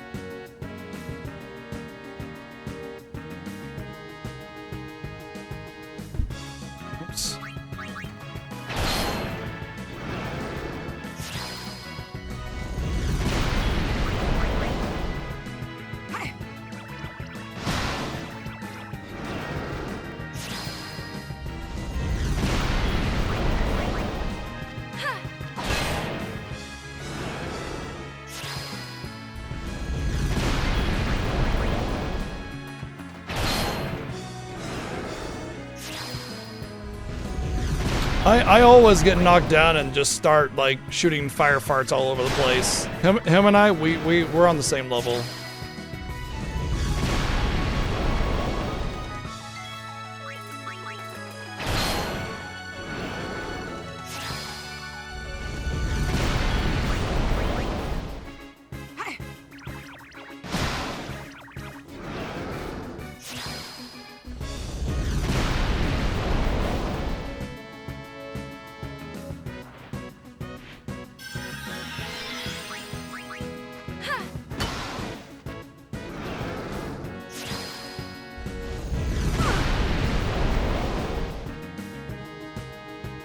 This is a less effective fight here. Should be dead soon, but I'm getting kind of messed around. Bye-bye.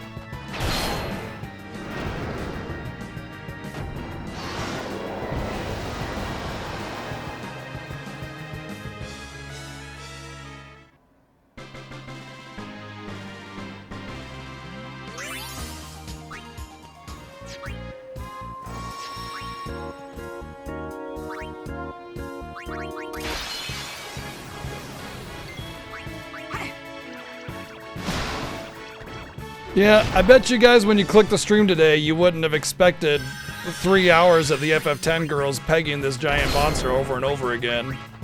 But here we are.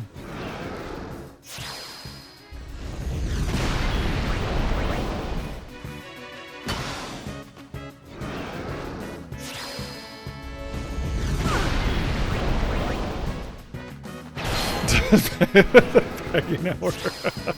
Speak You need a spanking.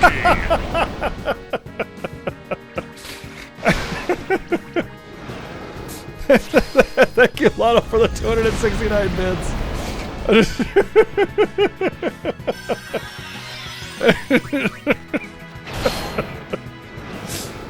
Oh.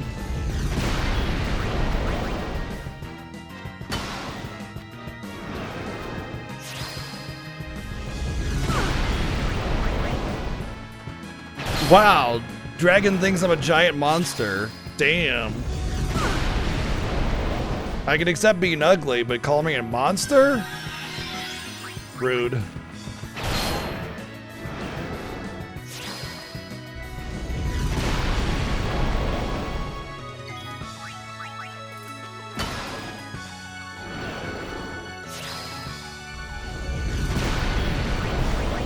Every time I sit into the chair, it shoves its little tentacle into my spine, and I'm just sitting here being puppeted by it.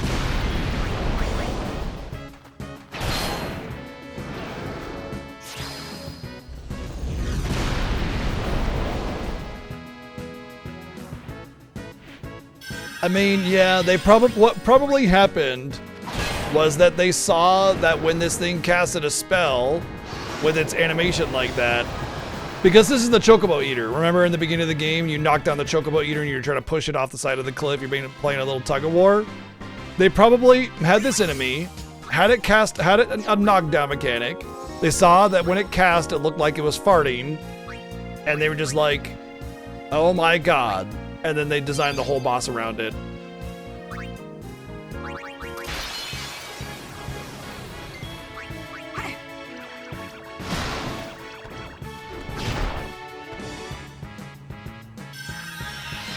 Because like you have a placement of where the spell attacks land, you know, like on any enemy, right? It's always there.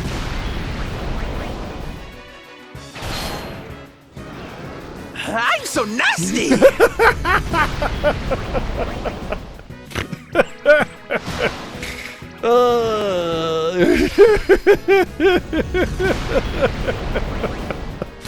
Thank you, Lotto, for the 411 bits.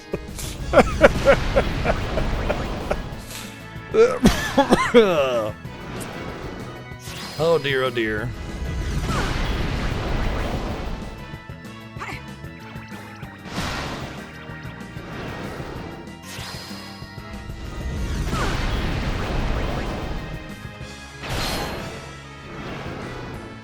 We had like a whole Sylvando Appreciation Day, and from it came like 5 new alerts.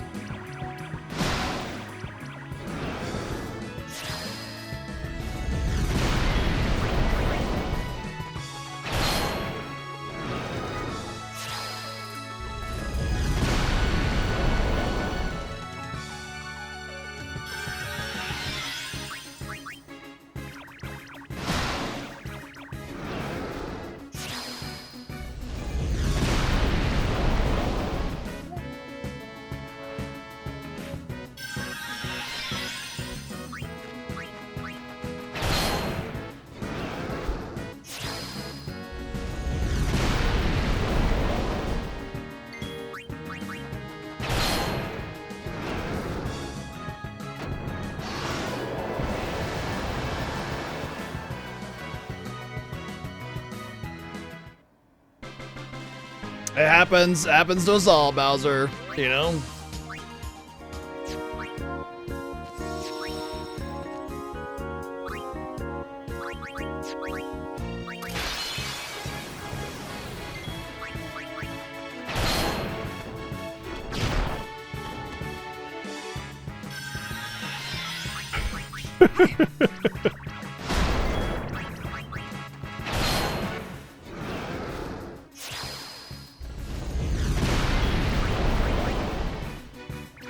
He's got a, don't let him trick you. He's got a mining pick and everything. He's like, tink, tink. He just goes to the audio node to get some audio-ite.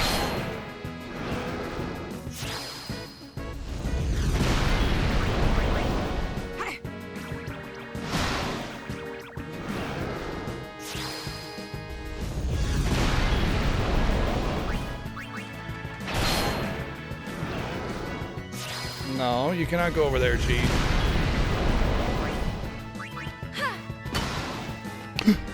Jesus Christ.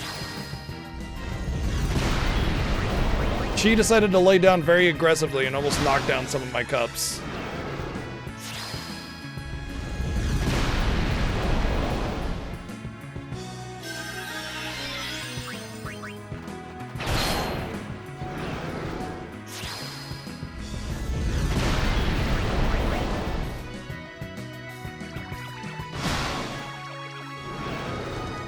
She gets like extra special cuddly, where it's not just like laying down and kind of like, you know, hanging out or whatever. She'll like really plop against you like really harshly. And that's when she's being very cuddly. So I guess you could call that being dramatic.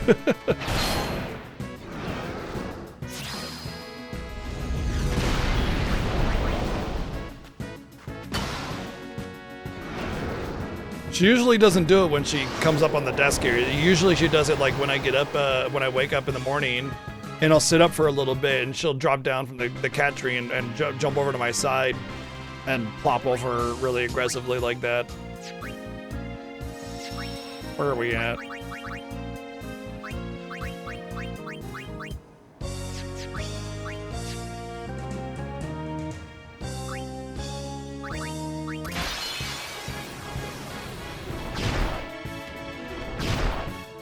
Rude.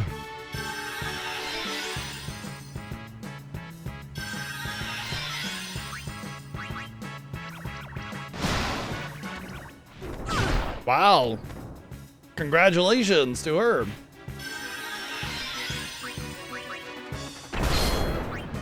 I did nothing of noteworthiness when I was in high school.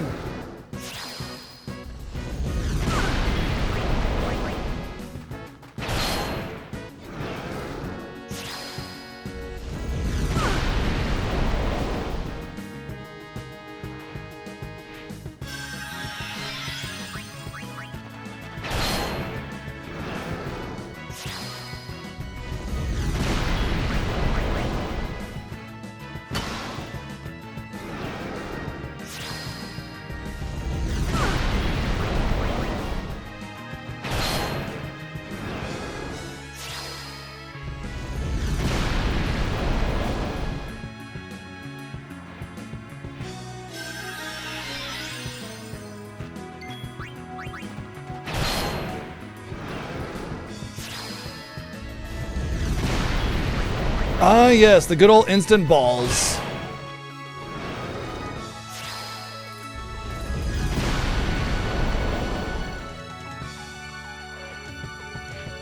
There were a couple people that were like legitimately mad at me when I kept on saying instant balls. It's not instant balls.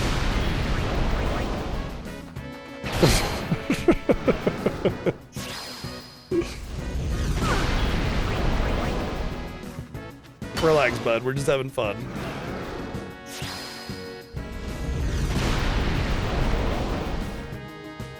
I should go buy Phoenix Downs after this.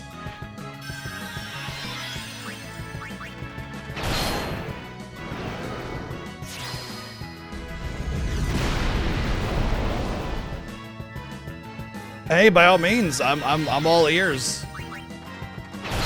Plop them in the Discord.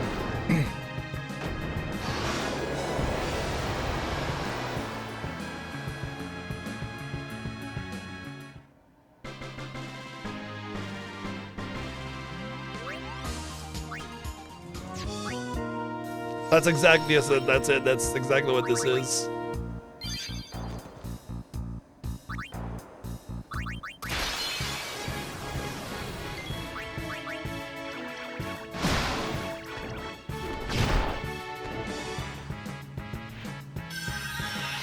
Ah, you got me, Tribble. I'm not just made up of ears. Damn. I thought I'd get that by you, but you're sharper than you look.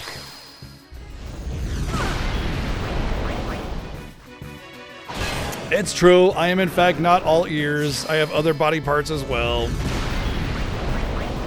I know. Y'all caught me in a lie. Whoop! Right, my nose is growing over here. Am I farming fortune spheres? I sure am. Actually, I just wanted the FF10 girls to peg this monster for a few more hours. I didn't really need the fortune spheres. I just wanted to keep the pegging going.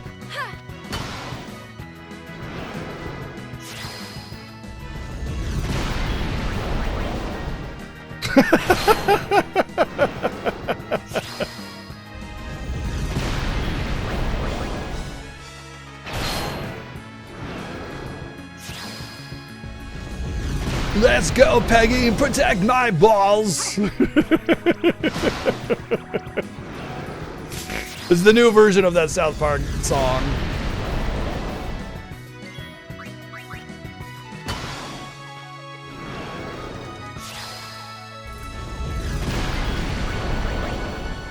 Yeah, the Onion Knight has the best tools for the job. Yeah, although Yuna's staff definitely does the job as well.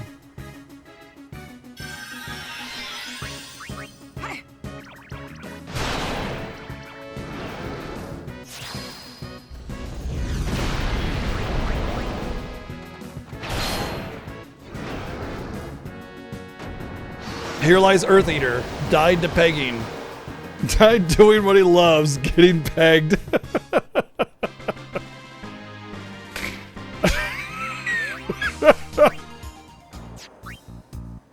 Oh, we're terrible people.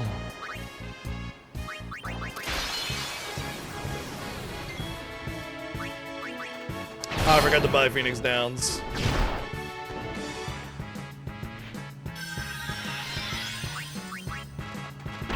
I think I'm good on Phoenix Downs. Oh, I'm not good on Phoenix Downs. It'll be enough for this battle. I only need like 2 or 3 per battle usually.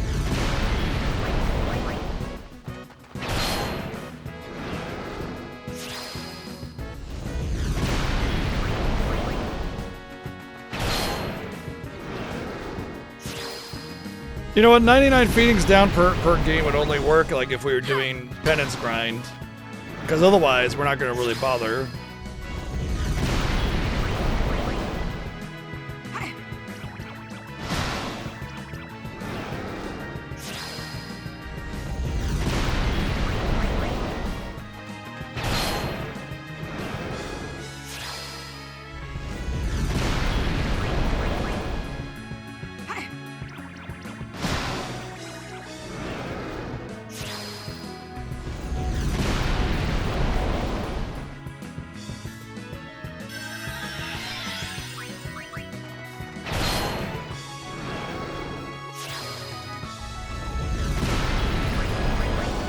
Pluto isn't a planet. I don't get it.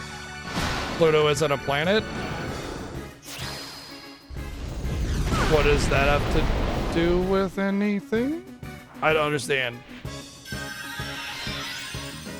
What's that? I'm missing something. You know what? I think it's best left unexplained. I don't think we need to go into detail. It's the vagueness that makes it funny.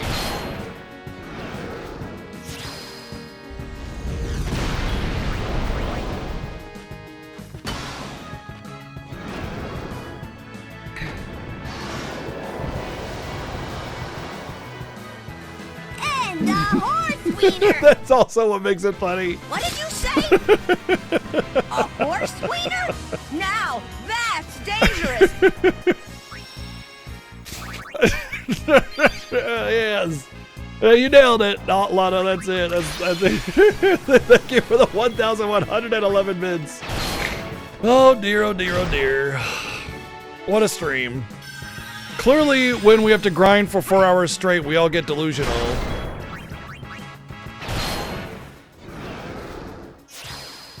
Thankfully, we're actually very close to being done. I want to say that Yuna is pretty close to being done with her fortune spheres, which just leaves Lulu left, so We are definitely...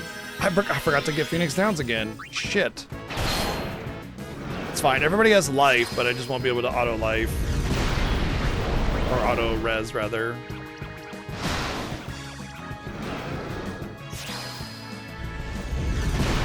I guess what I could do is like...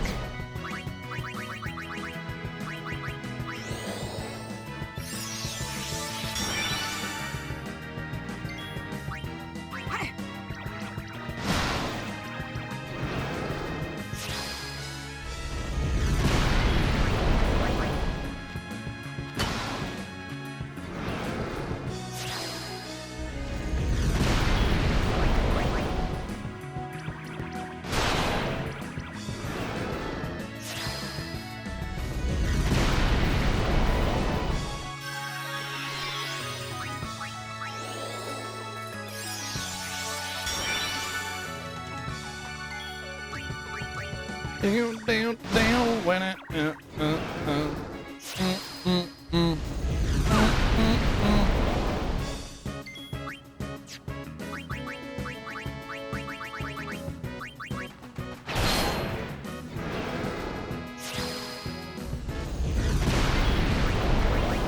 should be down soon. Just remember to buy Phoenix Downs. Remember to buy Phoenix Downs. Remember to buy Phoenix Downs.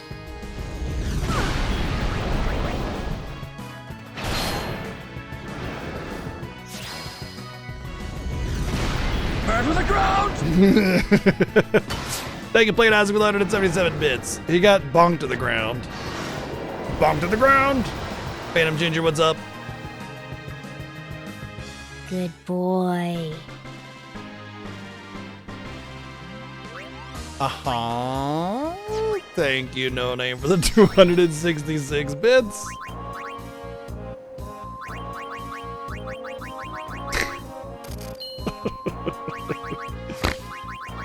Oh.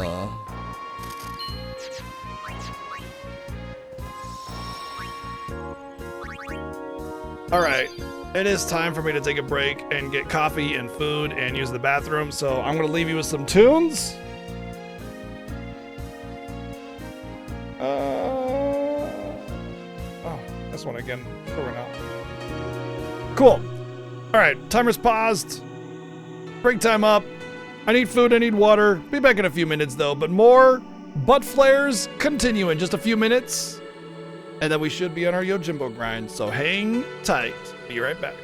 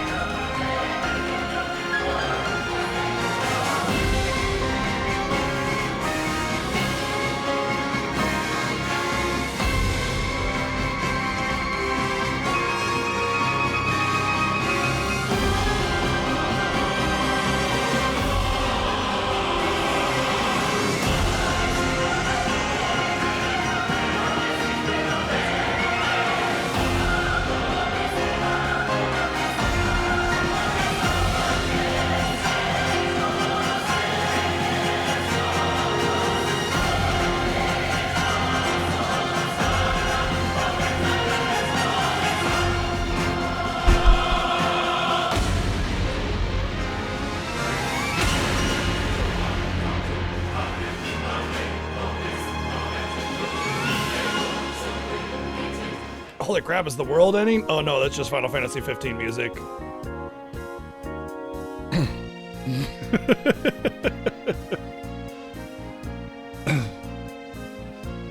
Although that is like not Noctis Apocalyptus, right? So, I mean,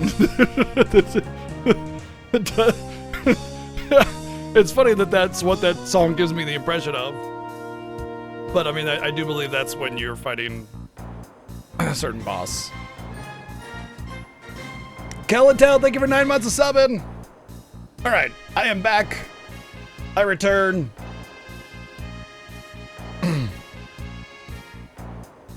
Time for some more butt flares.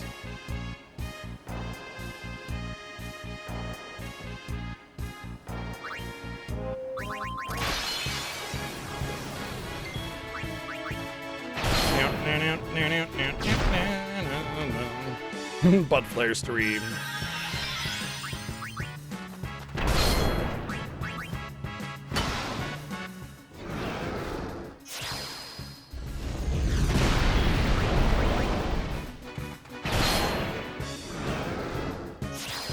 Cloud flare?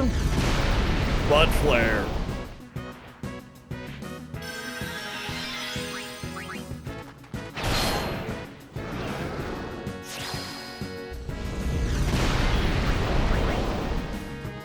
Yeah! Oops, all butt flares. Ah, so good. Has that nice methane smell and taste to it.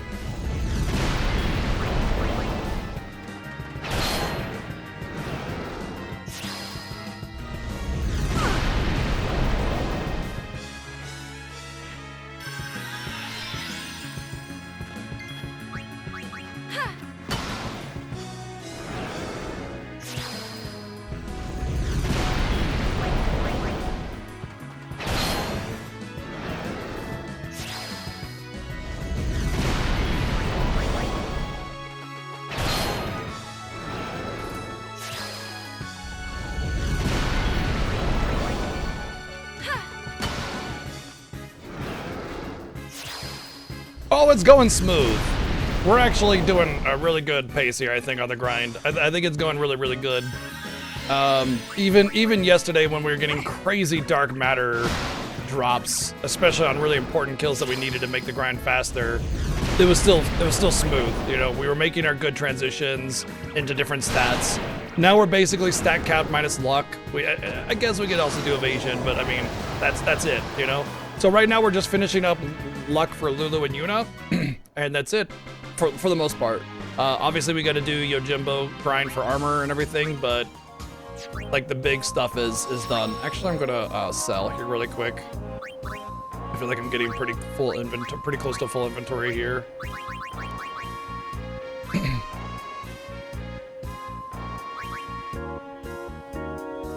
Don't I? Yeah, that's okay. That's the good stuff. I want to keep this. I'm keeping these for like potential sales because you can put some garbage on there and makes it really, really valuable for selling. So if I get to the point where it's like, oh crap, I'm like actually out of money, that's the first to go.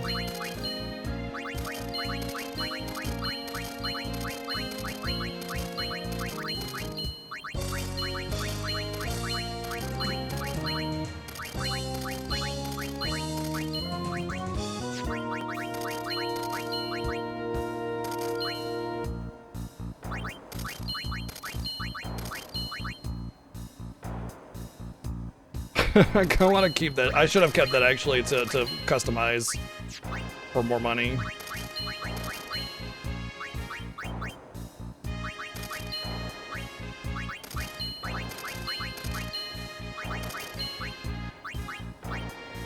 Anything with 4 sockets can be customized for a tremendous amount of cash. It's basically a multiplier.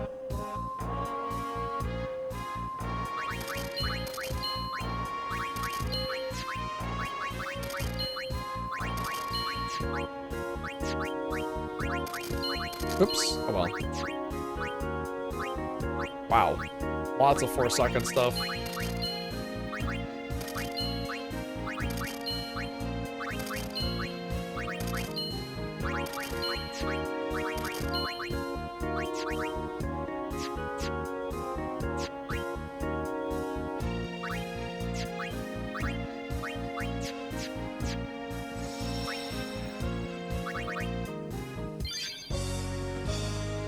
Yeah, they just finished a Final Fantasy VII speedrun a few hours ago. Oh, I wanted to check how I was.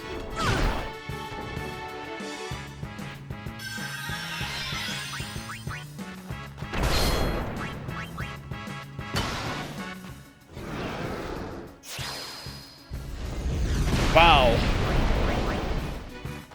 How dare you?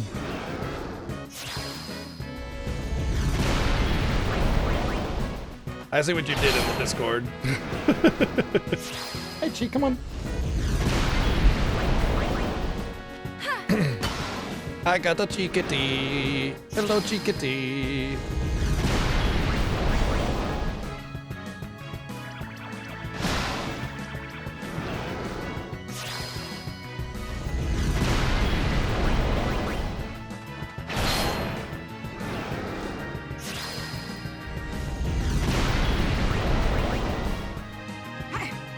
I got Chi and Coconut and Maya all hanging out with me today.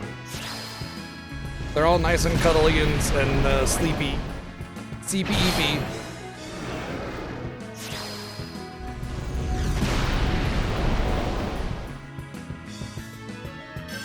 Oh no, Yuna has perished. I guess you won't be in the sequel. Oh wait, never mind.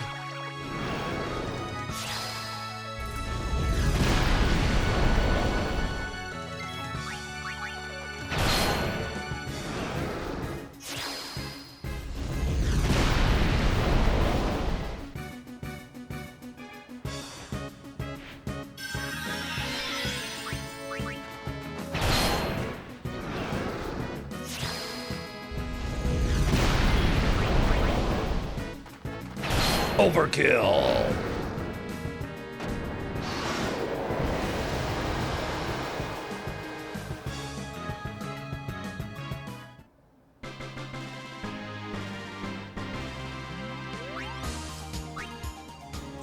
Okay, let's take a look at our fortune spheres. Okay, we'll pop these in.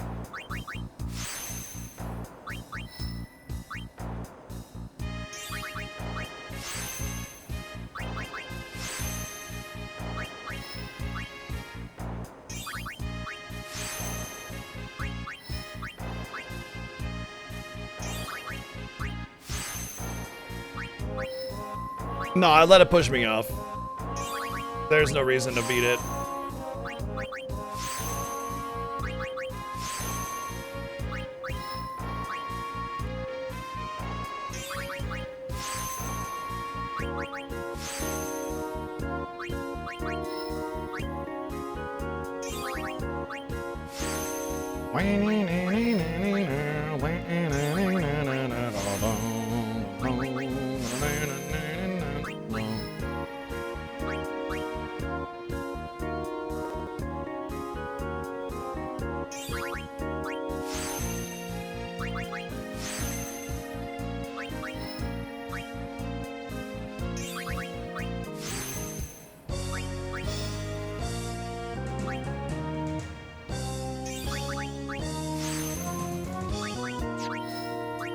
It's also much faster to just let it push you off the edge.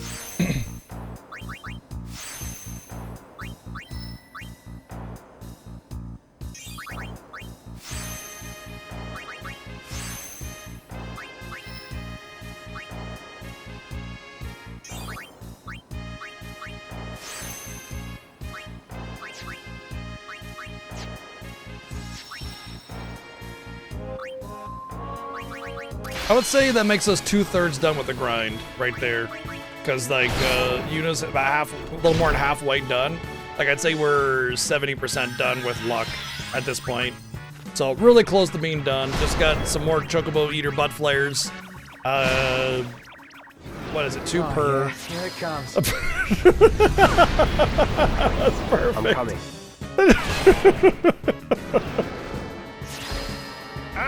Stop pushing my ball! I need that ball! Good boy. Wow! What quite the story. Quite the story there. Thank you, Playtastic. Oh my gosh, that That was a story told in 4 alerts. Thank you for the 468, 377, 510, and 266 bits. Thank you very much for that, and the laugh. Oh my. yeah, no kidding. I mean, we are punching his butthole repeatedly, you know. Oh man.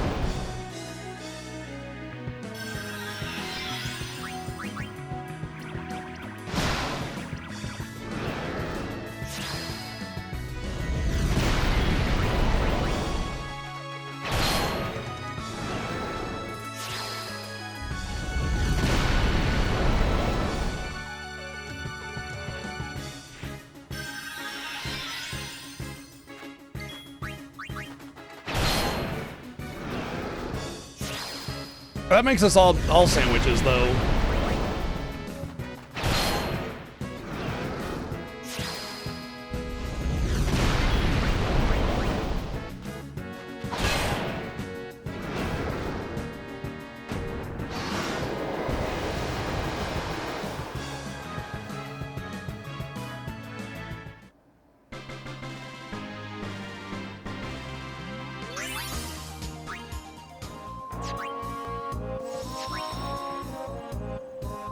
I am curious if Mage's Sisters Overdrive does a little bit more, but it'll ruin it'll ruin the cycle that we have, because then he'll get an attack and then he'll pop back up and he can start doing Megaton Hammer again. So I think we'll just stick with what we got. I mean, with Anima doing only 200k on Overdrive, I'm not exactly confident that it'll do more than like 3-4 at most. So yeah, I'm not gonna mess with it. And it's not like the counter flares take that much time. The counter flares are like 3-4 seconds. Ultima was 9 seconds. Yeah, 3 to 4 seconds for counter flare. Ultima was 8 to 9 seconds, and we get about the same amount of counters because their HP is about the same.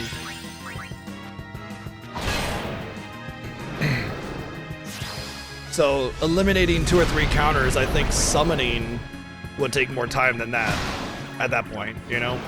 And then the de-summoning and the extra turns that he gets, it's just not worth it. This works. The only way it would be worth doing Anima is if I would be able to get a full 1.6 million damage out of it.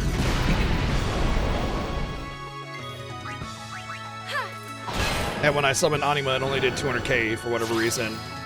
I'm guessing it has to do with magic power versus magic defense.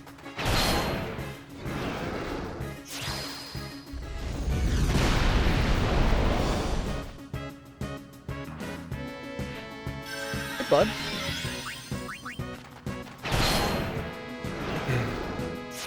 Come on. Got Ginger in here now. Coming up, bud.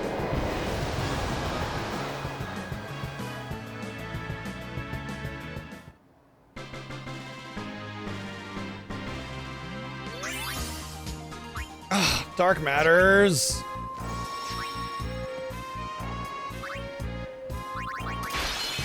Don't give me Dark Matters.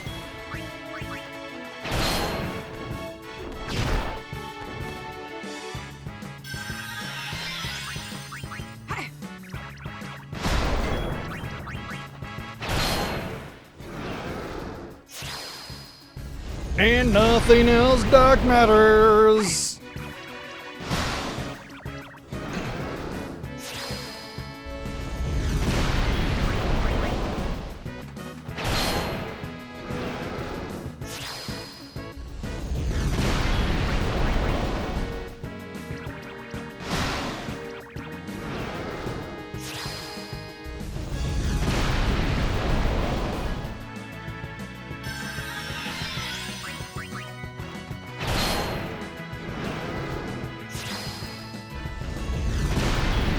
Cheat. Stop being so obsessed with Ginger. Hey.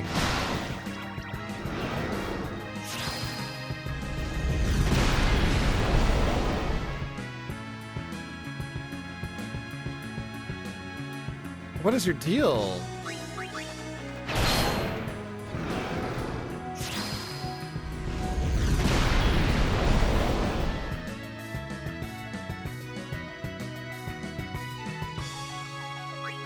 Like, Ginger jumped up on the chair over to my left, and she is, like, flipping out about it. And I know that they can sometimes get into fights, and I'm just trying to restrain Chi a little bit so she doesn't go off on a crusade to annoy Ginger, you know?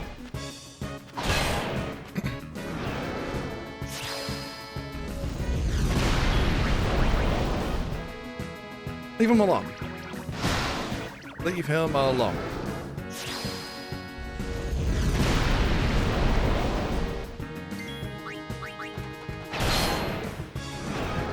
Ooh. I almost didn't. God, yes. Yes. I almost did a 99.999 there. Yes. Because Rika was really low HP.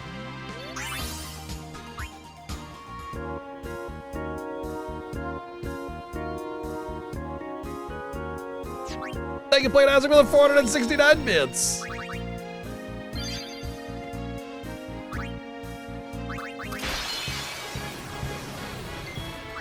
I do not want my cats spatting.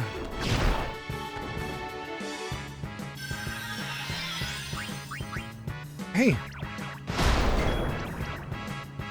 Relax, Chi. Oh my god. Come here, bud. Come on. Come on. Yeah, what are you gonna do about that, Chi? Hmm? He's on my lap. What are you gonna do about that? That's right, nothing. Go back to sleep.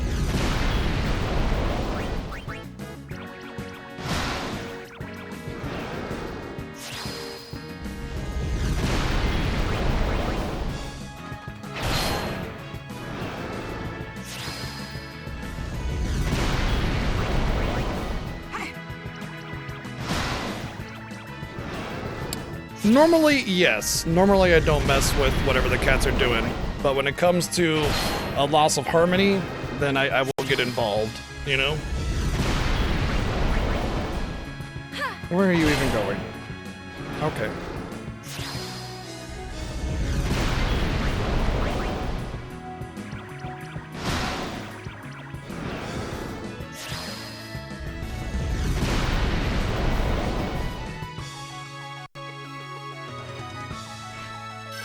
See what you did, Cheat? Now all the cats are running around like there's something going on.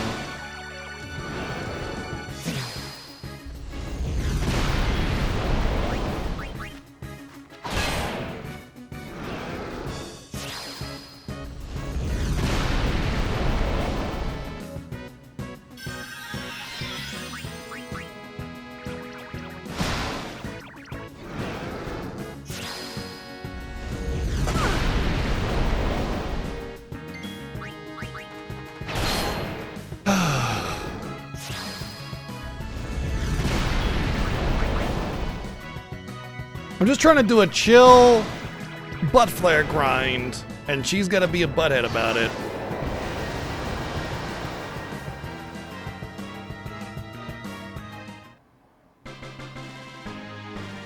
Maybe she's got something against butt flares.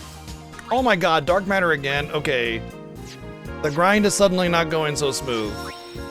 2 dark matters in a row is really bad.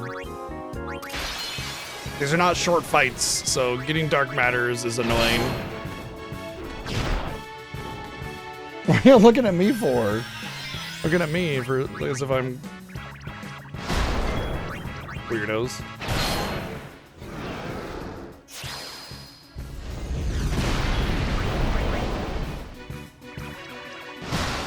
Girl Squad, go!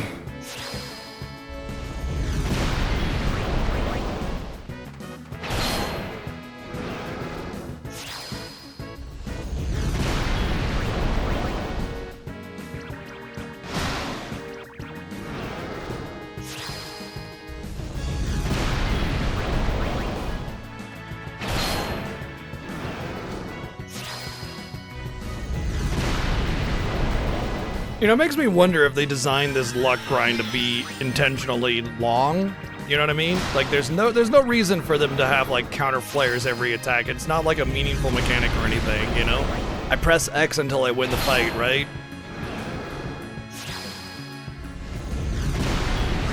So it makes me wonder if they were just intentionally making this drawn out on purpose. They wanted Nemesis to be this like big baddie that took some time to get to, you know? They wanted Nemesis to be like this presence, not just, you know, oh yeah, defeat Ozma in 2 rounds. Yippee, you did it. Good job. You know what I mean? Although to be fair, both the weapons in FF7 and Omega in FF8 had the pretty hefty HP pools.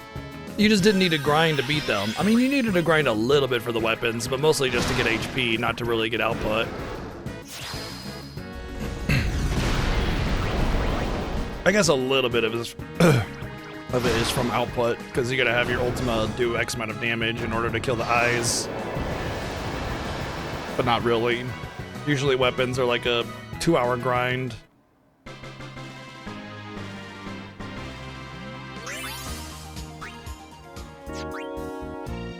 Omega weapon requires 0 grinding whatsoever. Like, you can just go right into Omega weapon. The only thing you really need if you're gonna low gear it or low stat it or whatever is come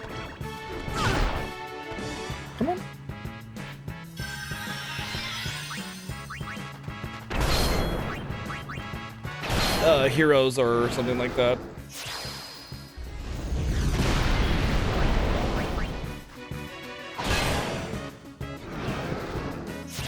Well, Maya came back, so all is right in the world.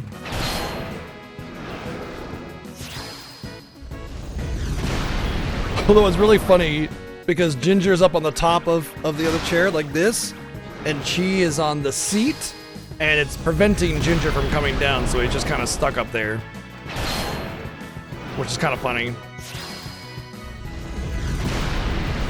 And Maya is just like, I'm going back to sleep.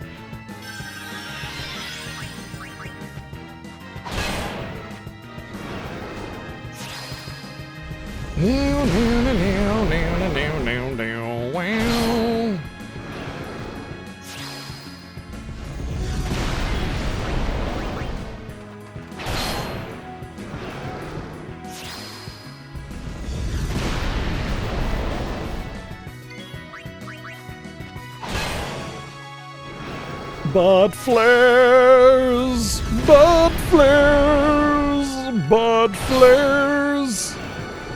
Butt flare, flare, flare, flare. Butt flare, butt flare, flare.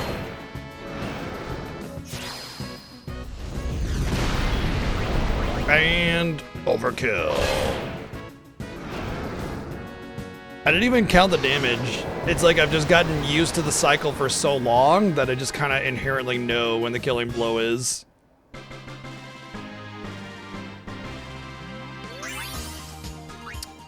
Come on! Another dark matter drop? That's like 3 out of 4. Get out of here.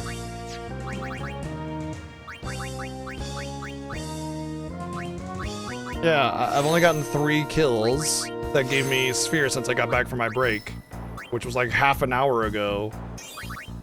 That's crazy. That's really bad luck, is what it is.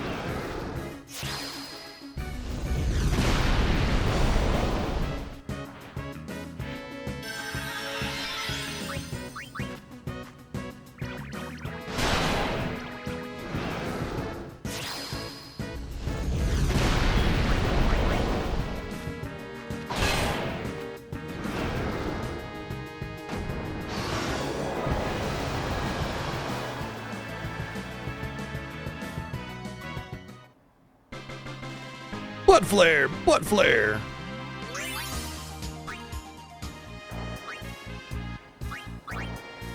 Oh, gotta heal first, or else it's...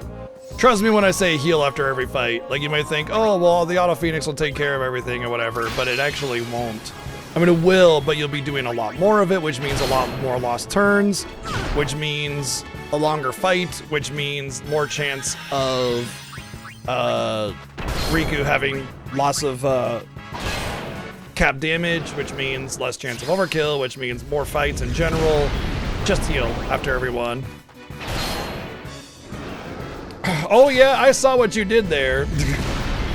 I saw what you did there, no name.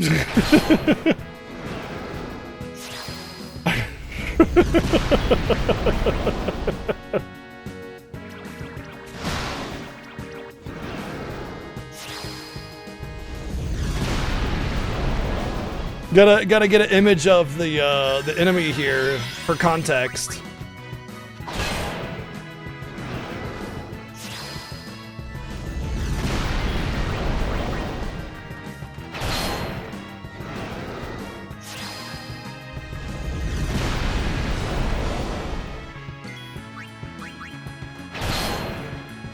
No context allowed.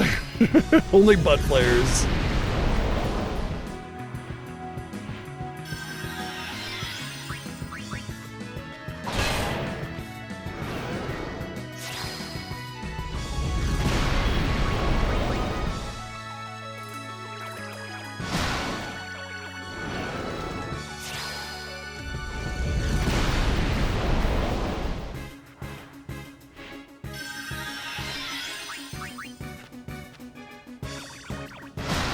Three girls, one butt flare. Oh no, now we're getting into the really degen shit.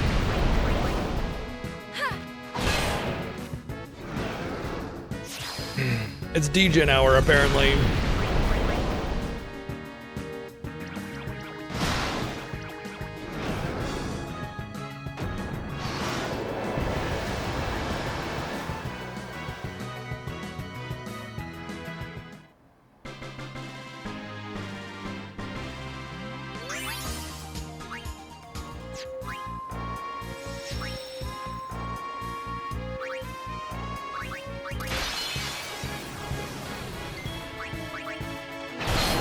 I mean, I don't know of any other way that you could do this fight. Like, even if you do, I mean, I guess you could, like, do attack reels and stuff like that with Waka to really get some extra damage to make it go faster, but you still have to build the overdrive up for that, you know?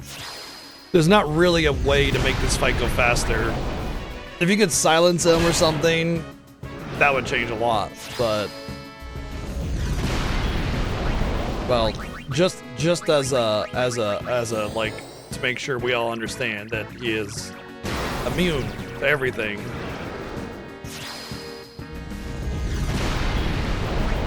Yeah, it's only like 4 seconds for that, and setting up the, like, okay, 4 seconds per counter, 3 to 4 seconds per counter, right? So if you skip like 10 of them, that's like half a minute's worth. But then you have to like do the attack reels and time everything, and the animation of attack reels and everything. You're not really saving as much time as you really think you are.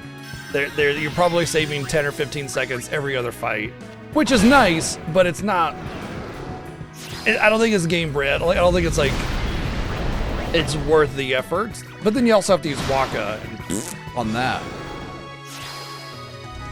Just my take.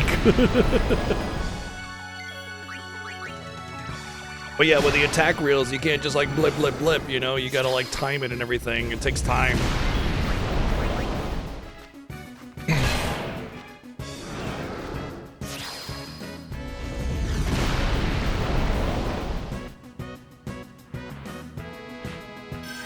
Although I will say that the Auto Phoenix does take a little bit of time too, so there is that.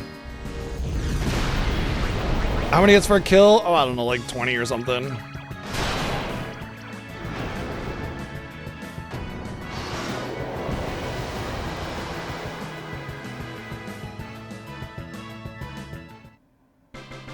I would say it's definitely faster, but it's not like incredible.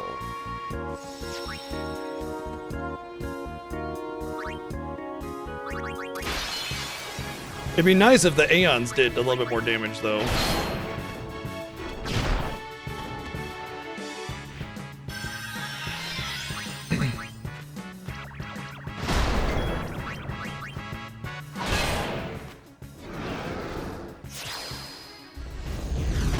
Oh, I see.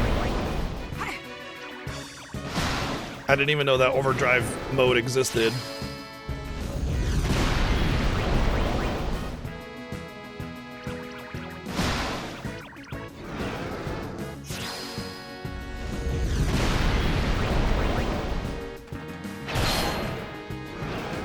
Oh, I'm just doing this. Like, this is me.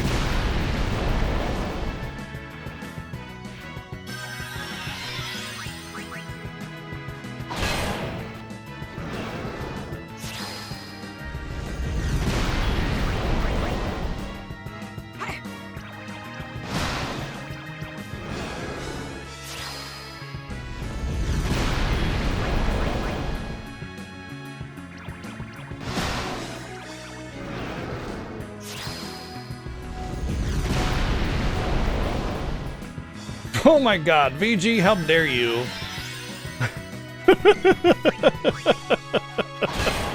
How dare you, VG? Oh.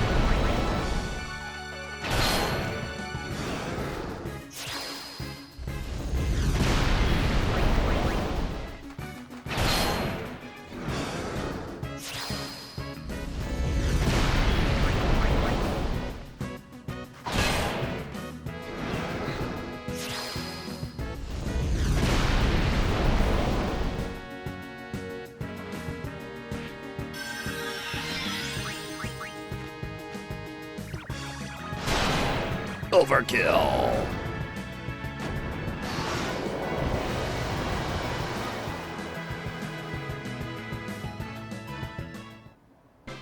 Something in Discord that he posted.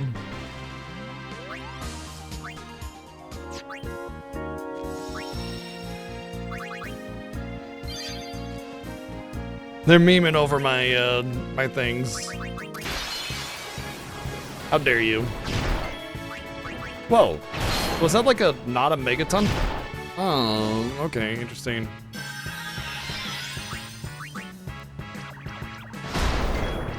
MP Buster attacks? There are enemies that do MP damage.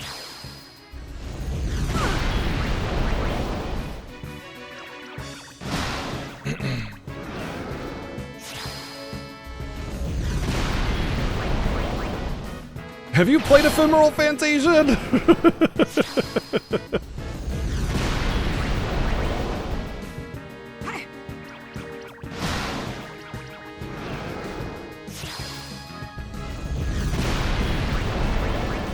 You should do that without a guide.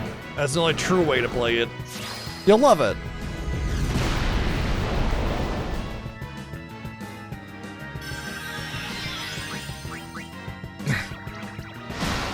I mean, Remake's a damn masterpiece. But you go play Ephemeral Fantasia and let me know how you feel about that.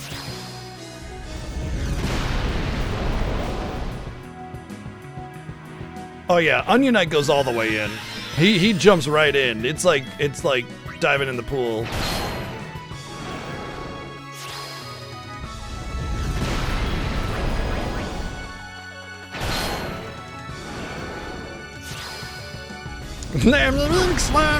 Yeah, exactly.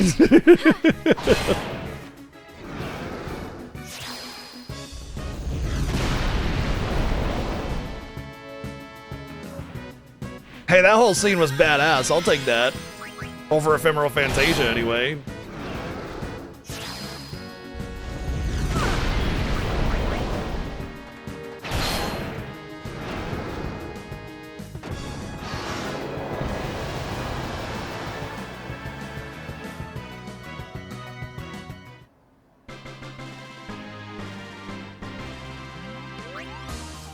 Oh, the dark matters are striking again, dude.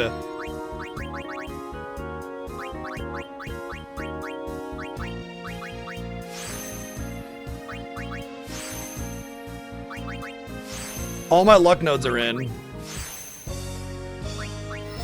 I mean, like all the luck spheres are in the grid. At this point, it's just getting the fortune spheres.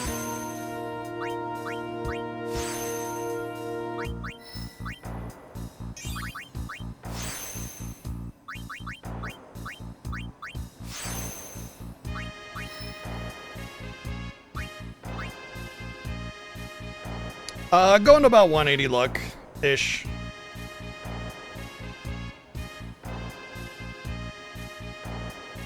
And we'll see from there, like, where it's at. Pretty sure that's all we'll need for everything.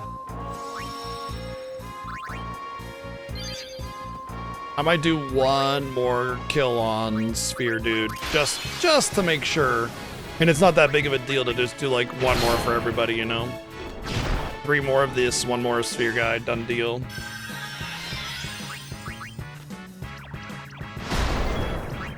I know, I'm aware.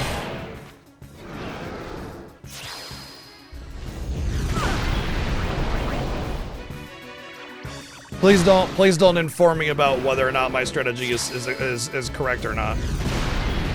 But I know that I won't be able to guarantee hits on certain things with this. Whether or not it's good enough for penance, I'm fairly certain. But, you know, we'll get there when we get there. If I get to penance and I miss, then I know that I can leave and go get some luck.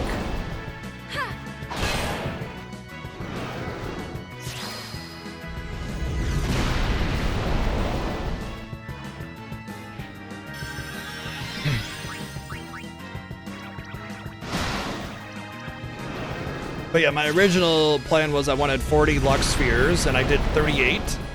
And I just said, let's go with this and see where we're at. And so maybe I'll get a little bit more. Dark Yojimbo will be very telling when we get to that part, which is very soon.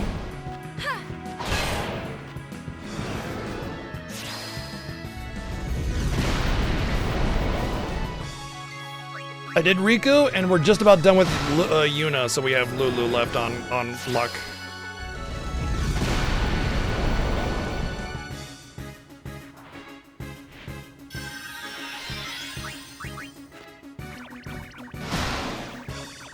The nice thing about the luck grind is that you only have to do the luck spheres once. If only there were fortune distillers. Fortune distillers would be really nice. Because then you could just fight Kodos and just get 40 and be done. Honestly, I'm not sure why the fortune spheres are as low. Like, they should drop like 10 or something. The fact that they only drop 2 is so stupid. Drops 1, actually, technically. You only get 2 because of overkill. So yeah.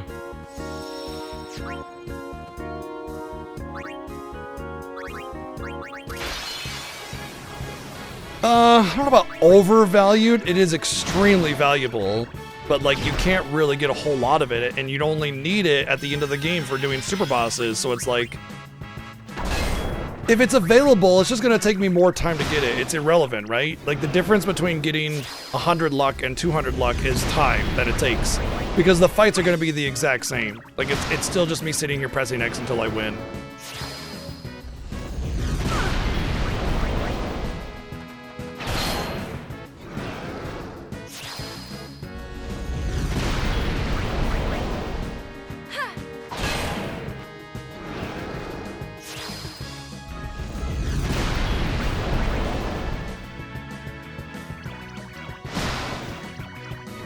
%. My uncle works at Nintendo, and he said butt flares are gonna make it into FF17.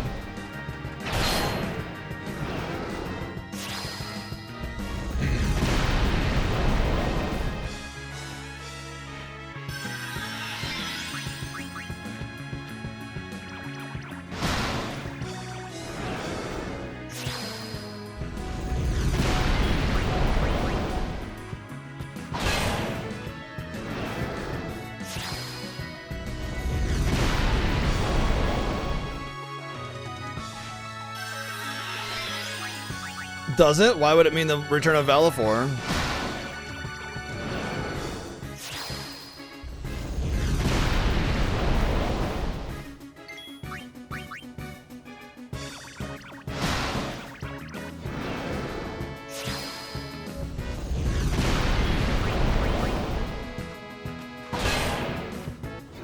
Oh, dang it. There's not enough chips?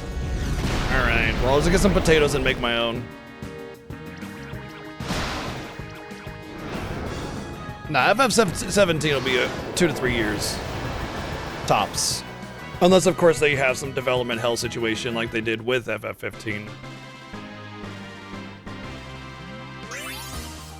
Oh, I'm getting dark matter so constantly now, dude. I'm like so close to being done. Just let me have my thing. What I mean early? No, the PS5 still has 4 or 5 years left on it. And FF16 has already been in development for 3 to 4 years. So 2 to 3 years is being pretty generous, I think. Might not even be that much time. The only reason that there might be a little bit more time into it is because of Remake being another major project that FF teams have been working on, and that takes them away from FF17. But to be perfectly honest, there's always a lot of like department overlap where a lot of them will be working on multiple games, or they'll finish their job on one game and move on to the next one. So it's like, you know, the battle directors or something have already finished with this one, so now they're moving on to the next one, while the rest of the first one gets finished out by whoever else, coming back every now and again to like polish out a few things or, you know, answer some questions. But yeah, like development time overlaps because of that. So it's not just like, oh, we don't start on FF17 until FF16 comes out. When FF16 came out, they were probably already about a year or two into FF17's development. Storyboarding, concepts, character arts, things like that. And then you have like the actual building of it when the game comes out. And of course, there's also like proprietary software if they're going to be doing their own game engine, or if they're going to use Unreal, that starts off very early, all that kind of stuff.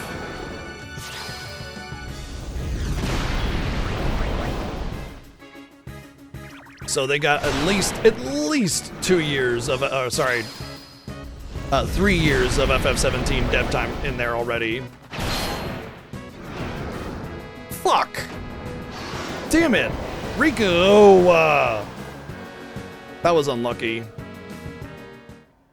That was like right then she got the hit, and right as she got critical, and I didn't get an overkill.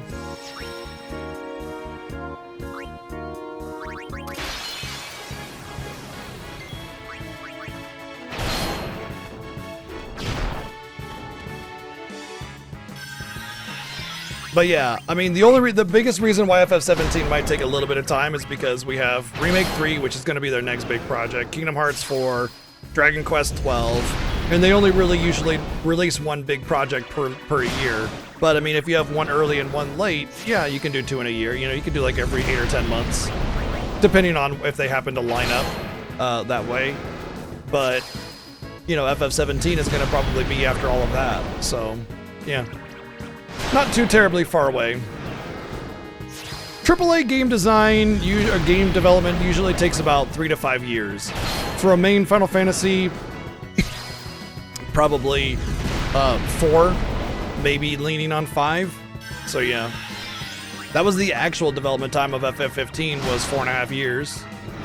Even though it took 10 years, there was a lot of development hell that went on with that because of the they basically built it and had to scrap it, and then built it and had to scrap it, and like we almost didn't get Final Fantasy 15 because of that.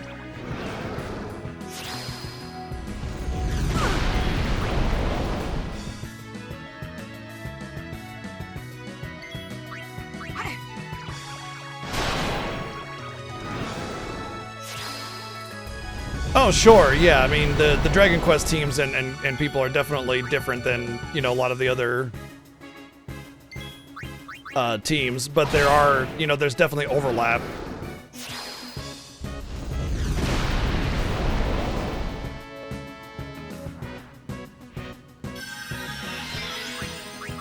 By the way, I think people underestimate a lot of that stuff. And like, because FF15 went through development hell, there's all this like naysaying about like how Square takes forever to release games, and it's like it was one game that went through development hell.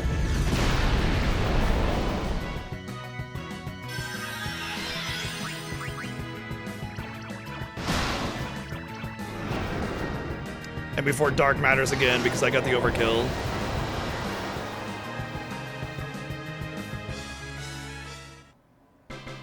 Well, there's lots of like issues that happen with development all over the place. You know, it happens. But like the gaps between those games aren't that big. 5 years for 10 to 12.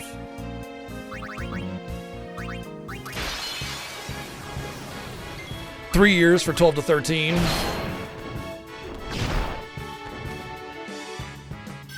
Burn to the ground! He just punched me. He doesn't need to burn me to the ground. He just punches me in my face. Thank you, Joey, for the 177 bits. Yeah, the punch is more effective, but you know, knocking him down stops him from punching pretty good.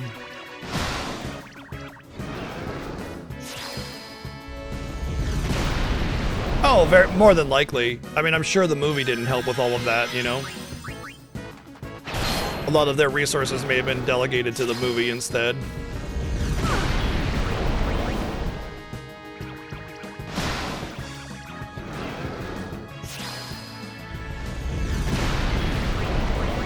To be fair, Tribble, Cyberpunk 2077, the developers, they wanted to continue delaying the game, but their they kept on getting death threats to them and their family because they kept on needing more time to delay it. And you know how certain people are, so they just said, you know what? Fine, we're not gonna delay it anymore. Here you go, have this buggy game that's not finished yet. And to be honest, I played it on release and it wasn't that bad. It was mostly just like cosmetic stuff. Like my game crashed a few times, that was definitely an issue, but it really wasn't that bad. And I even played the PS4 version of it, objectively the worst version of the game.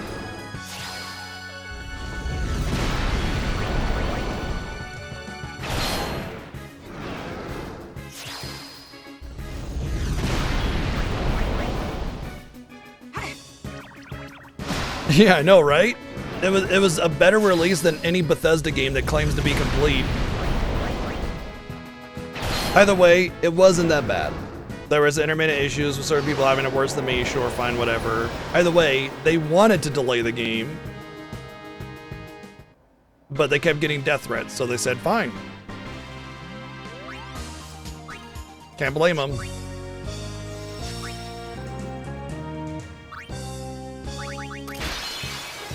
I haven't done the DLC. I really want to just play through the entire game again and then do the DLC after. Because I would play it on PC. There's been a ton of patches that have come out that have really smoothed out the experience, you know?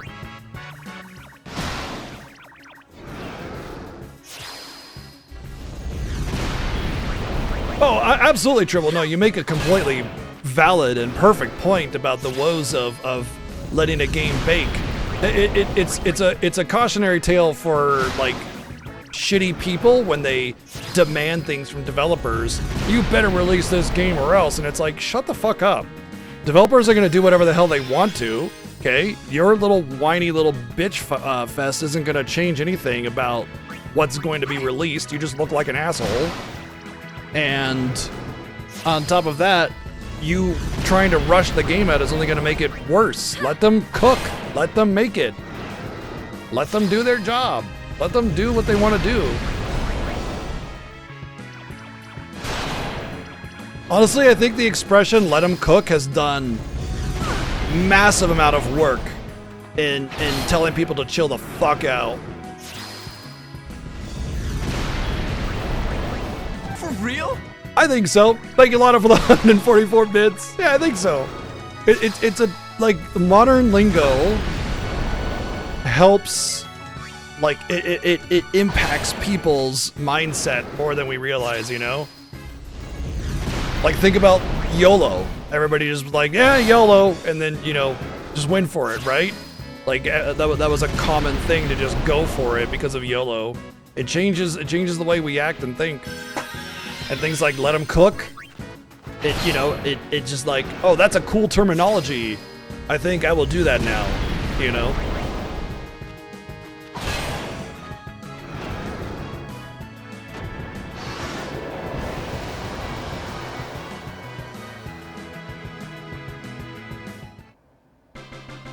It's funny how we're like willing to accept advice or rebuttal from certain types of people, but not necessarily the people that actually have the wisdom to offer that advice.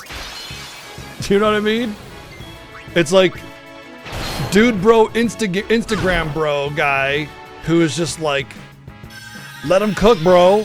And they're like, yeah, okay. But then this like wizened old man who talks about like the pros and cons of this situation and elaborates in intimate detail the woes of like insisting something come out too soon and what that does to the end game product. And it's like, shut up, old man, you smell like farts. You know? Okay.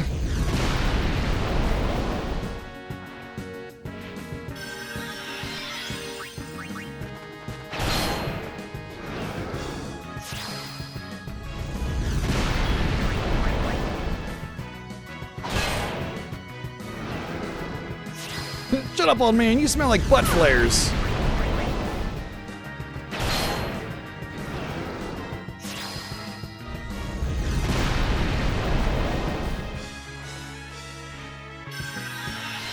Oh, is that Amaranth's nickname? The Flaming Anal Bead.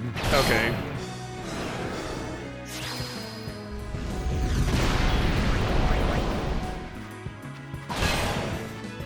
Some call him the Gangster of Love.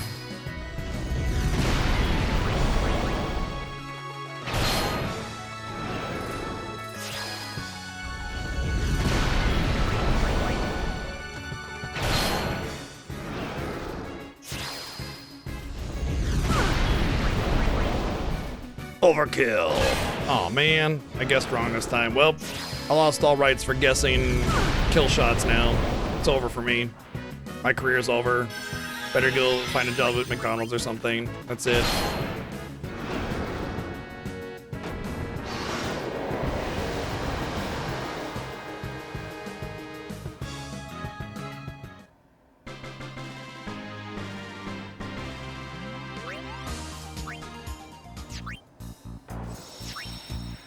I think this makes unit done.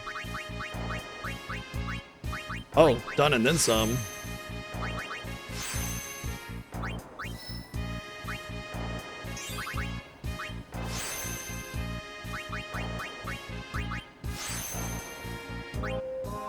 $180.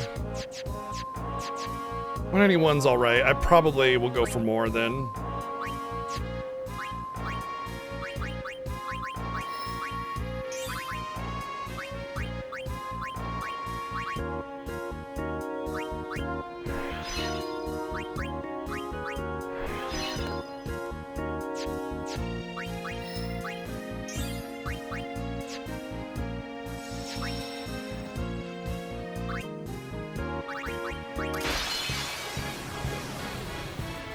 I guess there are some luck spheres on the field as well that I could have utilized, but this is fine. We'll do one more of these.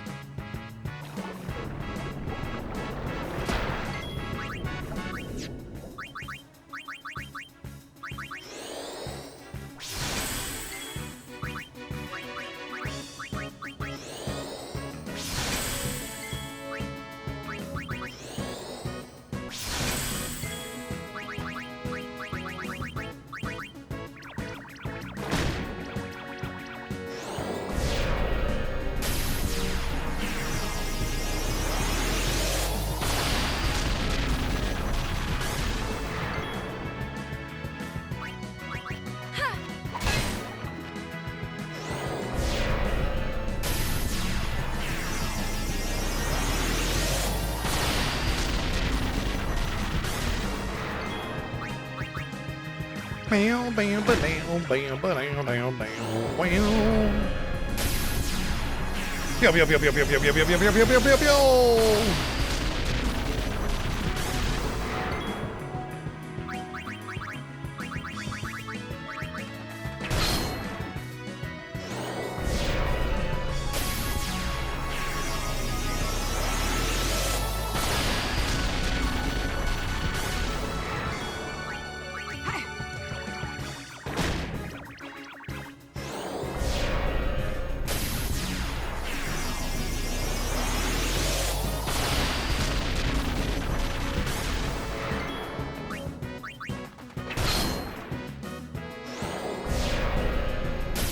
Total short 44.55. Okay.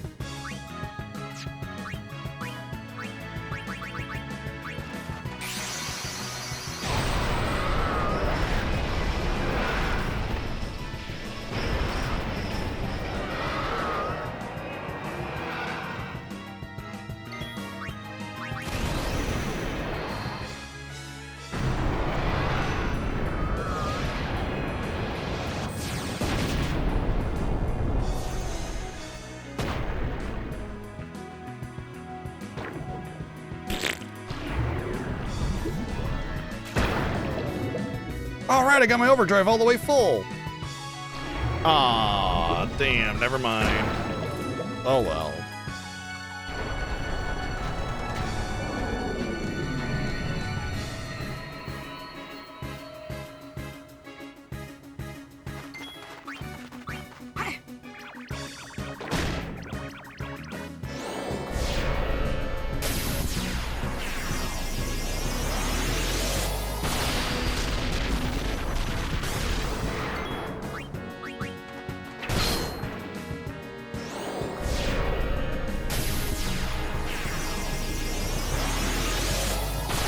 Almost done though. We just gotta get Lulu's luck up and then we're done. With the stats anyway, for the most part. There's a little bit here and there maybe, and also evasion of course, which will take a very, very short amount of time.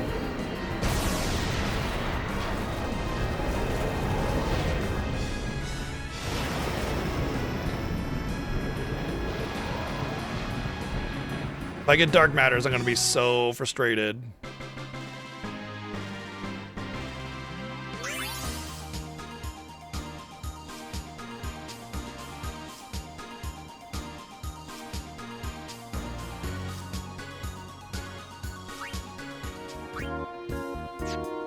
Dude, get the fuck out of here, man.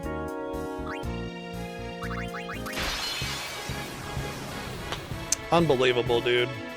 I'll just do one quick battle, it'll be fine. It's like what, 3-4 minutes, no big deal. Oh, dark matter, dark matter, dark matter, dark matter, dark matter, dark matter, dark matter. Fuck off.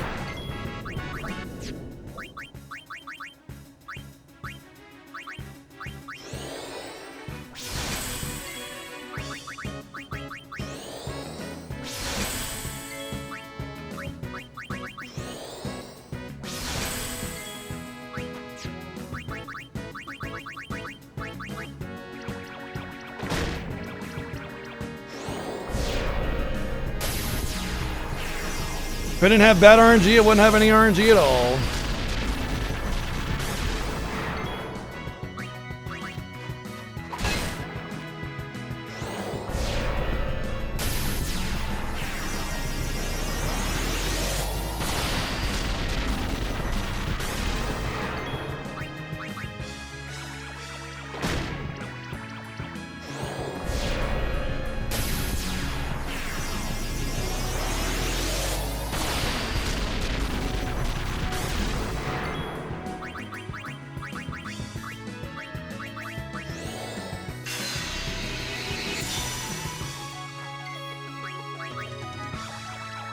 How much left? Not much. I don't know if we'll get to it tonight, but it's close. Maybe. I'm kind of getting unlucky with the last little tail end of the grind, but we'll see. Oh, I needed to summon there. Well, shit. Maybe I might find Nemesis tonight, maybe.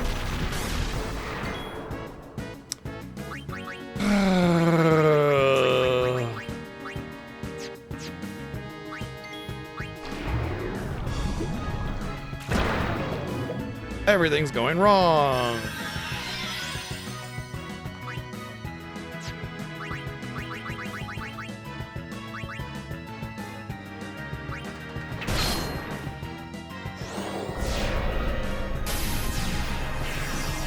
Pizzy Wizzy, thank you for 3 months. Ooh, or 8 months with 3 months in advance. Oh, wow. Thank you very much.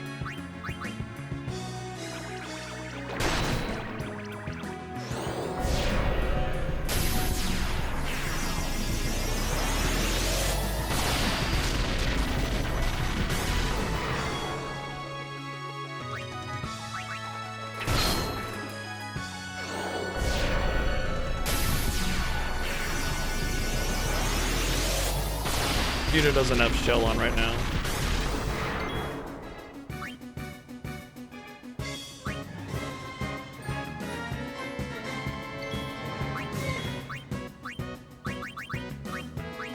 And Son of Ventrari with 16 months. Thank you. The 32 for the next one. Whoa. Wow. Thank you, Pizzy, also for 5 sub gifts. Dang. Thank you very much. Going ham over here. Thank you very, very much. Thank you, Mog.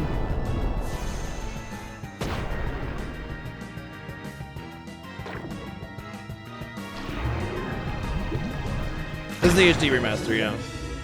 PC version.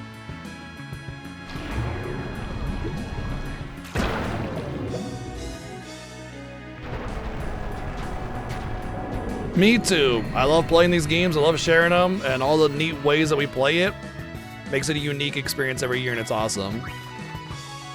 I'm not attacking with her because she's not gonna do she's not gonna do damage cap.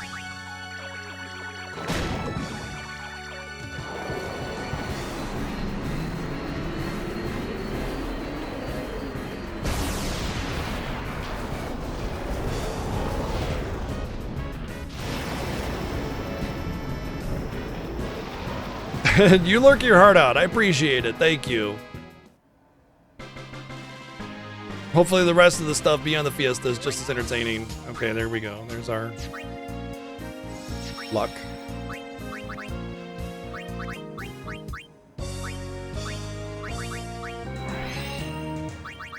Okay. I feel a little bit more confident with that. It might be a little overkill, but I'm happier with this than I was before.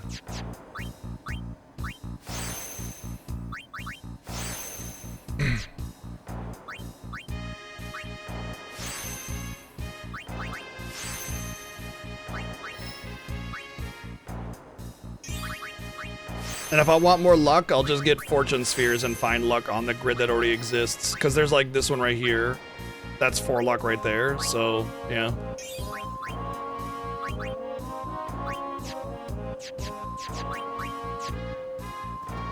There's some way over by Arin's grid, I think, that I didn't pick up. Somewhere around there.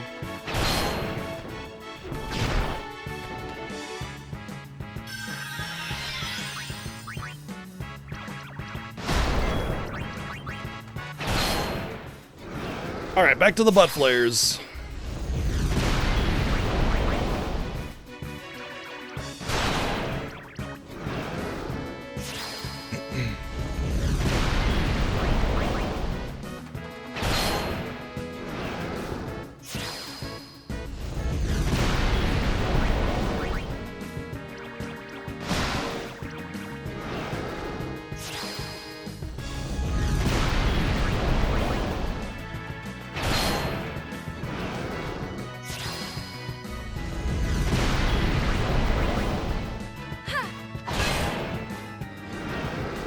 Oh, I would say with this guy, less than an hour. So maybe 30, 45 minutes, I'd say. Left on butt flare guy, and then like that's it. Like done on luck. Like just completely done.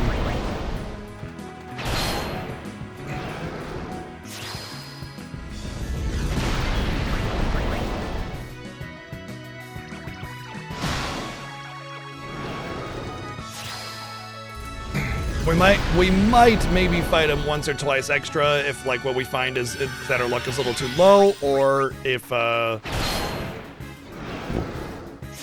we find some good luck spheres that are already on the grid, you know?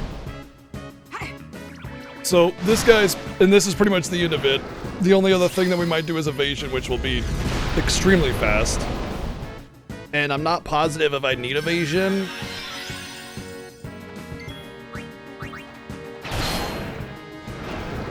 But it's basically just hope we don't get dark matters, kill him about 10 or 15 times, move on. Yojimbo for ribbon armors. And then after that, we're done and we go kill everything.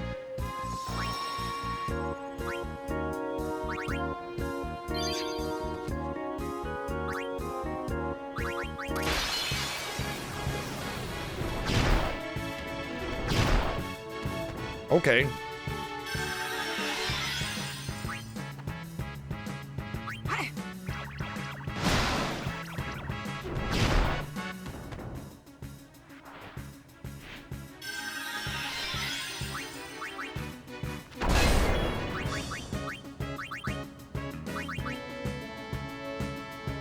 Didn't she get life?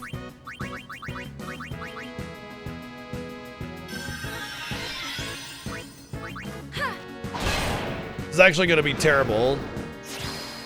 This will be one of the fights that are like really, really annoying because he's already got his first turn, which means we're probably going to have him stand up again, which means another Megaton punch. It's just annoying because he got a preemptive.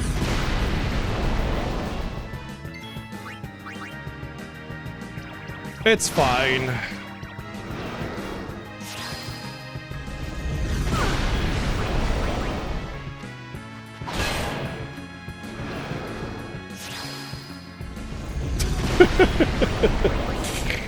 Oh.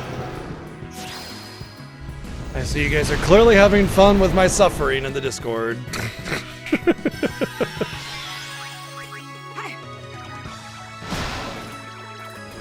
How much luck do I need? You need 220 to hit everything in the game, but you don't need that much for like penance or whatever, so I like to go with around 180, 190. I don't know what the exact number is,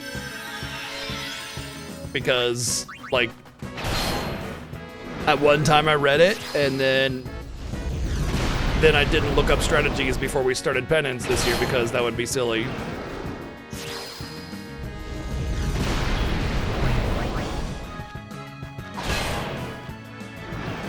Hit Riku. Use.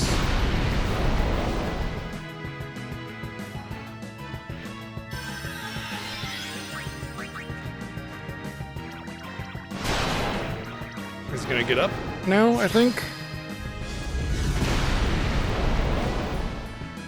Nope. No, okay, we're good. And there's the overkill.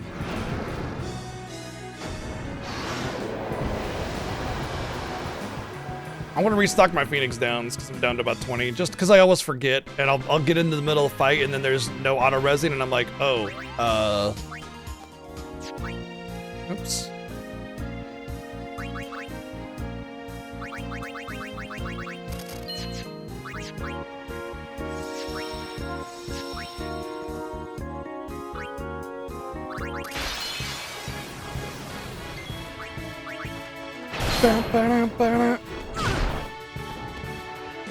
Yes and no.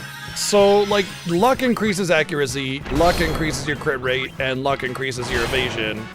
But, like, you need a combination of accuracy and luck in order to hit every target, and most luck estimates are based off of a maximum amount of accuracy, and there's no reason to rely on luck for your accuracy when your accuracy can provide accuracy.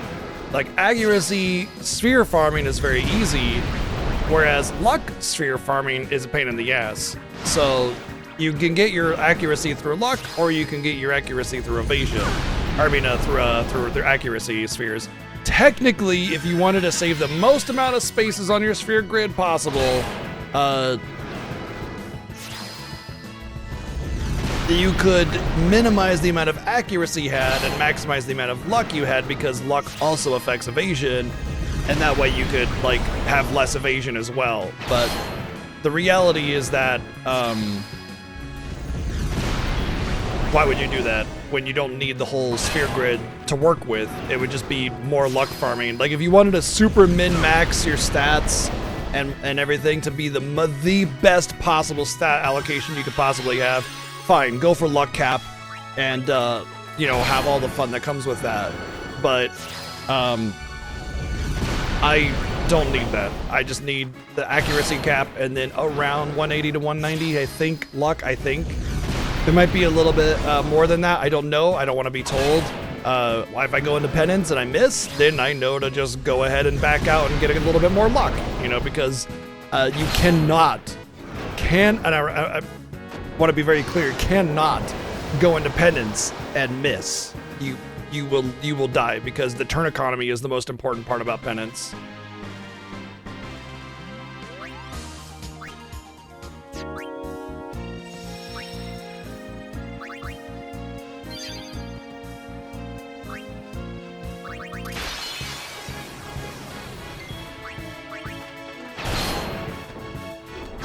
Bonk.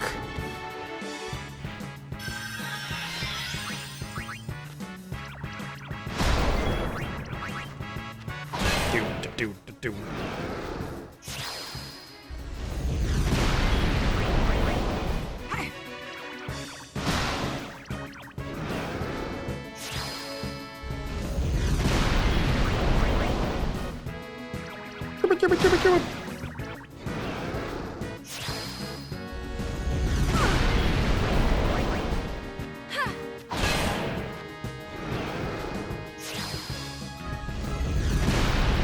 Oh, good. I hate it when Riku... It's funny because we learned that even with a crit, Riku can't guarantee 99,999 for the overkill.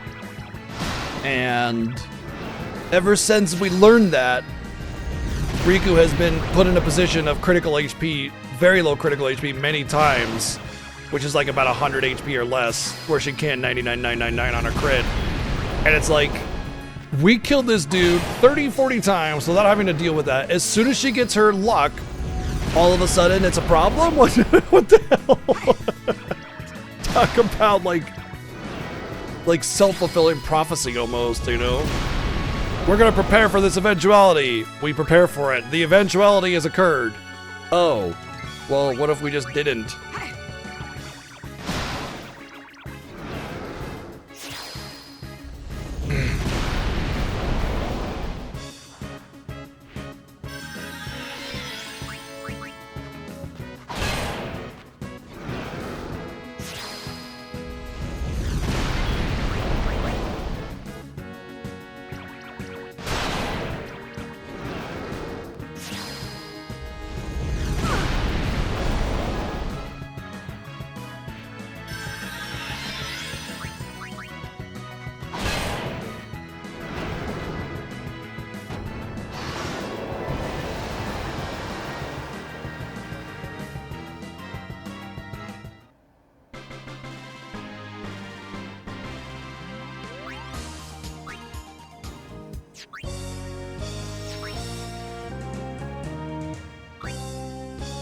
How often can a Phoenix have its down removed? Probably as often as it grows back. Well, I mean, it doesn't have just one down, right?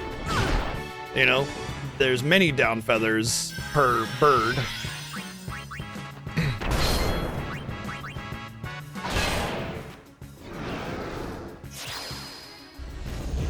By the way, I have, what, 5-6 hours to finish the grind and beat the game in order to stay on pace with 7 Sins. So just as a heads up, like, that's where we're at in terms of time. If I roll credits in 6 game time hours, we're dead even still, pretty much. I want to finish my Yojimbo grind in 2 hours. That's my goal. So if I finish the Yojimbo grind in 2 hours, tomorrow we go ham on all the Dark Anons and Penance and finish in 2 or 3 hours, and we gain time on 7. That's the plan, that's the hope, that's the... But the thing is that Dark Yojimbo's gotta behave.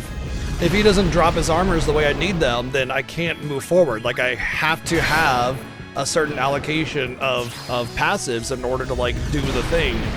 And obviously there are alternatives to the strategy, and I can cut some corners.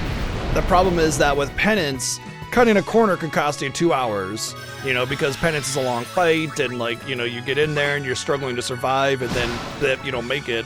So yeah, you know, you gotta kind of over prepare for this, and there are certain requirements that need to be hit, and then there are certain things that I can have a little bit of wiggle room on.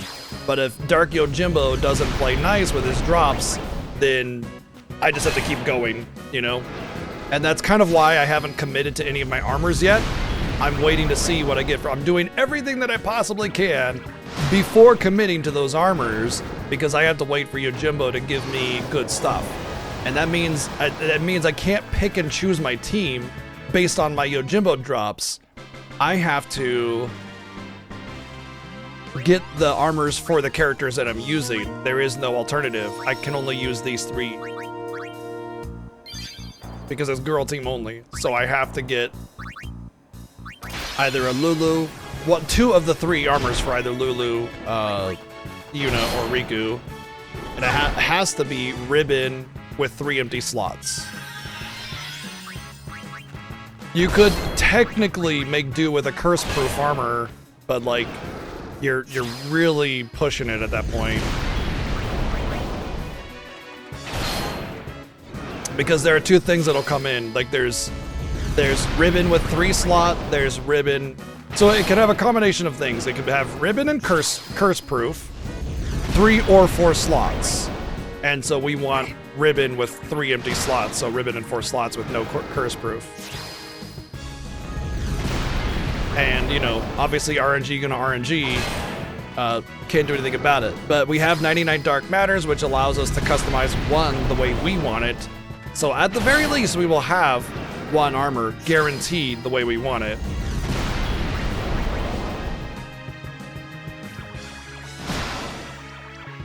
Cool. Thank you, Joey, for the 123 bits. Yeah, that's the worst part about the grind is relying on the RNG. I was able to get my grind weapons pretty reliably, so I'm hoping that, you know, I have better luck than that and just get in there, kill Dark Yojimbo twice, done deal, finished, and then, you know, take care of everything. It really is very dependent on that, though. Like, that's, honestly, it's the biggest gatekeeping that we will have for being able to move forward. It's either going to go real fast or real slow. But before we can do Dark Yojimbo, we need this, so...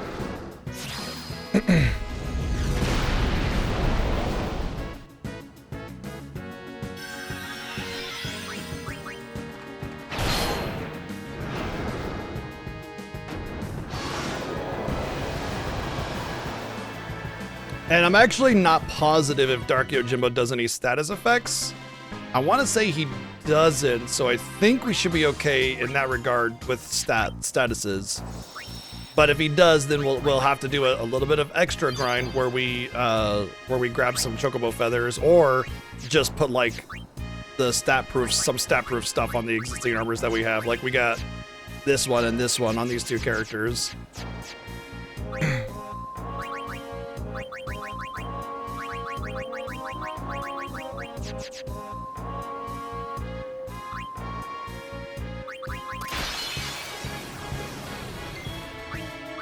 And depending on what statuses he does, which I'm not sure of, we'll adjust.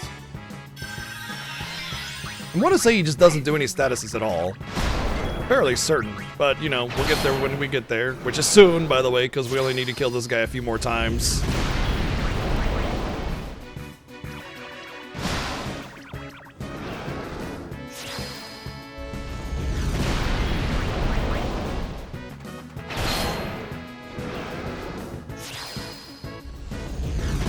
Final Fantasy X2 is not part of the Fiesta.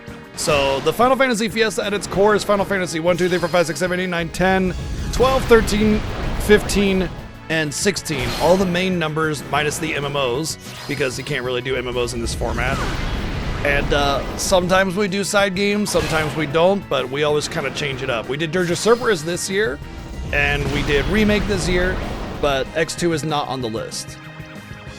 So if you're looking at the website, the next game would be FF12, correct? So the website will have all the listed incentives, means those are all the games on the docket.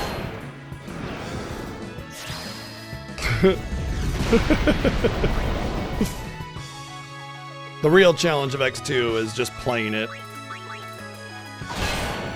Actually, the gameplay is really fun in X2, so, you know, I don't think anybody disagrees with that.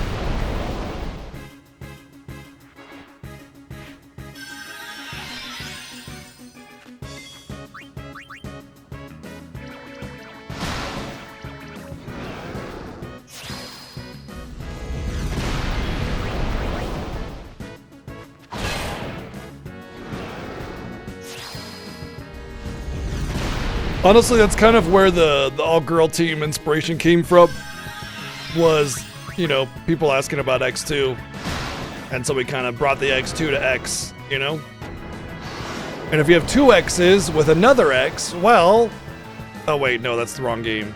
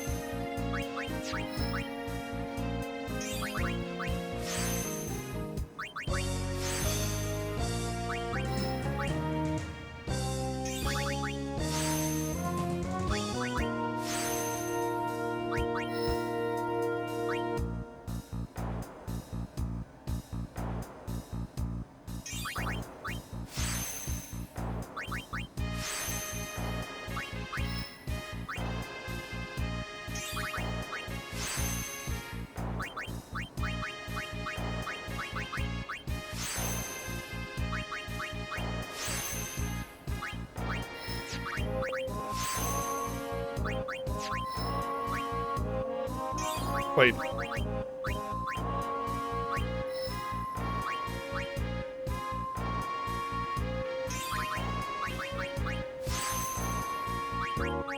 I don't know how well that's gonna scale, but it could be helpful.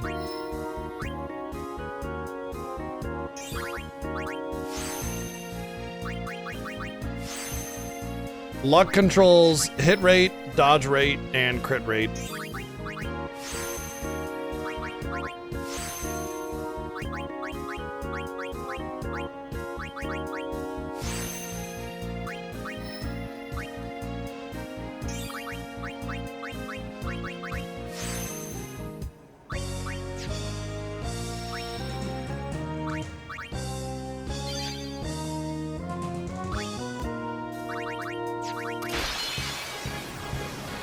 And unfortunately, you need, like, all the hit in order to reliably hit everything in the game.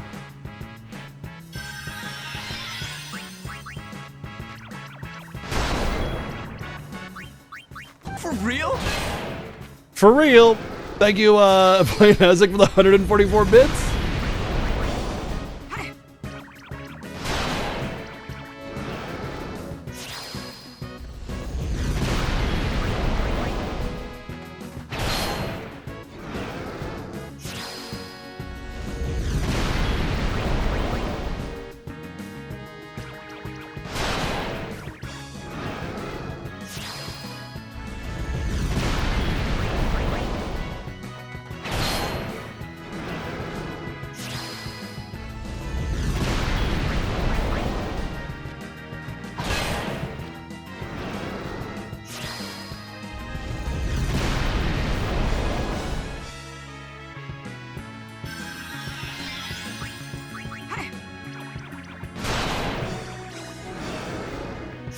Yep, every character can, like, the random rules can overlap. So, okay, this is actually a little bit of an incentive we did before, where we did random jobs, but the jobs couldn't overlap, and that was kind of a mistake because eventually every job was picked, right? And it just made random combinations.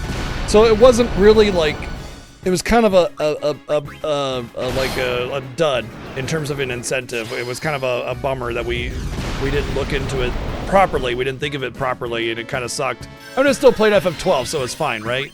And we had some fun job combinations, like a ton of archers all over the place. Well, that was a different year actually, because that's overlap. Anyway, we also had the license thing where it was like number of licenses equal to 2 times level, and that turned out to be way too many. So we've adjusted both of those things. Even though you guys voted on one job, random job, we said overlap is okay, which means we can have all white mages now. So that already adds a level of potential difficulty, and we have the amount of license points for the other one. So we took some dud incentives that you guys voted on, and we made them more interesting. Thank you, Planet Azure, for the 299 bits. So hopefully it's actually a challenging run for Final Fantasy XII without it being too oppressive, you know? It's gonna put us in a potential, you know, machinist white mage Ulan situation, and we only get 1 license per level, you know? Thank you, Planet Azure. Yeah, I know! We're getting there, we're getting there. Thank you, Planet Azure, for the 299 bits again. And Joey, thank you for the 355 bits. You guys like starting to gang up on me. What's going on? What did I do?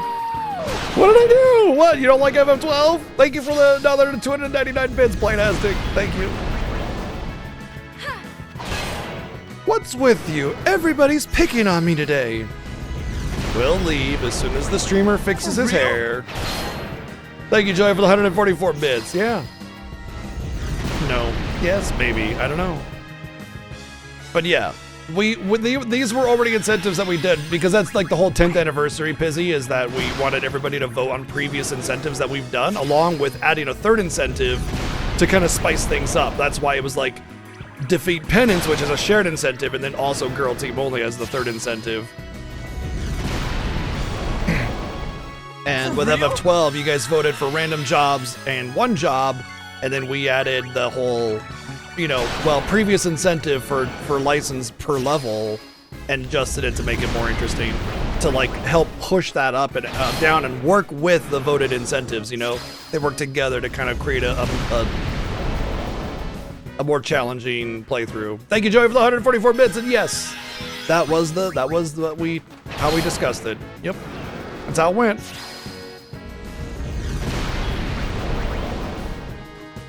You turned 44 last Sunday. Zum Geburtstag. Viel Glück. I didn't realize you were older than me. Damn. I thought you were like in your 30s still. Shut up, old man. You smell like fart. 40. Thank you, Playtastic, for the 444 bids. Also, our birthdays are very close together. I didn't know. I probably thought about that last time you mentioned your birthday last year, and then I just forgot because if people didn't tell me about my own birthday, I'd probably forget it, so,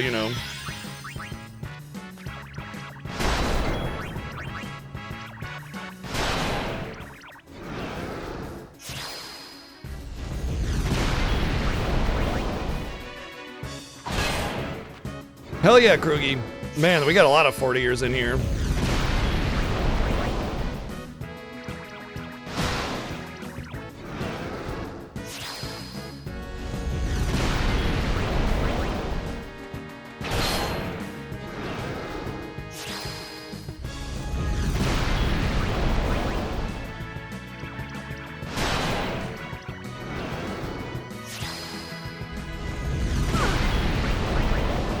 Oh, Obsidian can be in the cool club now.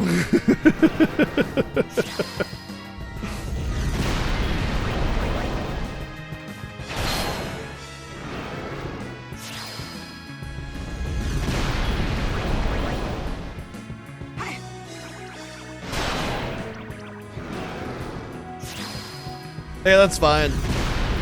There's no real age requirement to hang out in here, unless it's like, what is it, under 14 or something.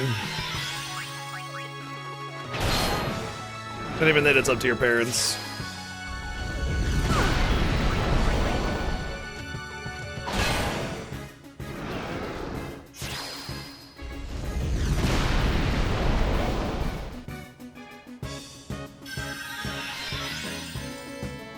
Gosh, it's like the 1980 in your name means something.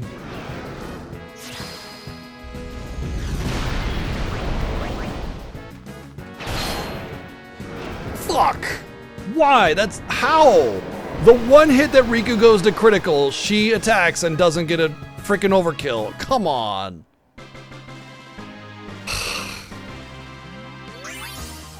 That's Dark Matters anyway, who cares?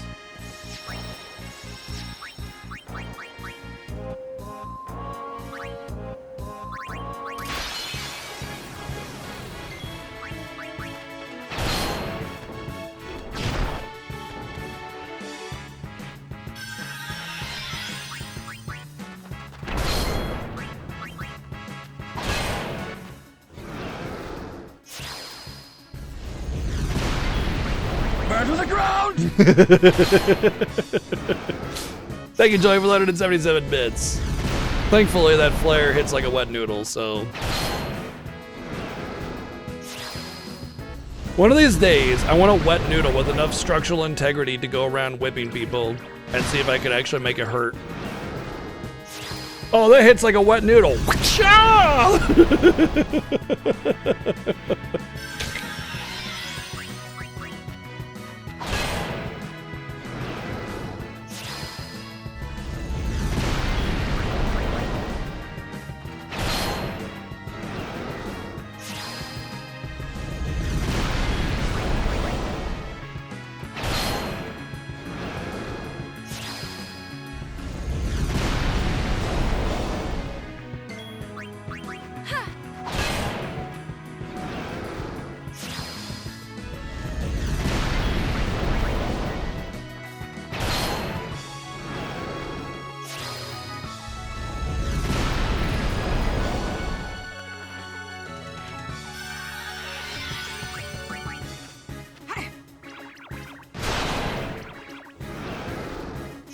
Seems like everybody's pretty much critting every attack.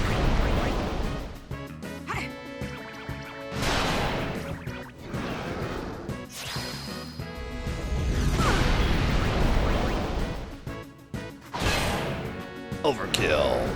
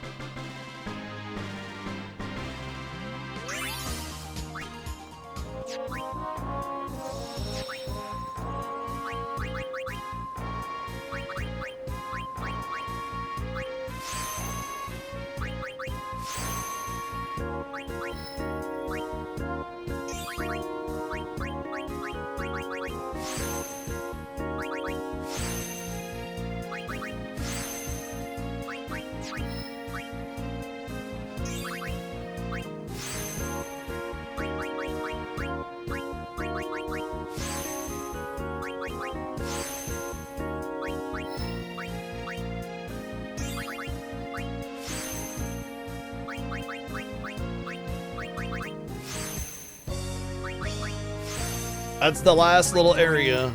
Once we finish that up, then we just got a little bit more and we're done.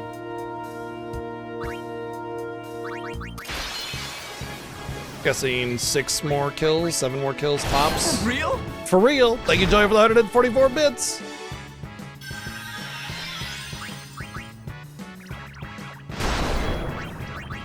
For real, for real, for real. I think what I'll do is I'll like get the agility spheres and I won't put them in yet. So I gotta get like what?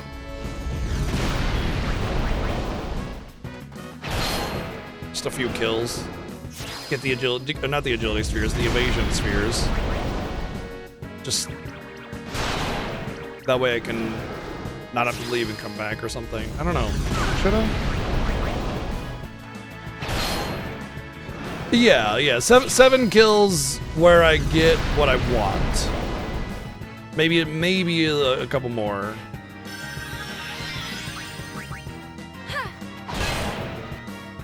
You just gotta make the game think that you want the dark matters. Like, oh man, I can't wait to get more dark matters. Then I can do my other ribbon. Yeah, come on, video game, hook it up. And they're like, oh, you want dark matters, do you? Well then, we shall be getting fortune spheres for all eternity. No, why do you curse me so? I will keep trying to get those dark matters, even though you're going to give me fortune spheres, but I will try anyway.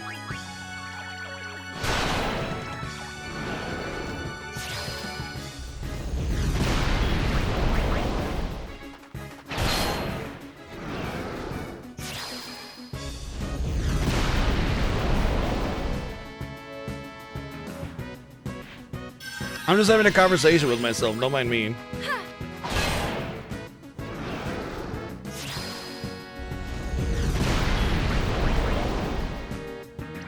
Overkill. You're totally nuts for Wrangler butts. And Seymour's like, yeah.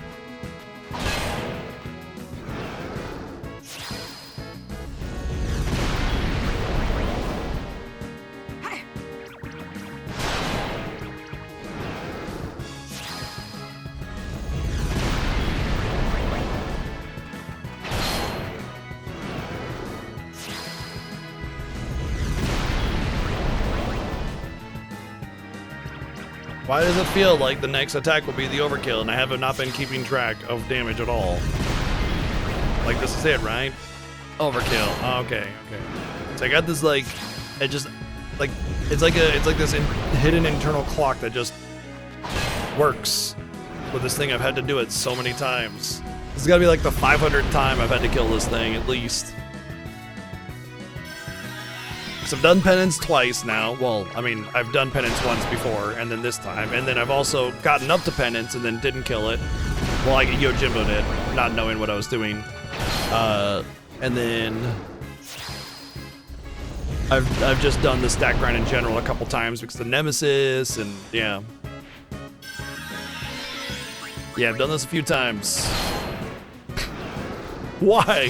Why have I done this a few times? Why have I done this a few times? Like, come on.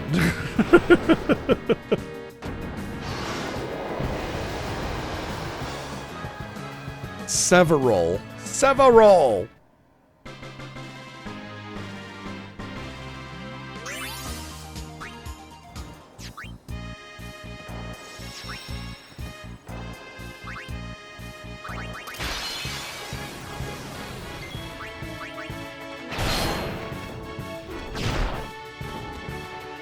I did say it would be a butt flare stream, so you know, I'm just giving you what the people wanted. I said butt flare, you showed up for butt flare. It almost seems like people will go away when the butt flares are done. They're like, I'm out. No more butt flares. Bad content.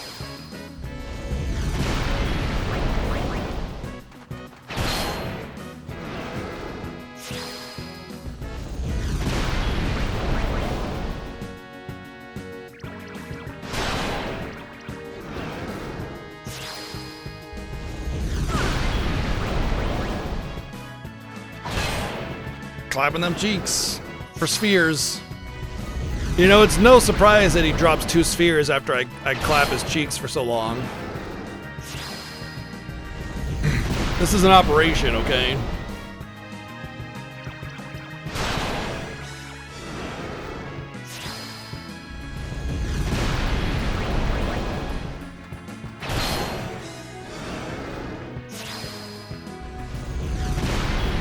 Population control.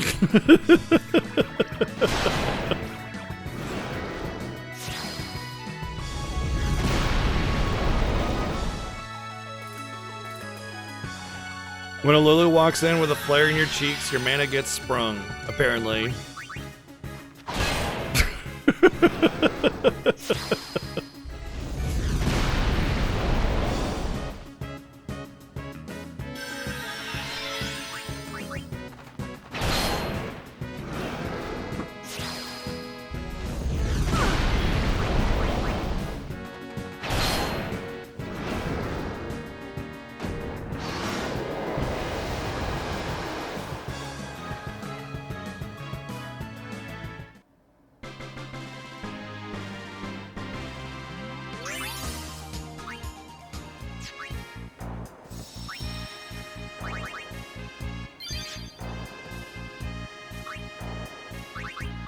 What was that, 4? 4 or 5? We're almost done, Motzi. Very close.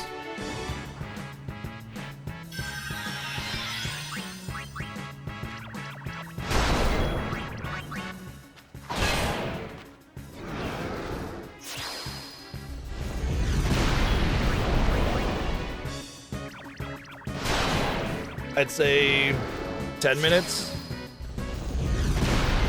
The pegging will continue until luck improves. Like, literally.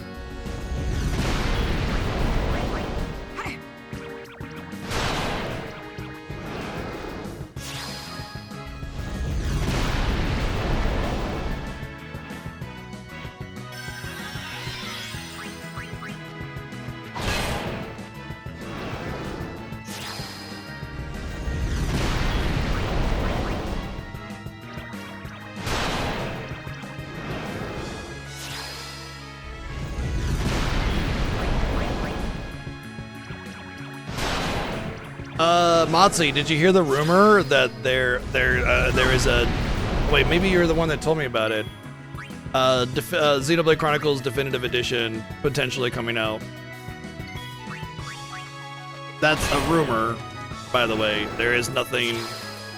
Yeah, you were the one that told me, okay. That's right, we were talking about it in DMs.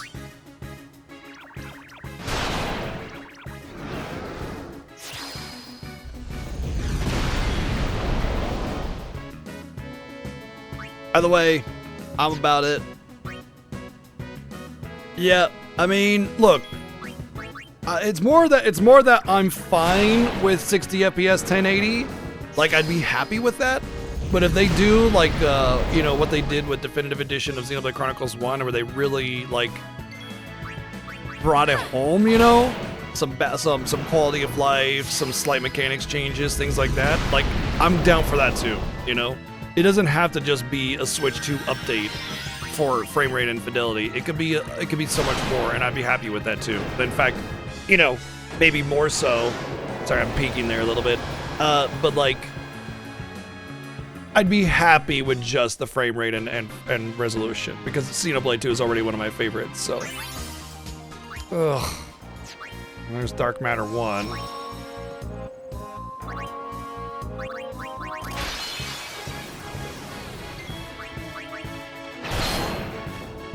Well, I mean, if they were to update Xenoblade 2 with better FPS and frame rate, it would also look better on handheld on a Switch 2, right? So, you know, like any kind of definitive edition or output upgrade is going to be a Switch 2 thing, and it'll look better in handheld as well, so you don't have to worry about that. Almost done, Nikki.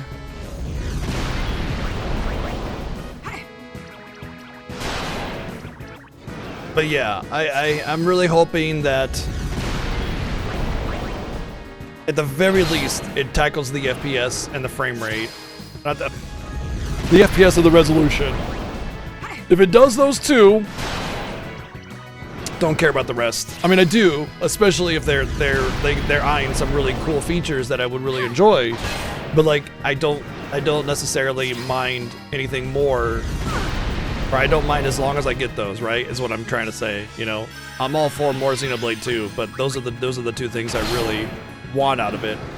And I played Xenoblade 2 the first time. I played it 100% handheld. So I played all the way through handheld the first time, and I loved it. So I don't think the handheld is as you know, as negative an experience as a lot of people suggest.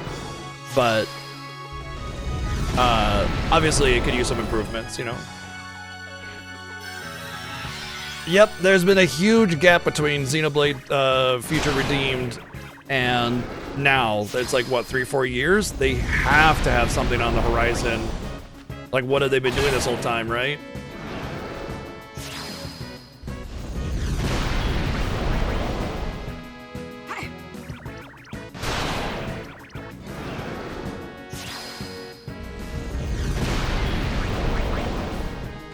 Although, that being said, I mean, if they are eyeballing the idea of a Xenoblade 2 Definitive Edition, I really hope it doesn't get in the way of any whatever like new project Takahashi might have going on.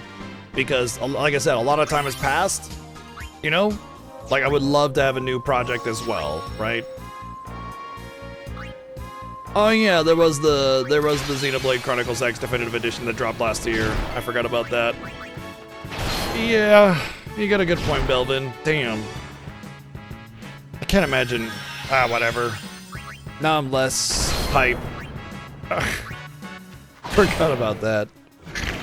Xenoblade Chronicles X was alright, and the Definitive Edition definitely fixed a lot of what was wrong with Xenoblade Chronicles X.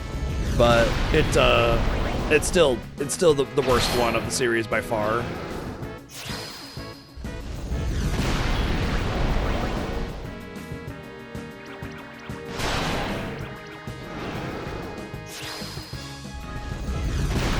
Yeah, like, I had a lot of hope for Xenoblade Chronicles X, and then I played it, and I was kind of disappointed by it. But the Definitive Edition was pretty much that. It made me not hate it. I didn't really hate it, though, but it's like, it's the same mentality. Like, I wasn't super fond of it. I thought it was okay, but it made me kind of like it, you know?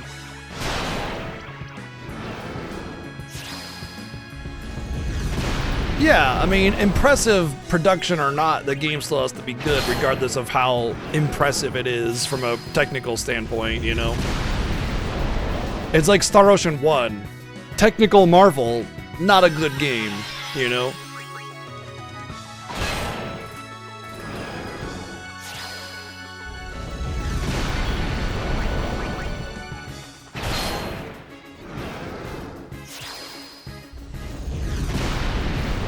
I played Star Ocean 1 and Star Ocean 1R. I played them both.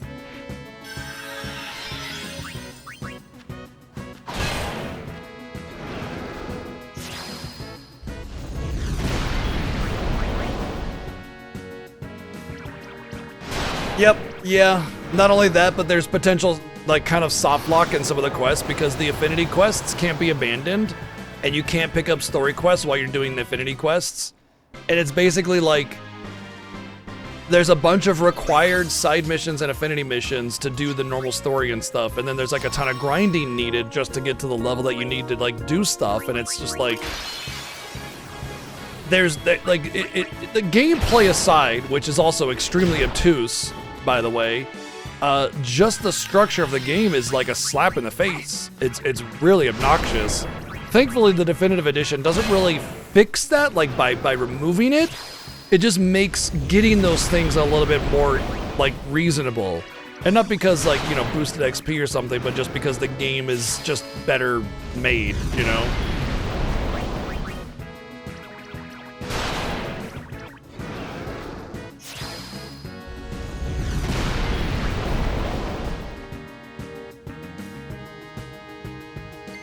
But I do want to say that XP was much better handled in the definitive edition, which made it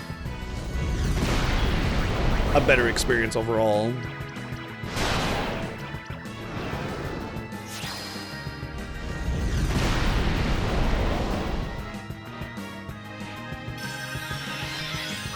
Yeah, well, 1R is basically like what if Star Ocean 2 was Star Ocean 1.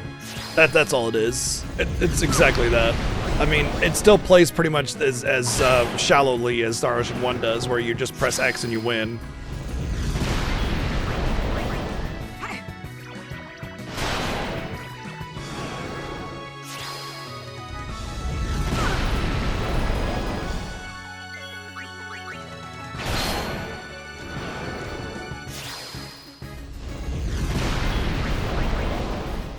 By the way, yeah, I forgot about Xenoblade Chronicles X Definitive Edition. As nice as that is for people that love I nearly 100%ed it, by the way. There was only one node that I didn't finish, and it was because that I knew that the grind to get that finished was going to be obnoxious, and I was like, you know what? I know what I need to do. I'm not doing it, though. So, I basically 100% the Definitive Edition of Xenoblade X. But yeah, Definitive Edition of 2, I mean, I'm going to be down for that. I just hope it's... I don't know. We'll see. 2 is one of my favorites, like one of my favorite games, so of course I'm gonna be hyped for another reason to play 2. I already have all the blades, so it's gonna be fun to get them all again, I guess. I don't know. I honestly don't know. I'll probably stream it too, depending on when it comes out. I imagine with any kind of definitive edition, they would make blades like Cosmos not be so uncommon. Heck, they might even just like let you choose or something, you know?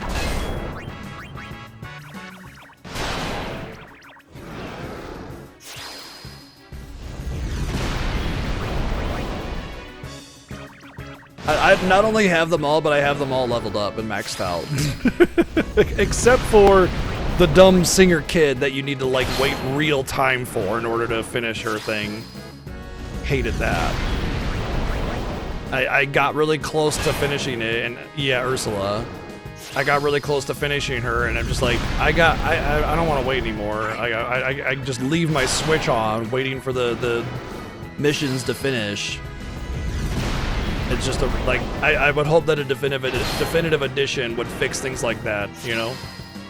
Fix Ursula, remove the gacha mechanic, and just like make it more like a farmable resource that you can spend on unlocking a blade instead, and just get rid of the uncommon blades entirely. Well, that's actually not, I don't know, they're good for the missions and stuff, and some of the passives are needed, but like at the same time you can accommodate for that in other ways, so you don't need those for anything.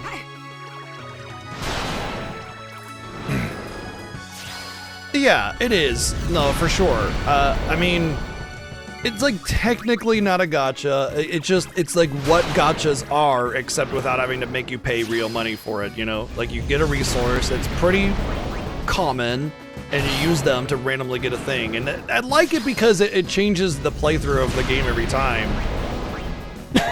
But like, there's better ways of doing that, you know?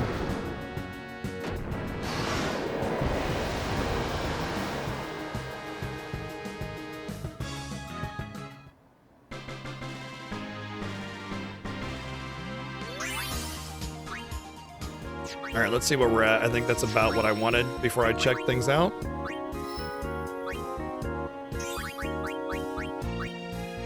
$15 may be enough. Probably need a couple more.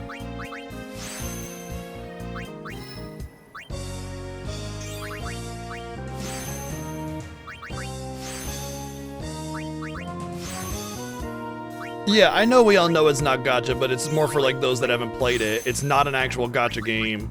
It doesn't have gacha elements. It doesn't make you pay to win. It just has a resource that you collect that you randomly get a thing. And that thing is important, but it's all in the game. And it's not as rare either. And also the pity is like 10 or something, so like you're guaranteed to get something good very early.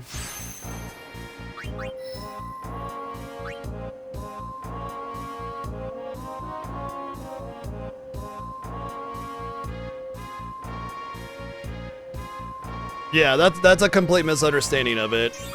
There isn't necessarily luck involved in it, like I said, because there's like a built-in pity that's very, very, very generous. And like it does not take a whole lot of time to get basically everything that you want, you know? But yeah.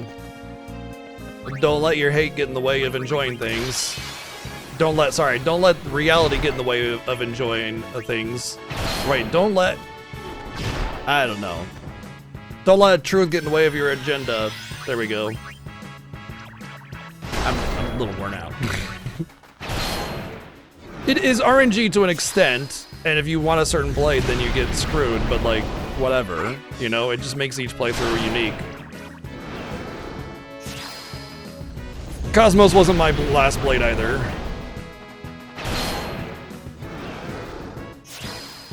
Honestly, there's also a lot of anti-Nintendo. I actually had a conversation with someone that like they were really sad that they couldn't play Xenoblade Chronicles 2 because they hated Nintendo. No. What was it? They said Xenoblade Chronicles 2 sucks. I've never played it, but it sucks because Nintendo. And it's like, well, Monolith makes it. And they're like, I don't care. Nintendo still holds the majority share in Monolith stock. And so, like, come on, you know?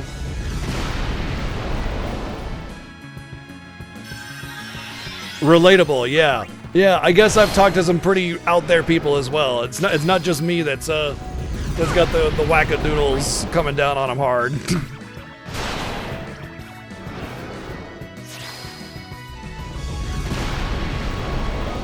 I mean, I have a bit of a completionist mindset, and I was never upset with the blade system.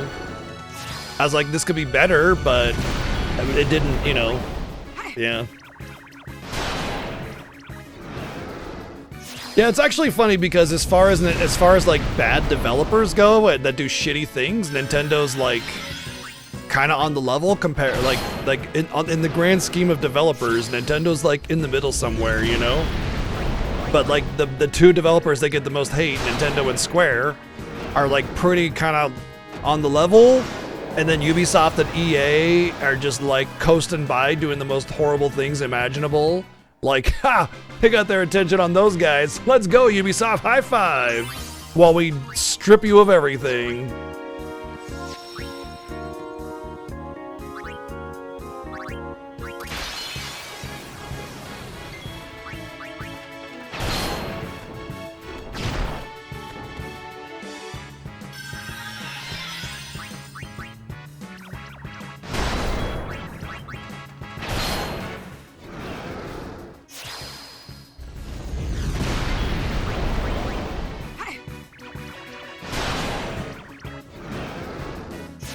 Yeah, some people just find interest in hating the thing that's popular or well-loved, and it's not about anything else.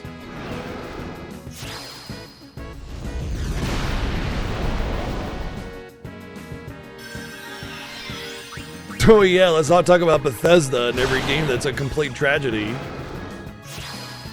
Leave it to the modders to fix everything that they release.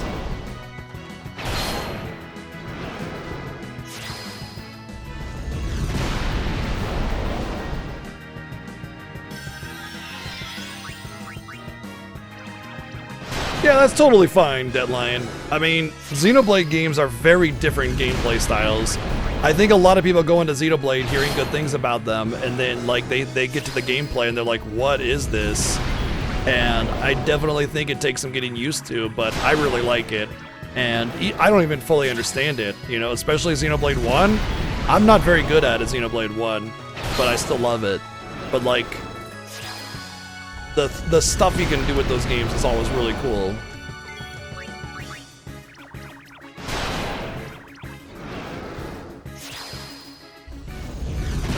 Oh good, I can go back to mashing X.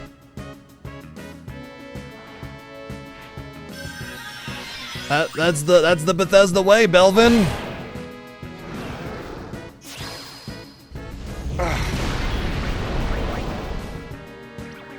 Some color things he said.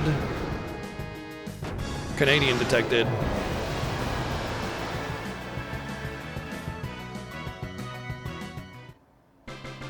What do you mean by that? Some color things he said to me over being a Xenoblade fan. Oh, he said some colorful things to you for being a Xenoblade fan. I see. Wait, was that the last one, or was that the first one? That was the last one.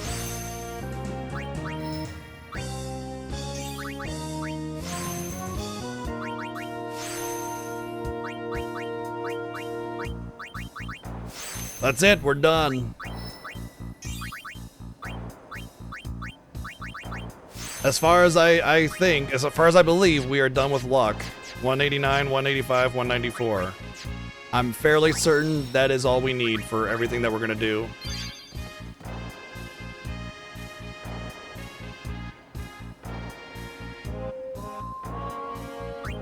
Alright, let me just check the, is it this one for the evasion?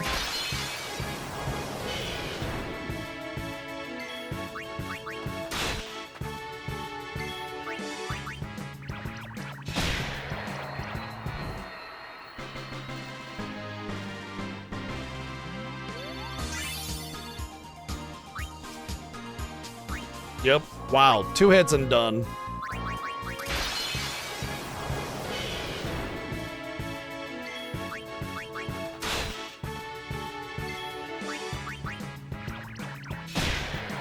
This is a much more reasonable grind.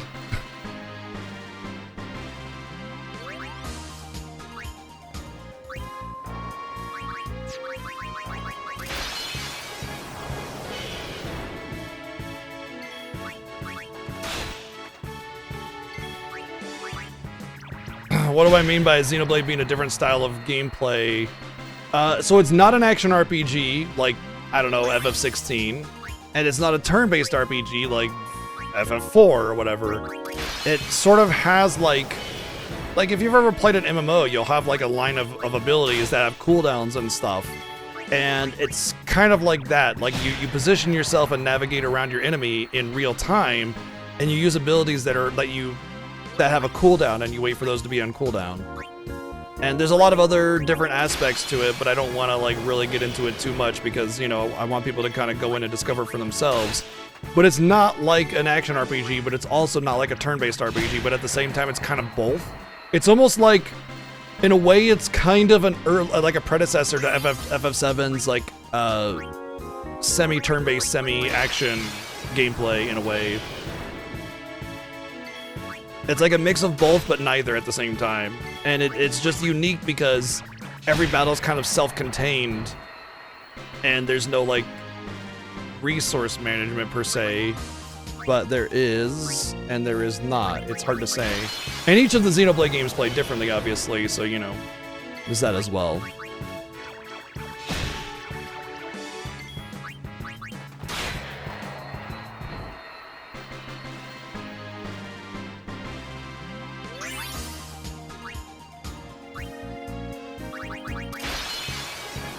You know, I'm doing this fight and I'm sitting here thinking like, I don't remember ever doing this. I don't think I ever bothered with evasion because I'm pretty sure that no matter how much evasion you get or how much luck you get, you can't avoid any of the enemy's attacks that we're doing.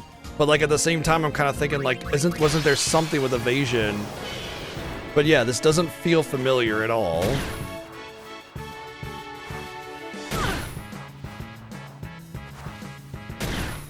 Okay. Oh no, I can overdrive.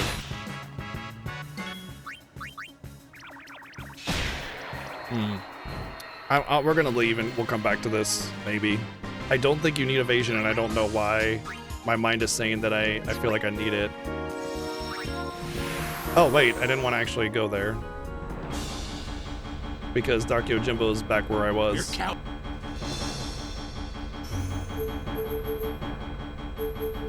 Yeet!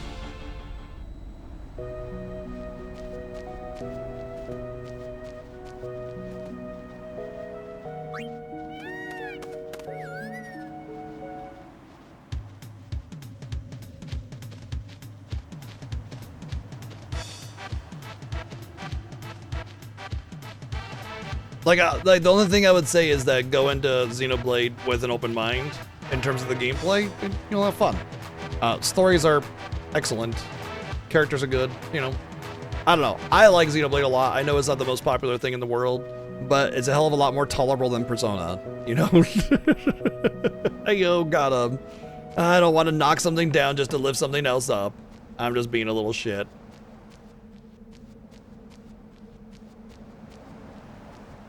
Yeah, definitely play them in order. Don't try to skip them. Just play them in order.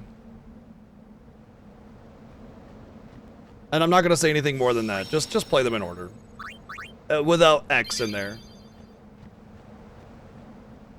Just 1, 2, 3. Just play them like that. No, that's it. That's all I want to say.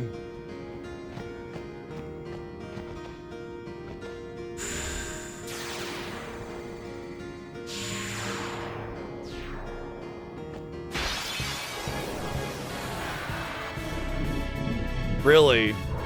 Ambushed. You got the longest fucking spell animation in the game. You gotta ambush me, don't you? And before no encounter armor. Aw. Alright.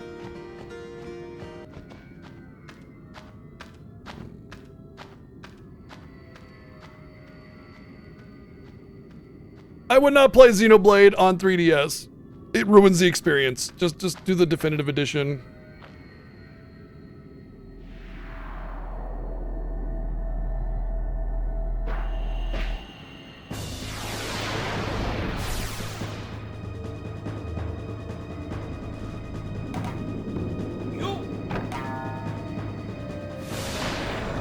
Yeah, true. Without GameStop, we wouldn't have had that first release, right? All right. Of course we get ambushed by freaking Dark Yojimbo. Well, there's Petrify, so we definitely want Petrify resist.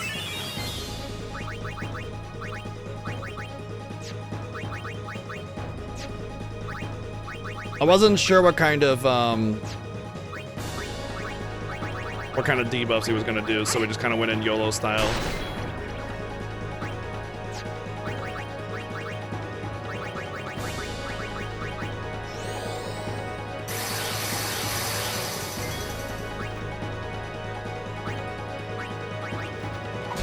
So I might have to come back here.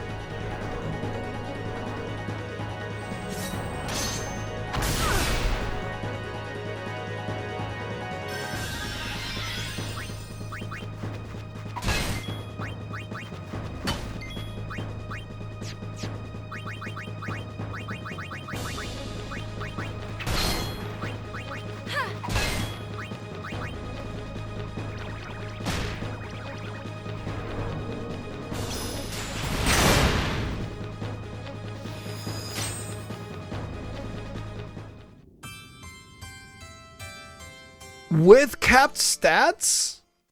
Wow. Wow. Why do I not remember that? All right, that's fine. It just means we'll have to use Aeons. Huh. I guess Protect and Shell would help as well. Let me see what I can do to customize.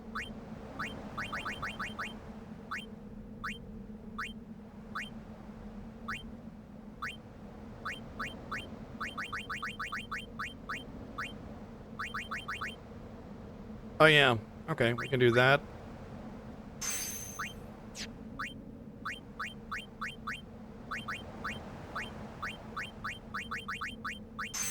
Alright, that'll eliminate some annoyances.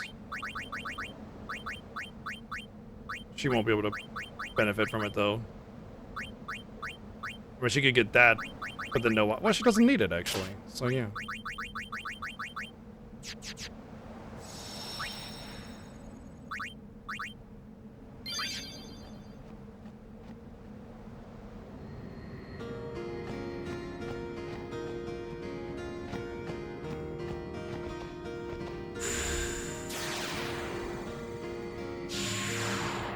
Obviously, it'll go a lot smoother if I don't get ambushed as well, because I won't have the loss of all my intro turns.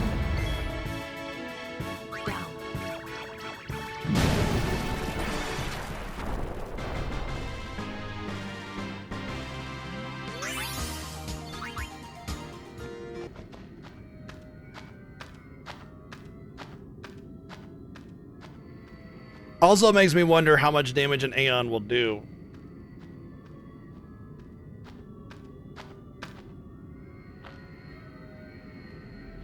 Like how what it'll perform against Yojimbo.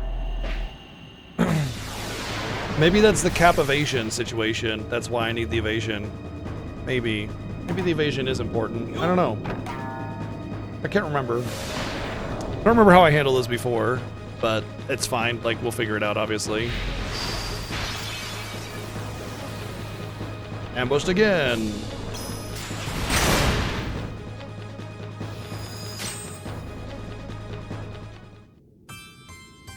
That's just bullshit. Like, ambushed again, one shot. Come on.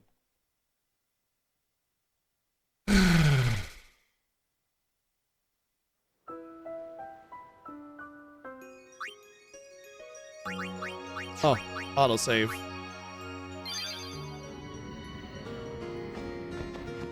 Oh, that's just me walking in the cave.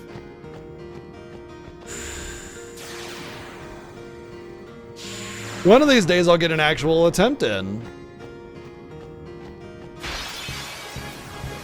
Oh good, a magic pot.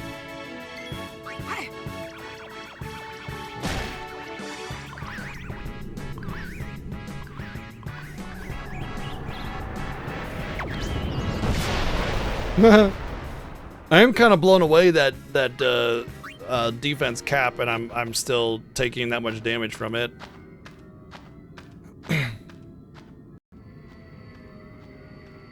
And then protect wouldn't even allow me to live through it, so I have to do Aeons.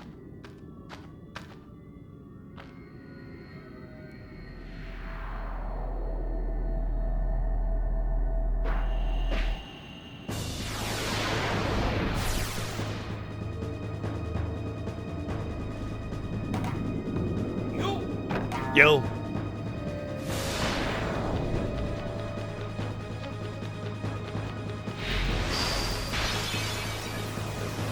What, is he guaranteed to fucking ambush me or some bullshit? What the fuck?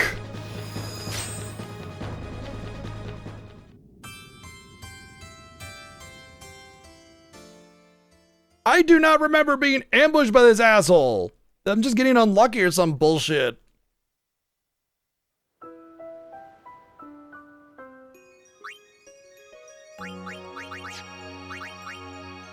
Hey, stop offering advice. I can play video games. I'm capable of it. I'm an old man. Thank you. I've also done this many, many times. Many times in the past. Thank you, Played Ask with 110 bits.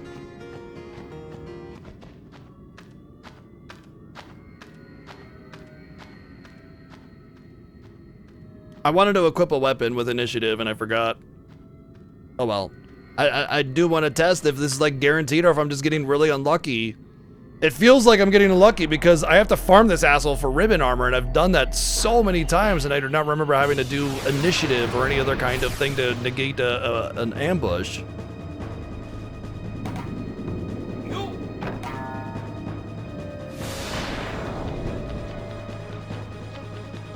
Oh, I could have equipped it there. Come on! Or at least they did his dog instead of the one-shot.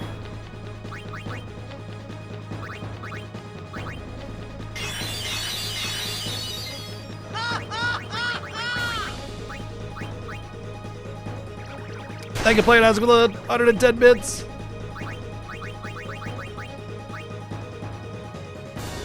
What can you mug from him? Nothing.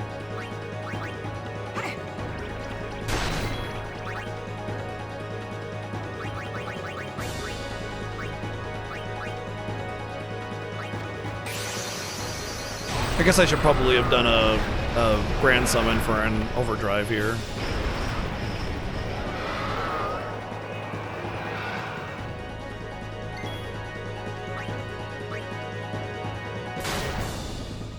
What? Not damage cap?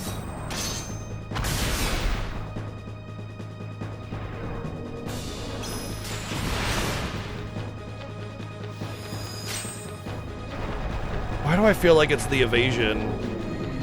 I feel like it's the evasion. I don't know why, but I feel like I need to cap my evasion. I don't know. I don't remember exactly, and obviously we don't want to look up strats or anything.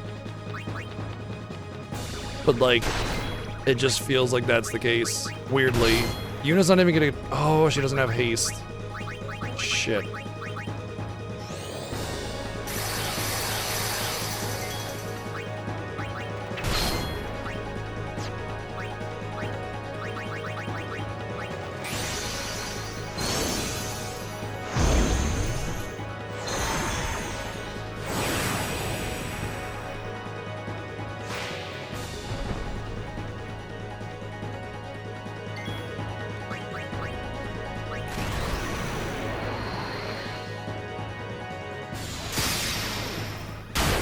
Surely the evasion means nothing, right? Maybe I would just dodge it? I doubt I would dodge him.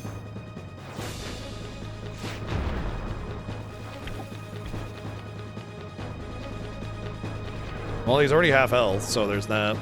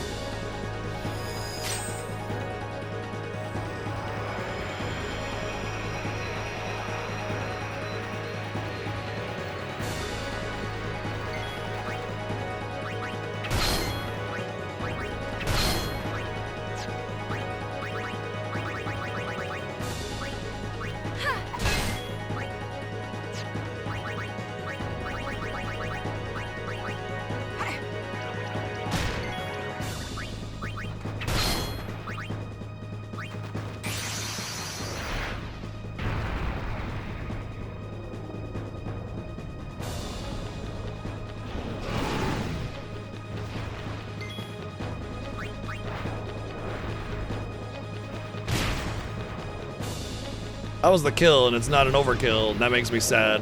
It doesn't really matter for what I want to get from him anyway. I just need the armors. Okay, we just gotta summon every attack and hopefully not get ambushed. Oh good. Waka armor. Before it's perfect. Nope, it's garbage. Oh, I forgot I could do the break HP limit on the armors. Thank you, playing as 110 bits!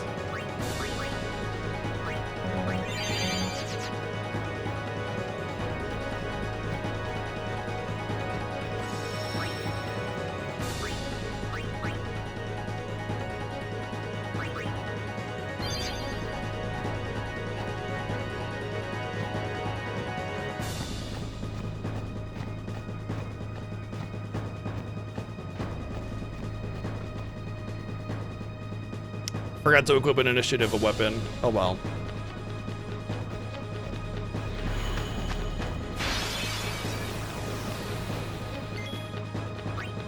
Oh, he didn't ambush me this time. Look at my turn order now.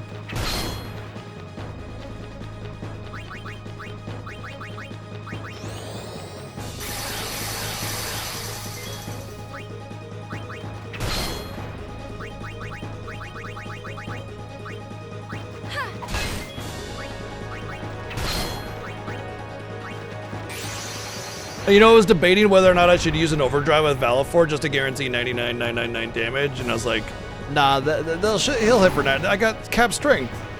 And I'm sitting here wondering, how do I not hit for 99,999 damage with capped strength and my Celestial? Like, this seems impossible. And I'm wondering if, like, I don't actually have cap strength all of a sudden.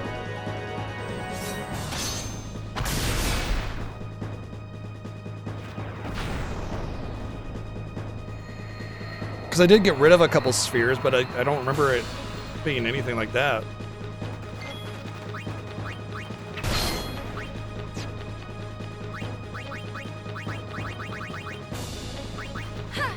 Next, you know, now that I'm getting into the mix of this feels like what I remember doing to grind. Having to pop in an Aeon every time.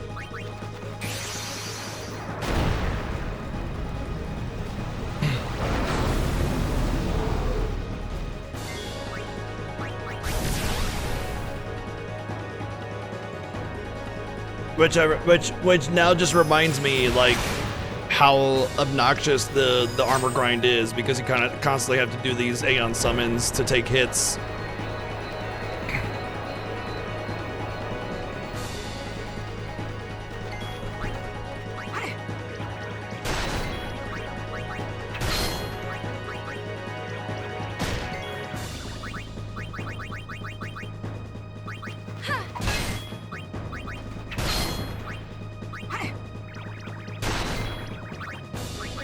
Get 'em, Biscuit! Show them the meaning of pain.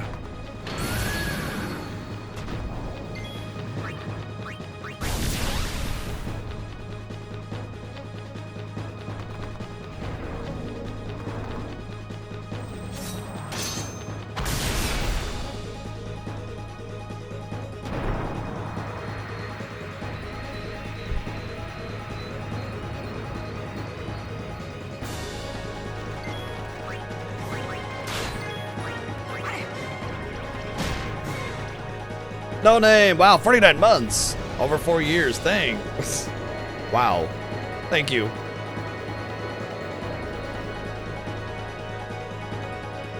If you don't, so you have to fight him 5 times in order to finalize the battle. As long as you don't kill him the 5th time, you can just leave the cave. Ugh. I mean, ugh. Like, I'm gonna fight him 3 times and then I'm gonna leave. That's what I do. I do it 3 times because the 4th time puts him in front of the entrance of the cave. So I do this one right here in this room. Oh, let me...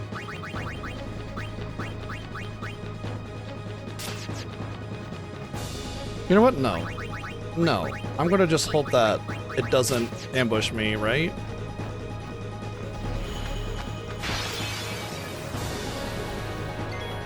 Gomez, thank you for 29 months. Thank you.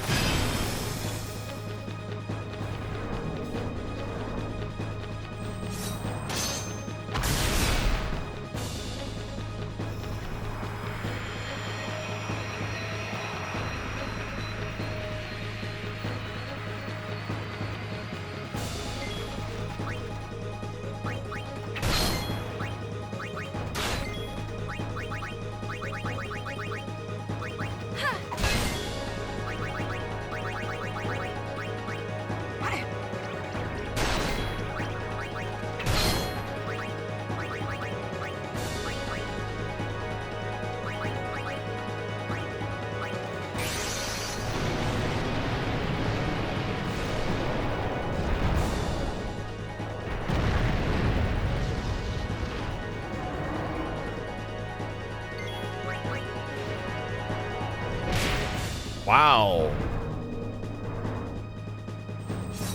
What is with that damage?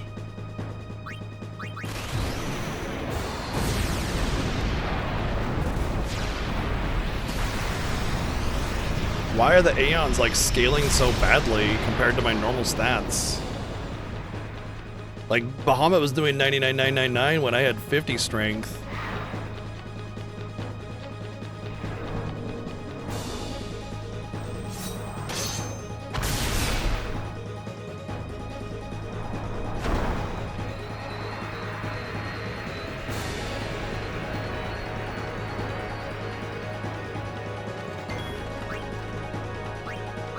Oh, he's got his overdrive.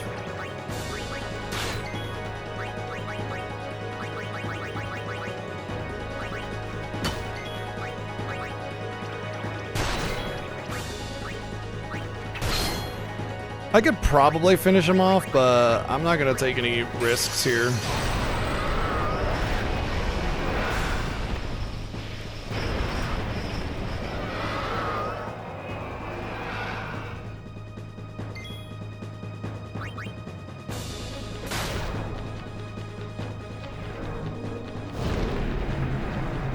It's a shame that this is where Anima died forever. Oh well.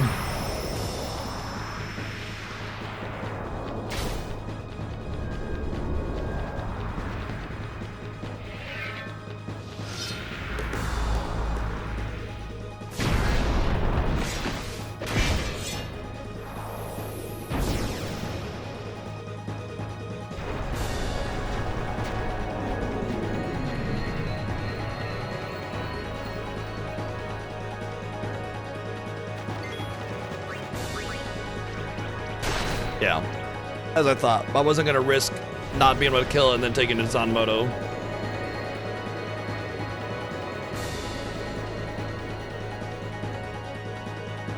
Alright, so there's one more battle in the hall and then one more at the entrance of the cave, and if I fight him, like, oh wow. Wait, that's a weapon.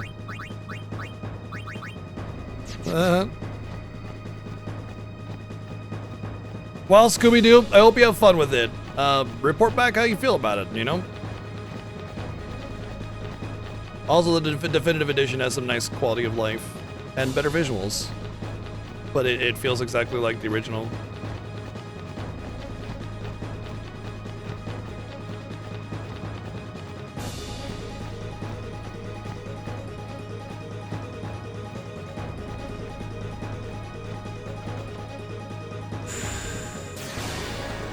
So that should sneak in behind him. And the fifth one is right here, but the fourth one is in the hall to the right. So that should reset it.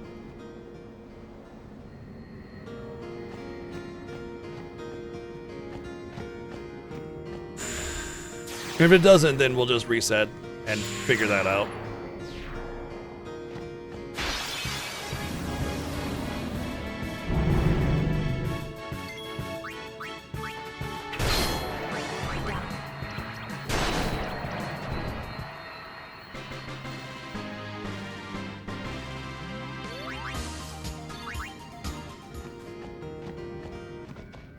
Yep, there you go.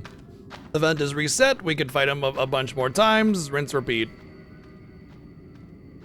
I mean, you can use the save sphere to leave, but then you have to go get your chocobo and ride all the way back, when fighting him 3 times just lets you walk right out and right back in. So it's faster.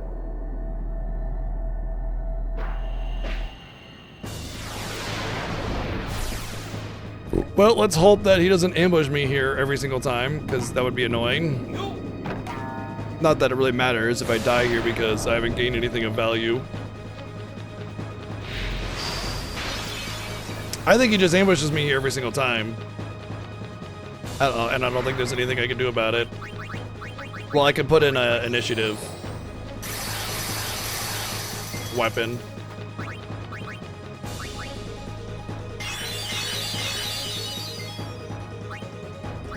Oh, I did forget to, whoopsie. Forgot to heal my summons. Teehee.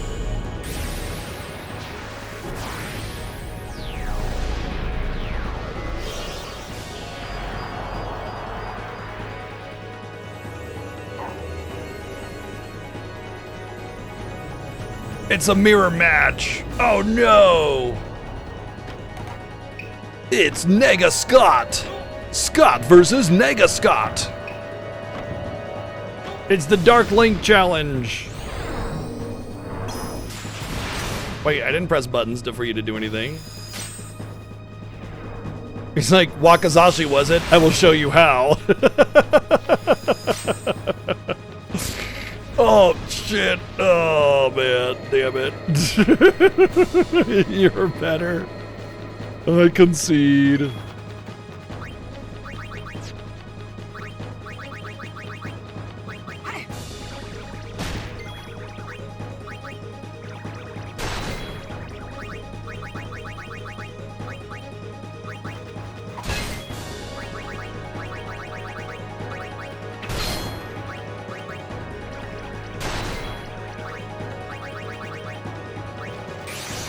I should have entrusted so I could get a overdrive here. That's all right. It's not that big of a deal.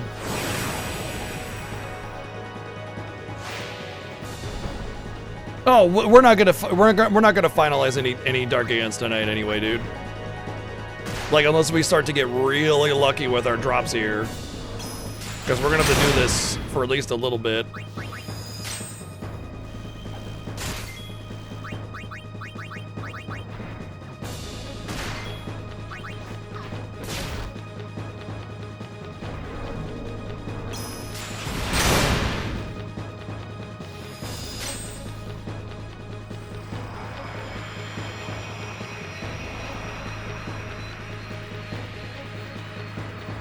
I mean, I would have to reset if it did Zanmato regardless.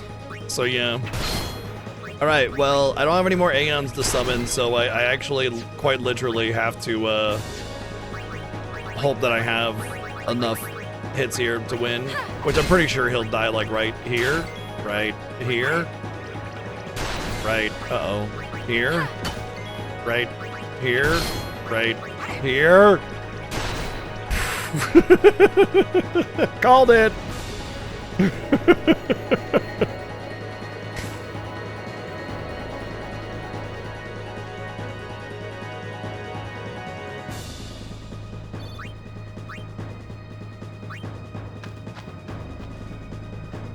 Lord Cactua.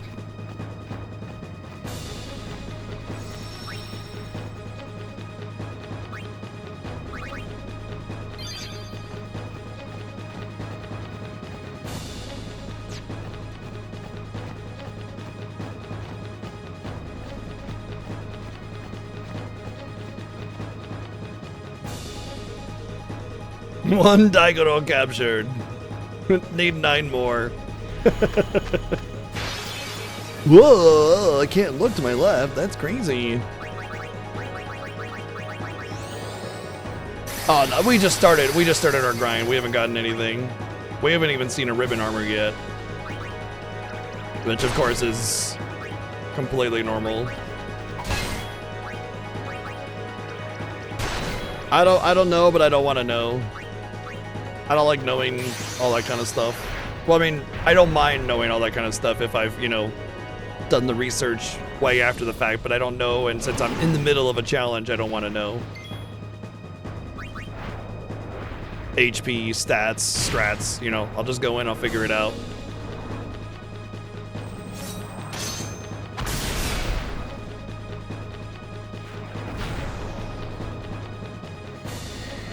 He's got horse wiener HP because of his long sword.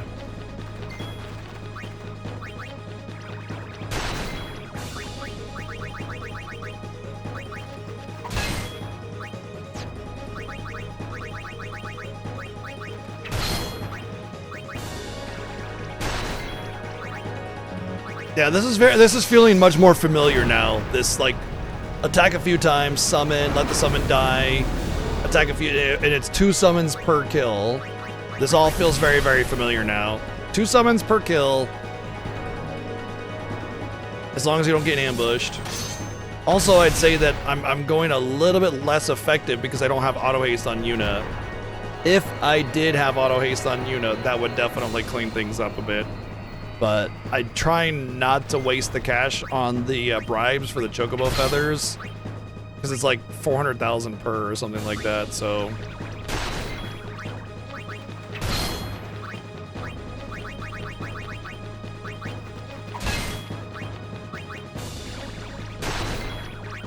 If I had auto haste, I could probably get away with 1 summon per.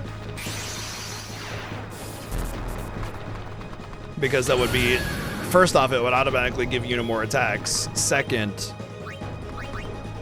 it would mean not casting haste, which would give me another attack.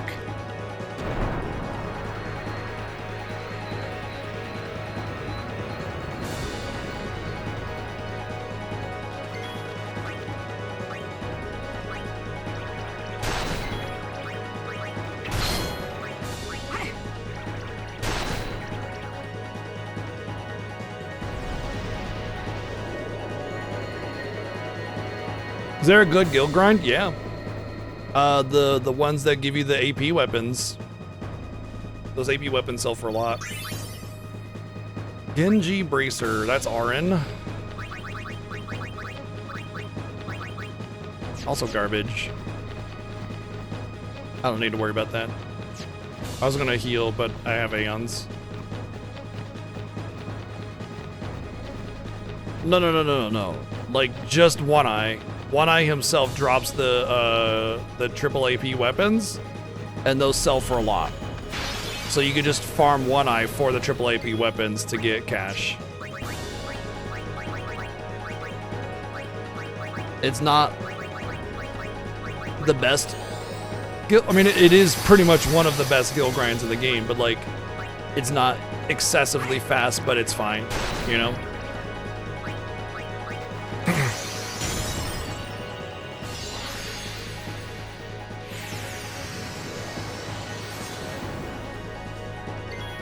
And more than likely, depending on how lucky you get with your grind, you're more than likely gonna need to grind that dude for money anyway. So, like, having already grinded it and gotten a lot of money from it, I'm pretty much kind of in the clear on that for the most part, unless I get really unlucky with the rest of my grind and have to make more expensive armors.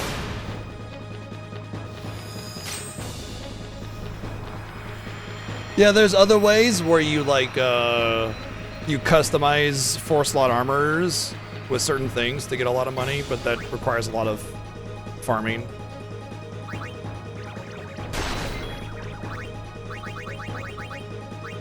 It's best just to do One Eye.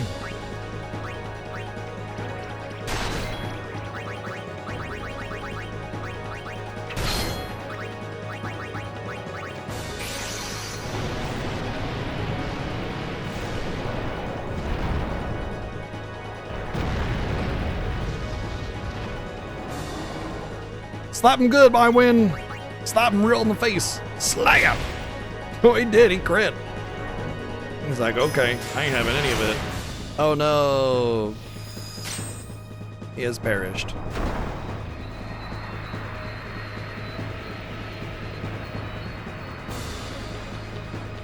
Bribing is pretty much how you're going to make the armors that you want to make.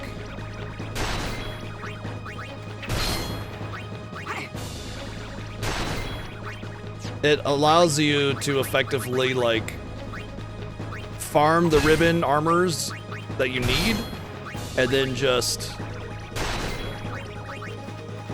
Uh-oh. Uh-oh. I went for it, and I paid the price. Well, wow.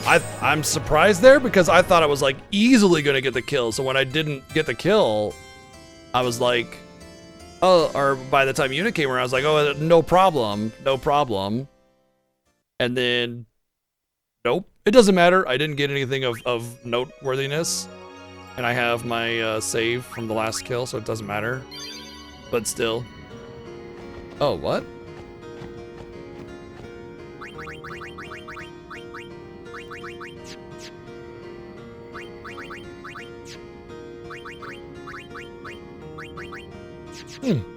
Okay.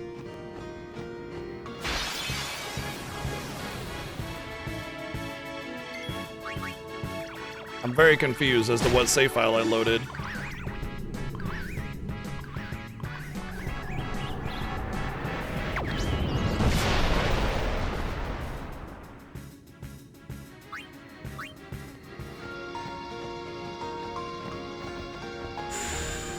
I mean, Riku has her armor, so at the very least I have that, so it's, like, doesn't matter. I'm just gonna go out and reset the event just in case.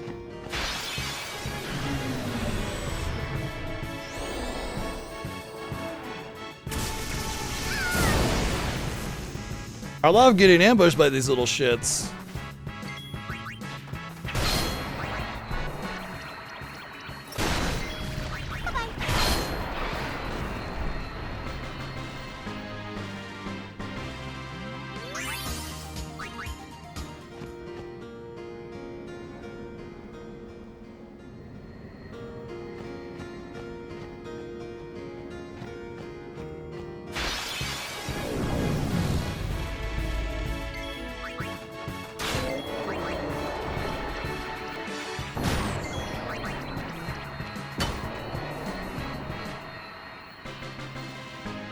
Debating deciding if I want to put auto haste on Yuna, but it's like 400,000, 800,000 just to do that. It's like that's like a third of my money, plus all the other things that I have to do.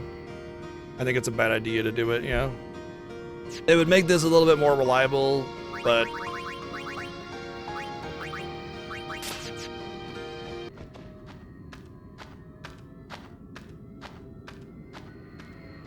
note to self for future kills as well, do not assume that you will kill it before you summon, or after Yuna's last turn. Always summon, just summon.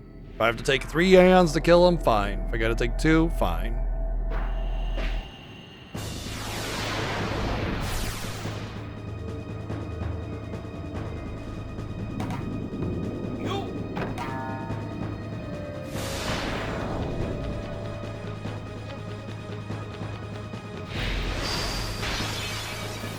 Okay, so you can't stop this ambush. You pretty much just have to get lucky, and I did not. That's really dumb. So first strike is the only way to stop this then. That's idiotic. You have to first strike that, or you just die if he decides to cast Wakazashi. That's fucking stupid.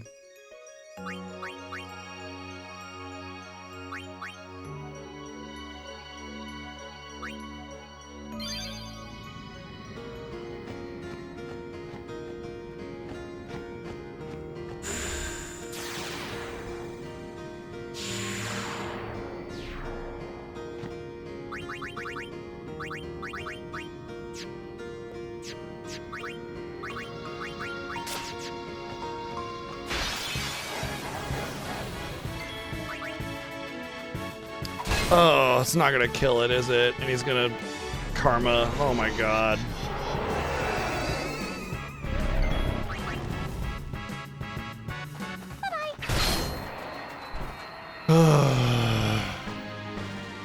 Game is testing my patience.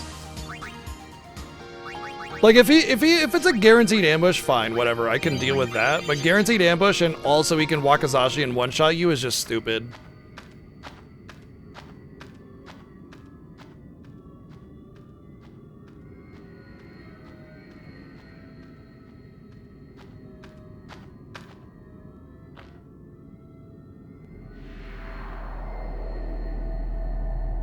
Get him, Yojo Jim Bob. Y'all came to the wrong neighborhood.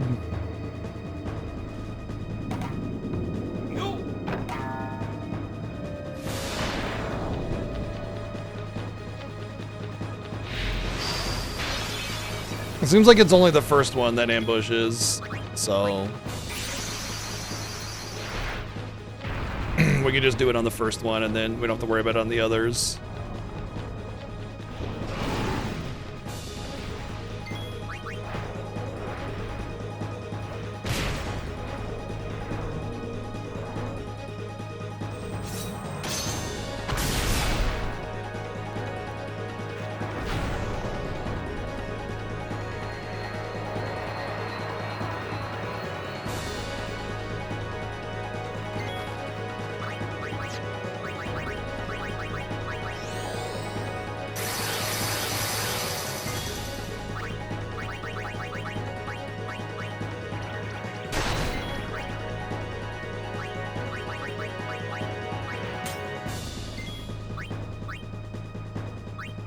Oh yeah, that's another thing I can do is I can change weapon to if there are people after me to like try to sneak in at the bottom of the CTB and get more attacks per summon.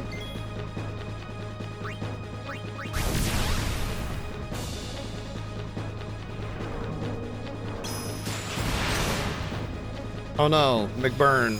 No, come back, McBurn. No.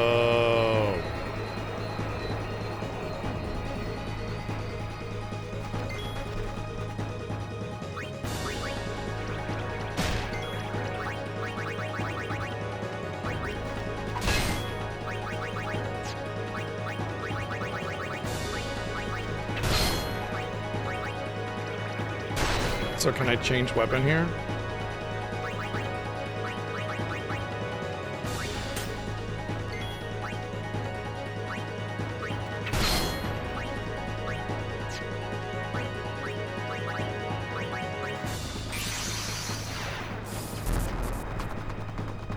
Behold the strongest GF. Show them the meaning of pain, Biscuit.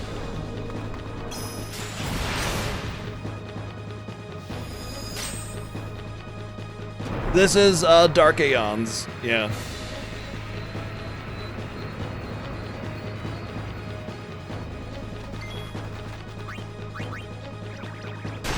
Not even half health yet.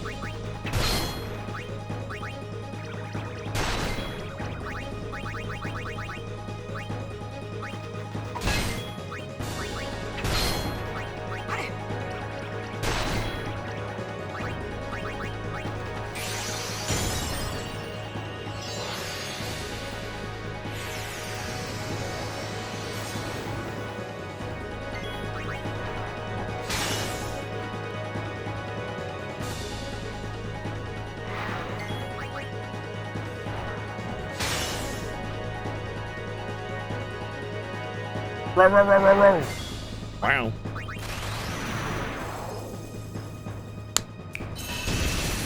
Oh.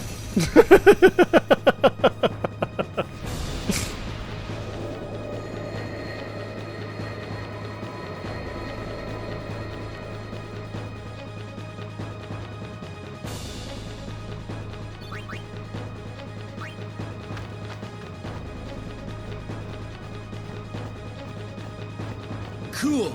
That. Thank you, Note, for the 123 bits.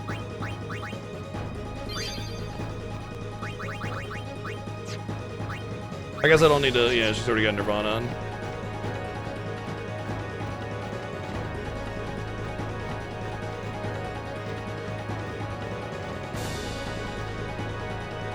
That was a very cool ending.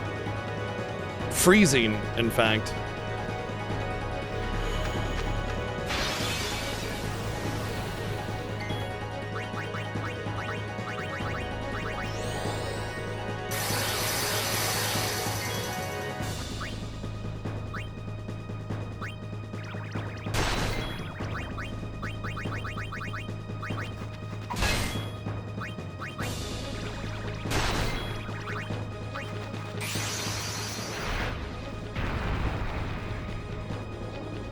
Who's a good birdie? Now go die like a good birdie. Squawk, what? What? Now go die, birdie. Valifor looks back like, what? Then Wakazashi to the face. And just, Valifor just goes.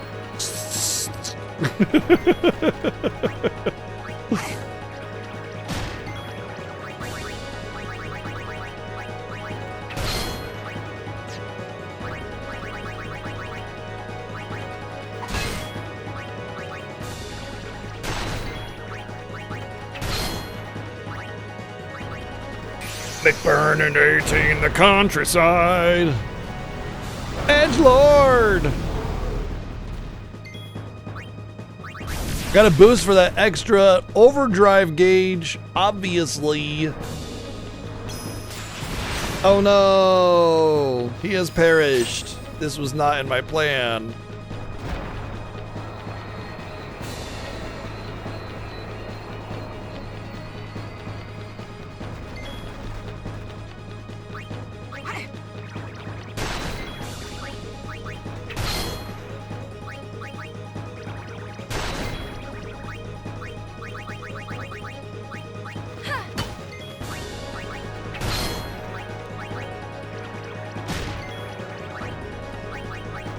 Apparently it's 4 summons now all of a sudden. I don't know why I was able to do 2 summons and now it's 3.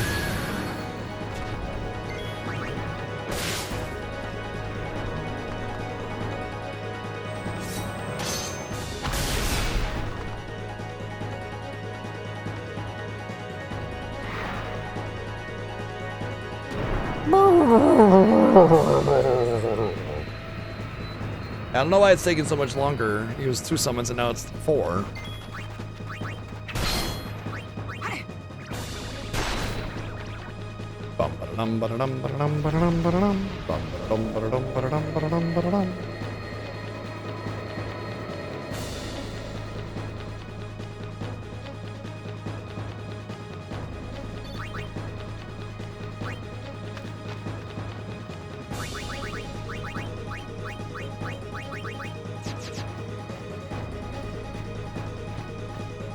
I forgot about all the other extra garbage that Dark Yojimbo can drop.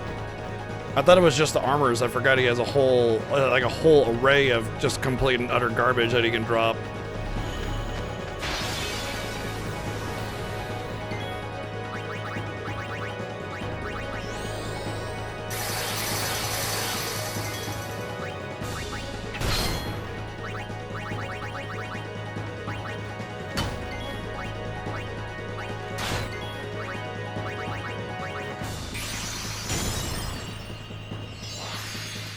Yeah, surely healer will have just as good a luck as last time.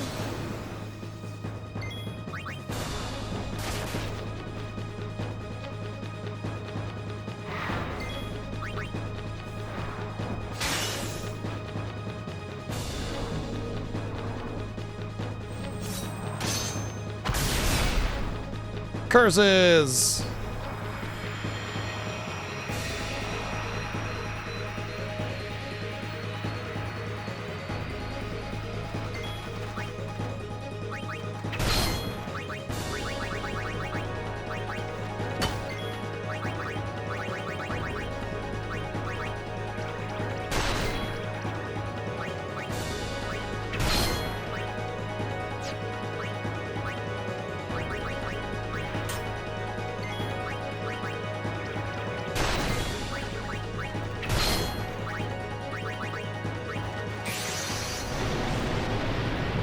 At least we have a change of music, huh? But this is our grind now until we get the armors that we want. So, I mean, it could be as fast as 2 kills. It could be as long as 2,000 kills. We don't know. I mean, if it started to take that many kills, like obviously I would look for some way out. Even just like making an armor, and then that way I can start getting dark matters along the way and hope for the best. But yeah.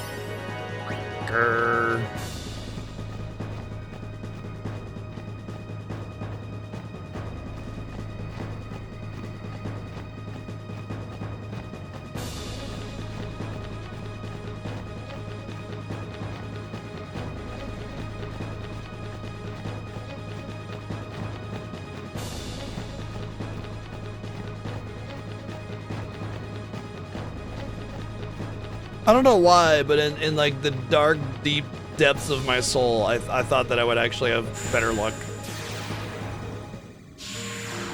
I was like, you know what? I feel like I'm just gonna have really good luck this time for the ribbons. Narrator.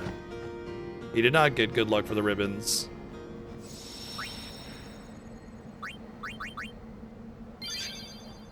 Well, it's 8 minutes for 3 kills. That's actually not that bad.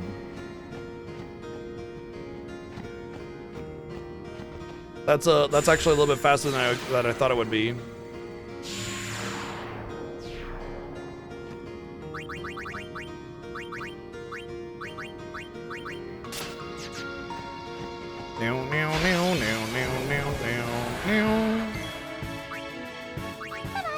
Bye-bye.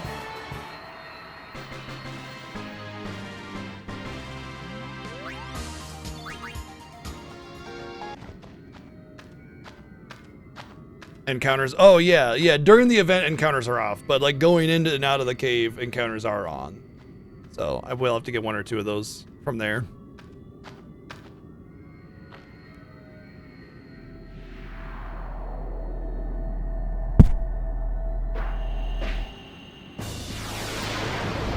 A grin he has on his face.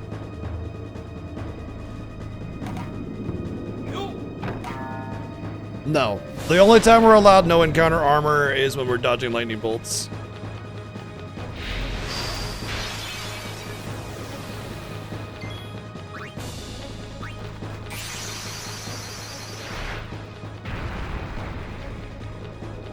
I'm actually curious how fast it took him to get his armors for this. Because it did. I never saw him on Yojimbo at all, so it had to have been pretty fast.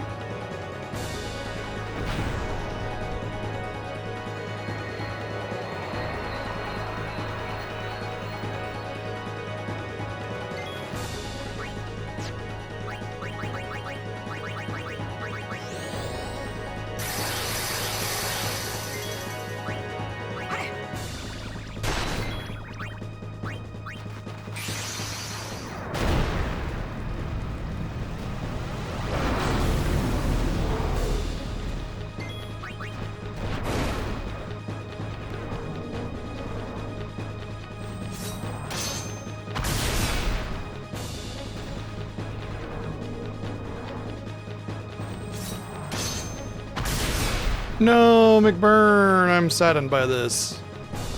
Oh well.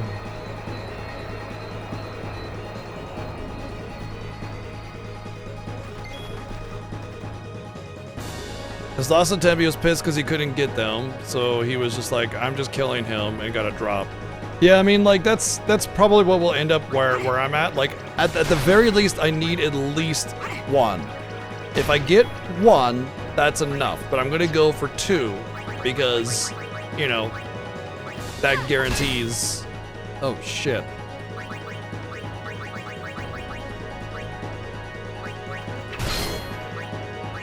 That guarantees the you know, success, basically.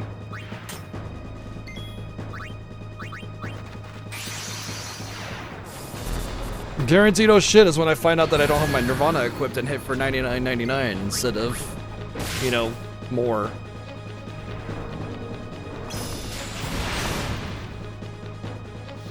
Thankfully, the boss has like a even, like it's divisible by like a 10,000 HP kind of thing. So if I just did 1, or like, what is it, like 10 damage to him on the first hit, it would be enough to kill him in the same amount of hits. Because the 9999999 leaves 1 HP per hit.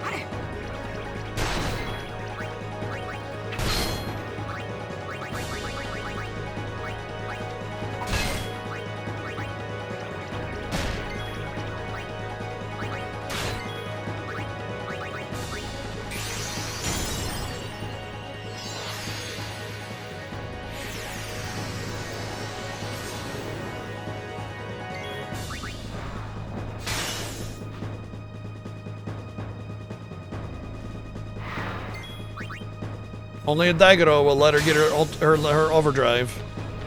Nope, no overdrive for healer. It has to be 2 Daigoros because she can't live through anything else. Unless she dodges, but I don't have evasion. Which, once again, I am debating on getting. I feel like I'll push as much as I possibly can without it and see what happens. But I don't know why, but I feel like evasion is still necessary. I don't know.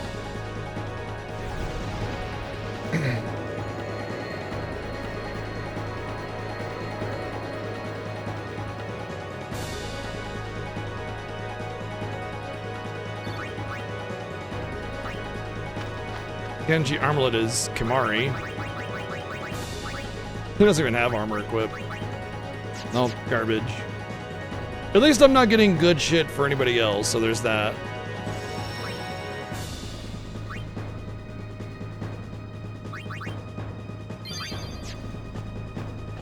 Like when I was farming my AP weapons, I kept on getting perfect weapons for Titus and Auron.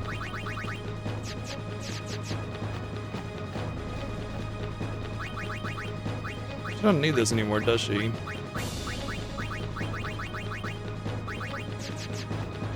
I feel like getting her in critical HP and then giving her the SOS haste might actually be better. But then every time I hit the sphere, I'm going to heal up anyway, so it doesn't matter.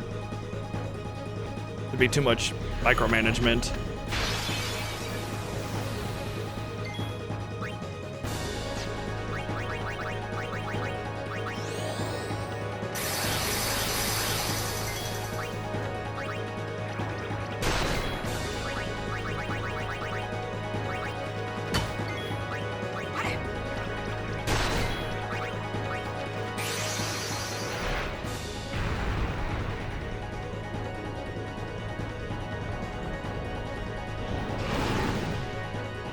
Man, my back is like at a knot, like right back here.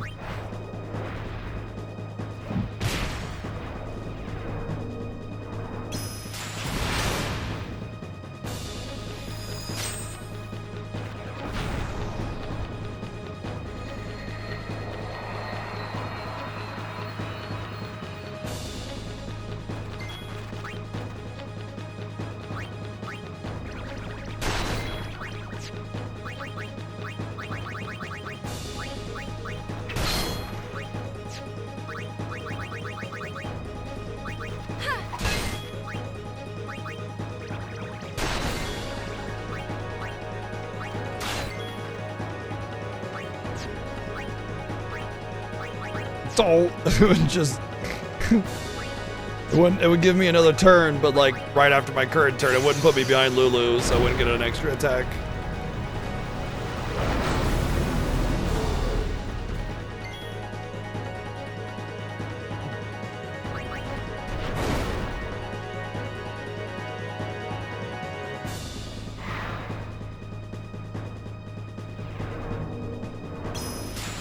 I wonder if there's like a point where Aeon stops scaling or something, because it seems like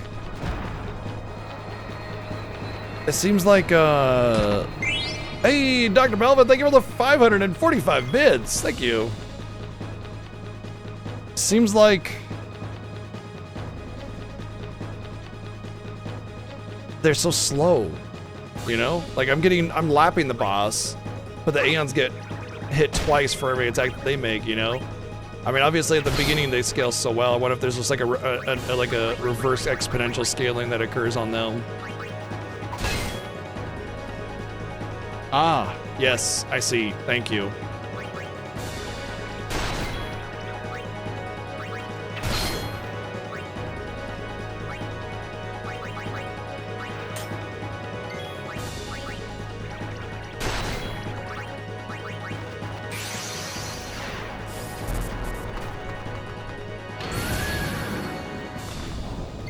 Biscuit, make them bleed. No, it's a pretty low drop rate. I mean, it's not terribly low, but like, it's kind of low. I don't remember what the drop rate is for the ribbon armor itself, but then I have to get it on the character I want, so it's essential, but it's gonna take some time, you know. I'm guessing probably an hour or two. If I finish this in like an hour or two's worth of total time, I think that's fine. I think that's within reason. But, you know, either I get lucky or I don't. Abraxas. What's that?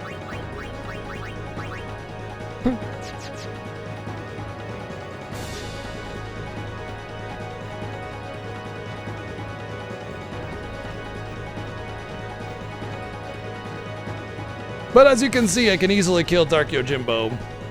So that means any of the Aeons prior to Dark Yojimbo are essentially more or less dead. They're just not quite dead yet. Sardines! Dark sardines. Thank you, VG, for the 100 bids.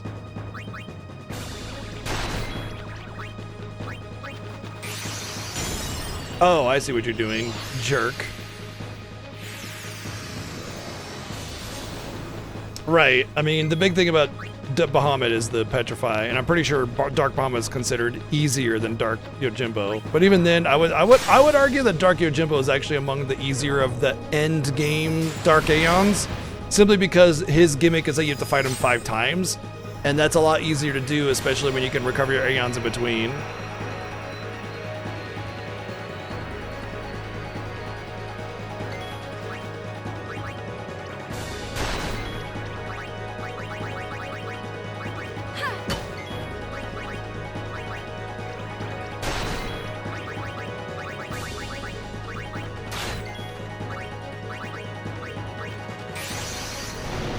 Oh yeah, yeah.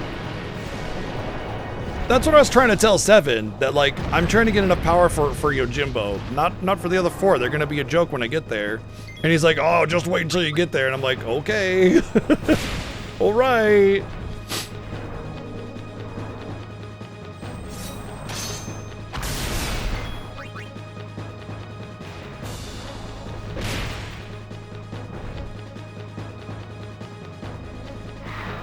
Oh, doggo strike.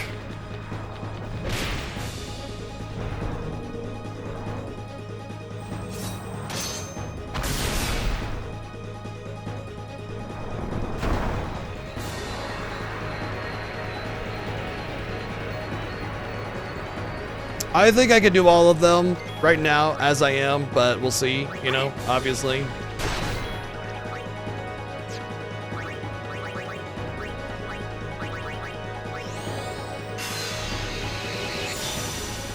Oh, you know what? This doesn't matter if I overdrive here because like I'm not getting overdrive as I do the grind because I'm not taking any damage. So this is like a waste. Stat building is basically finished. The only thing I might possibly do is evasion, and I'm trying to remember like if that's even necessary. Something is telling me, yes, just do the evasion. Another thing is telling me, no, it's worthless. Oh, really? Wow. What? Okay.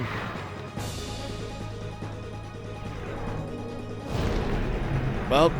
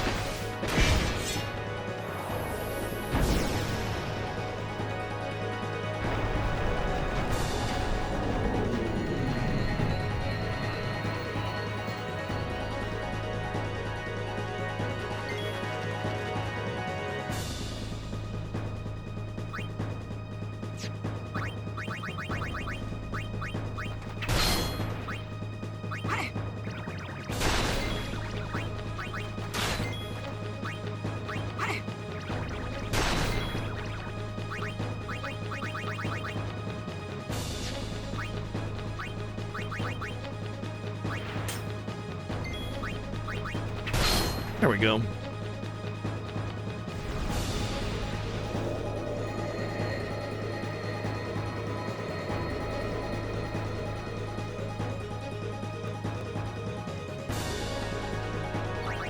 Honestly, it is kind of funny that Zanmoto on Anima specifically has happened twice. That's Titus, by the way. Yeah, I'm pretty sure any of the Genji stuff is just break HP limit. So I can safely just discard that, but it doesn't matter. Like, if it's for Titus, it doesn't matter what it is. It could have been a perfect piece of gear. I can't use it. This is kind of the part where if this is kind of the part where like if you didn't have to use just girls, you'd be in a better spot because you could get the ribbon armor for anybody and then just grind up their stats real fast, no problem. And then you're done. But for us, we have to get it for the girls. We can't get a ribbon armor for anybody else and have it be useful. And there's no mechanic in the game that like lets you transmute armor into different armor for a different character or something. So, yeah.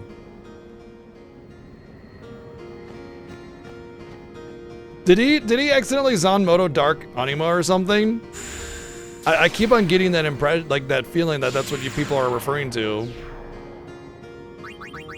He did. Oh no. You silly, silly goose.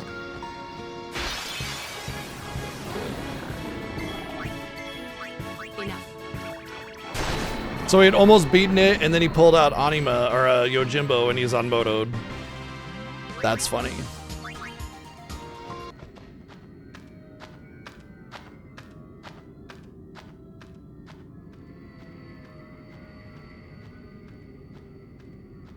Because you can tell when enemies are half health, they have like, especially Aeons, they have a leaning animation.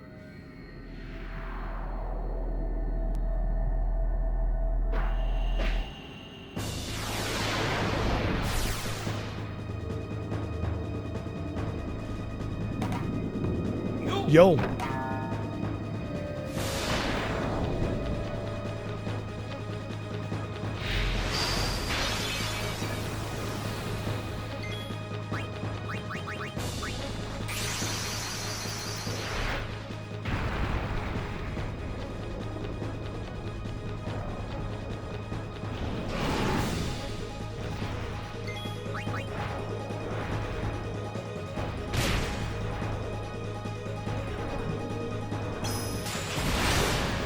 No, Vala, I mean, I win leave. Oh no.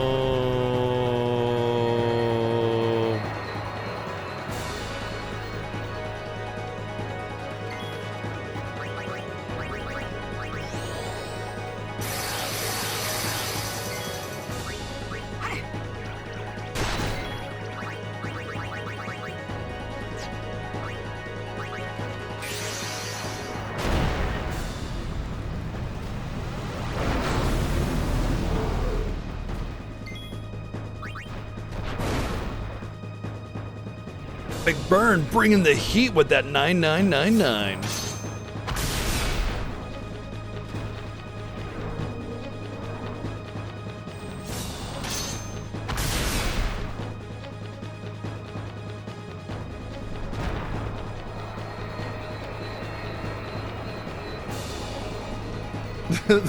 The angle in which Coconut is looking at me is kind of hilarious. Because he just looks like a big sheet of fur. Ah, he moved. What?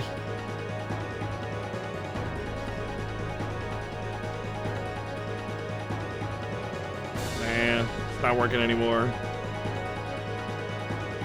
Anyway, he just looked like a big, like his head was kind of like pushed into his neck, was kind of pushed into his head a little bit. So it just like, I don't know if y'all ever seen the reboot of Doctor Who, but like there's the Last Human where she's just like a flap of skin, and it just kind of looked like that. It's just like a big sheet of white with a face in the middle.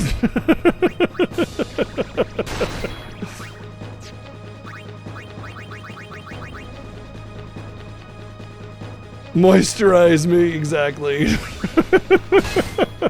Shit, I forgot to change weapons again.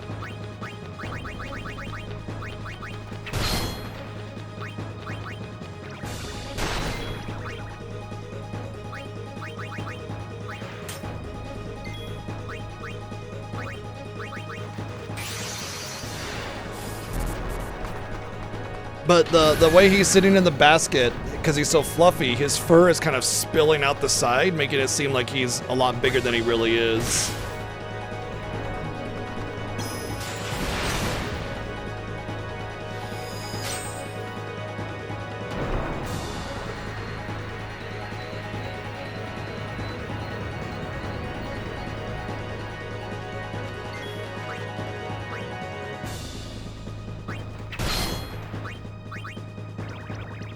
I was gonna take a picture, but then he started moving around, and so I lost it. Womp womp.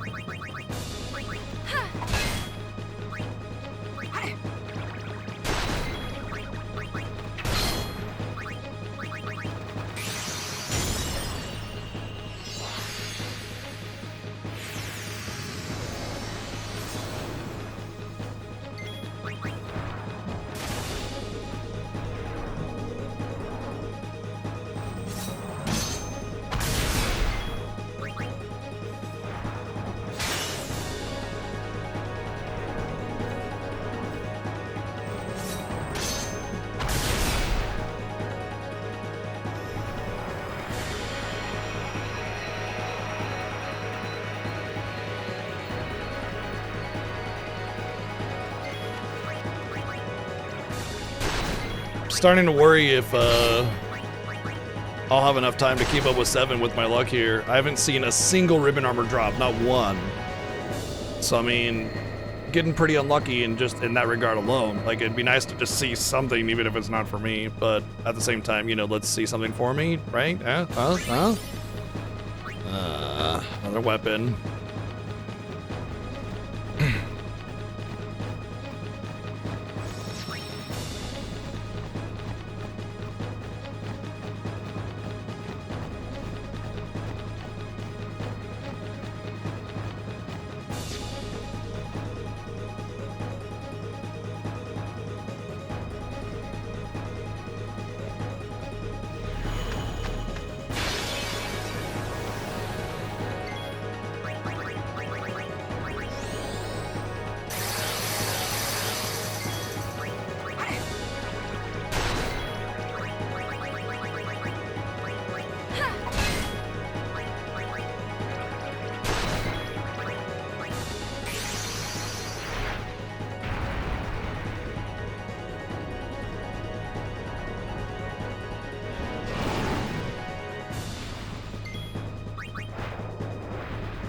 Little boop on the snoot. Boop.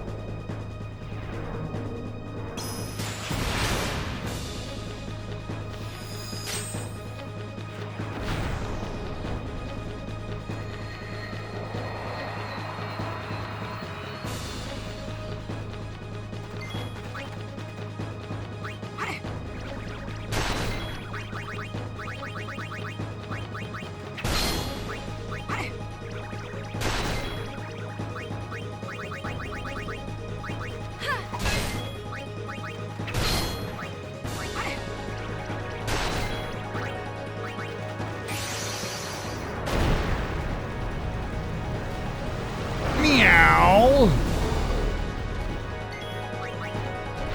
Take that! Ha-ha!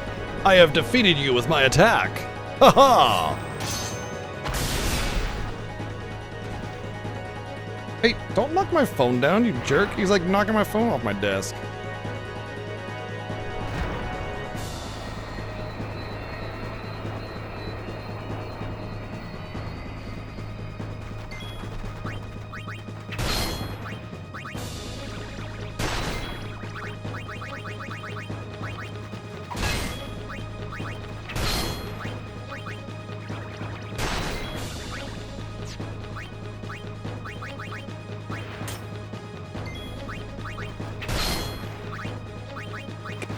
Guess we're going for one more.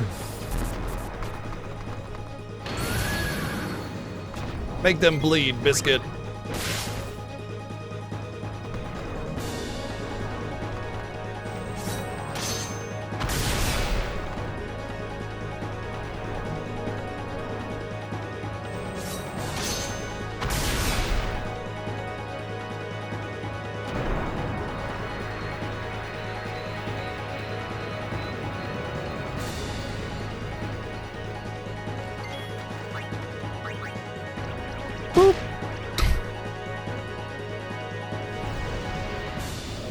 Sometimes it's annoying going through the whole song and dance with the summon shield and then just bopping them and that was it. You could have just booped them. It is what it is. You can't take chances with this unless you're counting hits.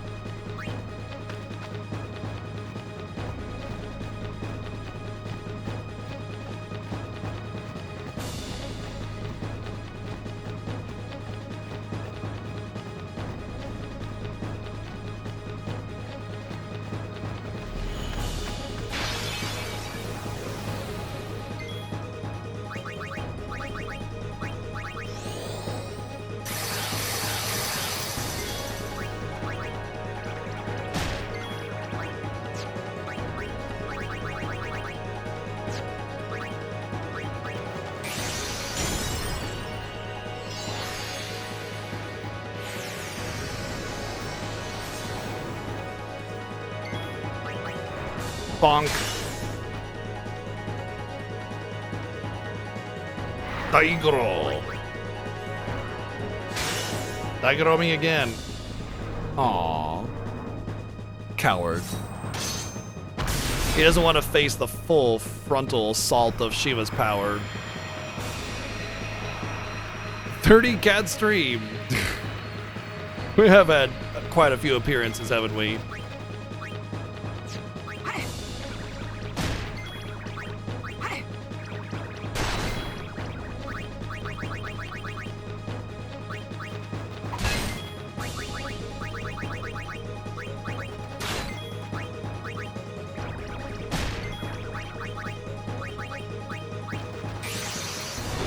I wonder if Impulse will be a or a full damage hit, because the melee was only doing 70,000, which is kind of wimpy.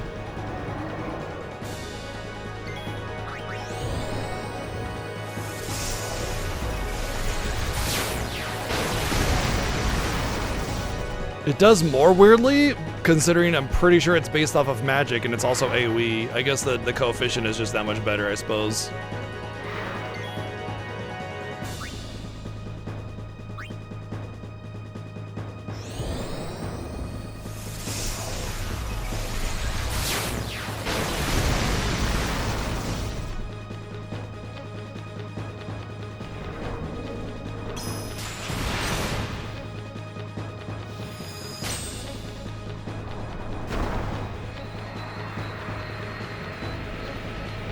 I always like the way Yojimbo just doesn't even look like he's trying.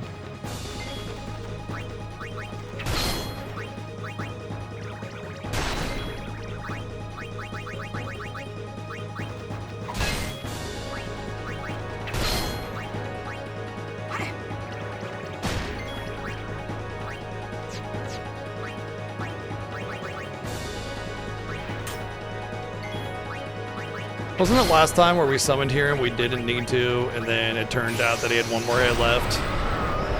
I mean, I guess Anima hits for full damage though, so it probably will be an overkill. Well, it won't be an overkill, it might just be a regular kill. Nope. Oh, yeah.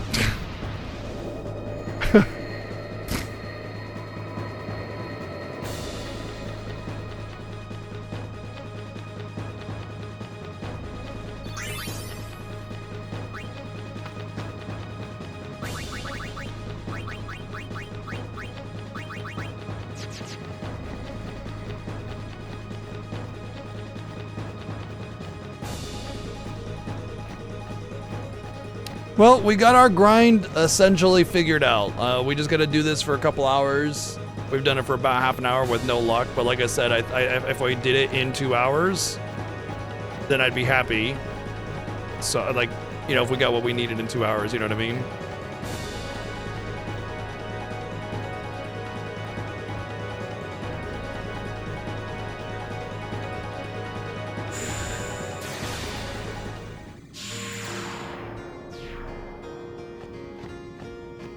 I don't know if going out of the dungeon actually resets the event, or if it just resets by taking the quick travel panel. I'll have to test that.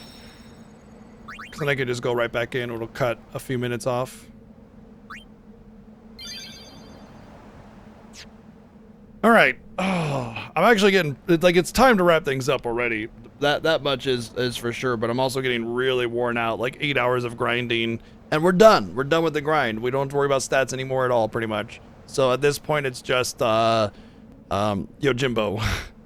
and hoping that he plays nice. So let's see. Let's go over here. Let's get that going. Yeah. No more butt flares for sure. Like, I'm almost positive we're done with butt flares. I'm very, very, very confident with my luck level. And even though, like, Dark Mindy or Cindy or whoever, the bee, might be a bit of a problem, like, at the end of the day, it won't matter, because I'll eventually hit, and I won't really be scared of her, whatever she has to do. So thank you for hanging out, everybody. Thank you for all the love and support, bits and donations and subs and resubs, and continue to make this Fiesta the best dang thing on Twitch. So I'm very, very worn out and tired from all the grinding, but don't worry. Dark Aeons, at the very least, we got Dark Aeons tomorrow, because, I mean, we got 5 hours to roll credits, 4 hours to roll credits, which means I want to finish this Yojimbo stuff in about an hour and a half, 2 hours, and get going. So, I mean, tomorrow's got to be Dark Aeons and Penance, or else I'm going to be way behind 7. And based on how bad a luck I normally get, well, I'm not confident in my chances of doing it faster than 7 simply because of your Jimbo luck and my typical RNG. But we'll see how it goes. Anyway, thank you everybody for hanging out. We'll see you guys tomorrow at 1 p.m. Pacific for more Final Fantasy X. Penance grinding. Good night, everyone. Take care.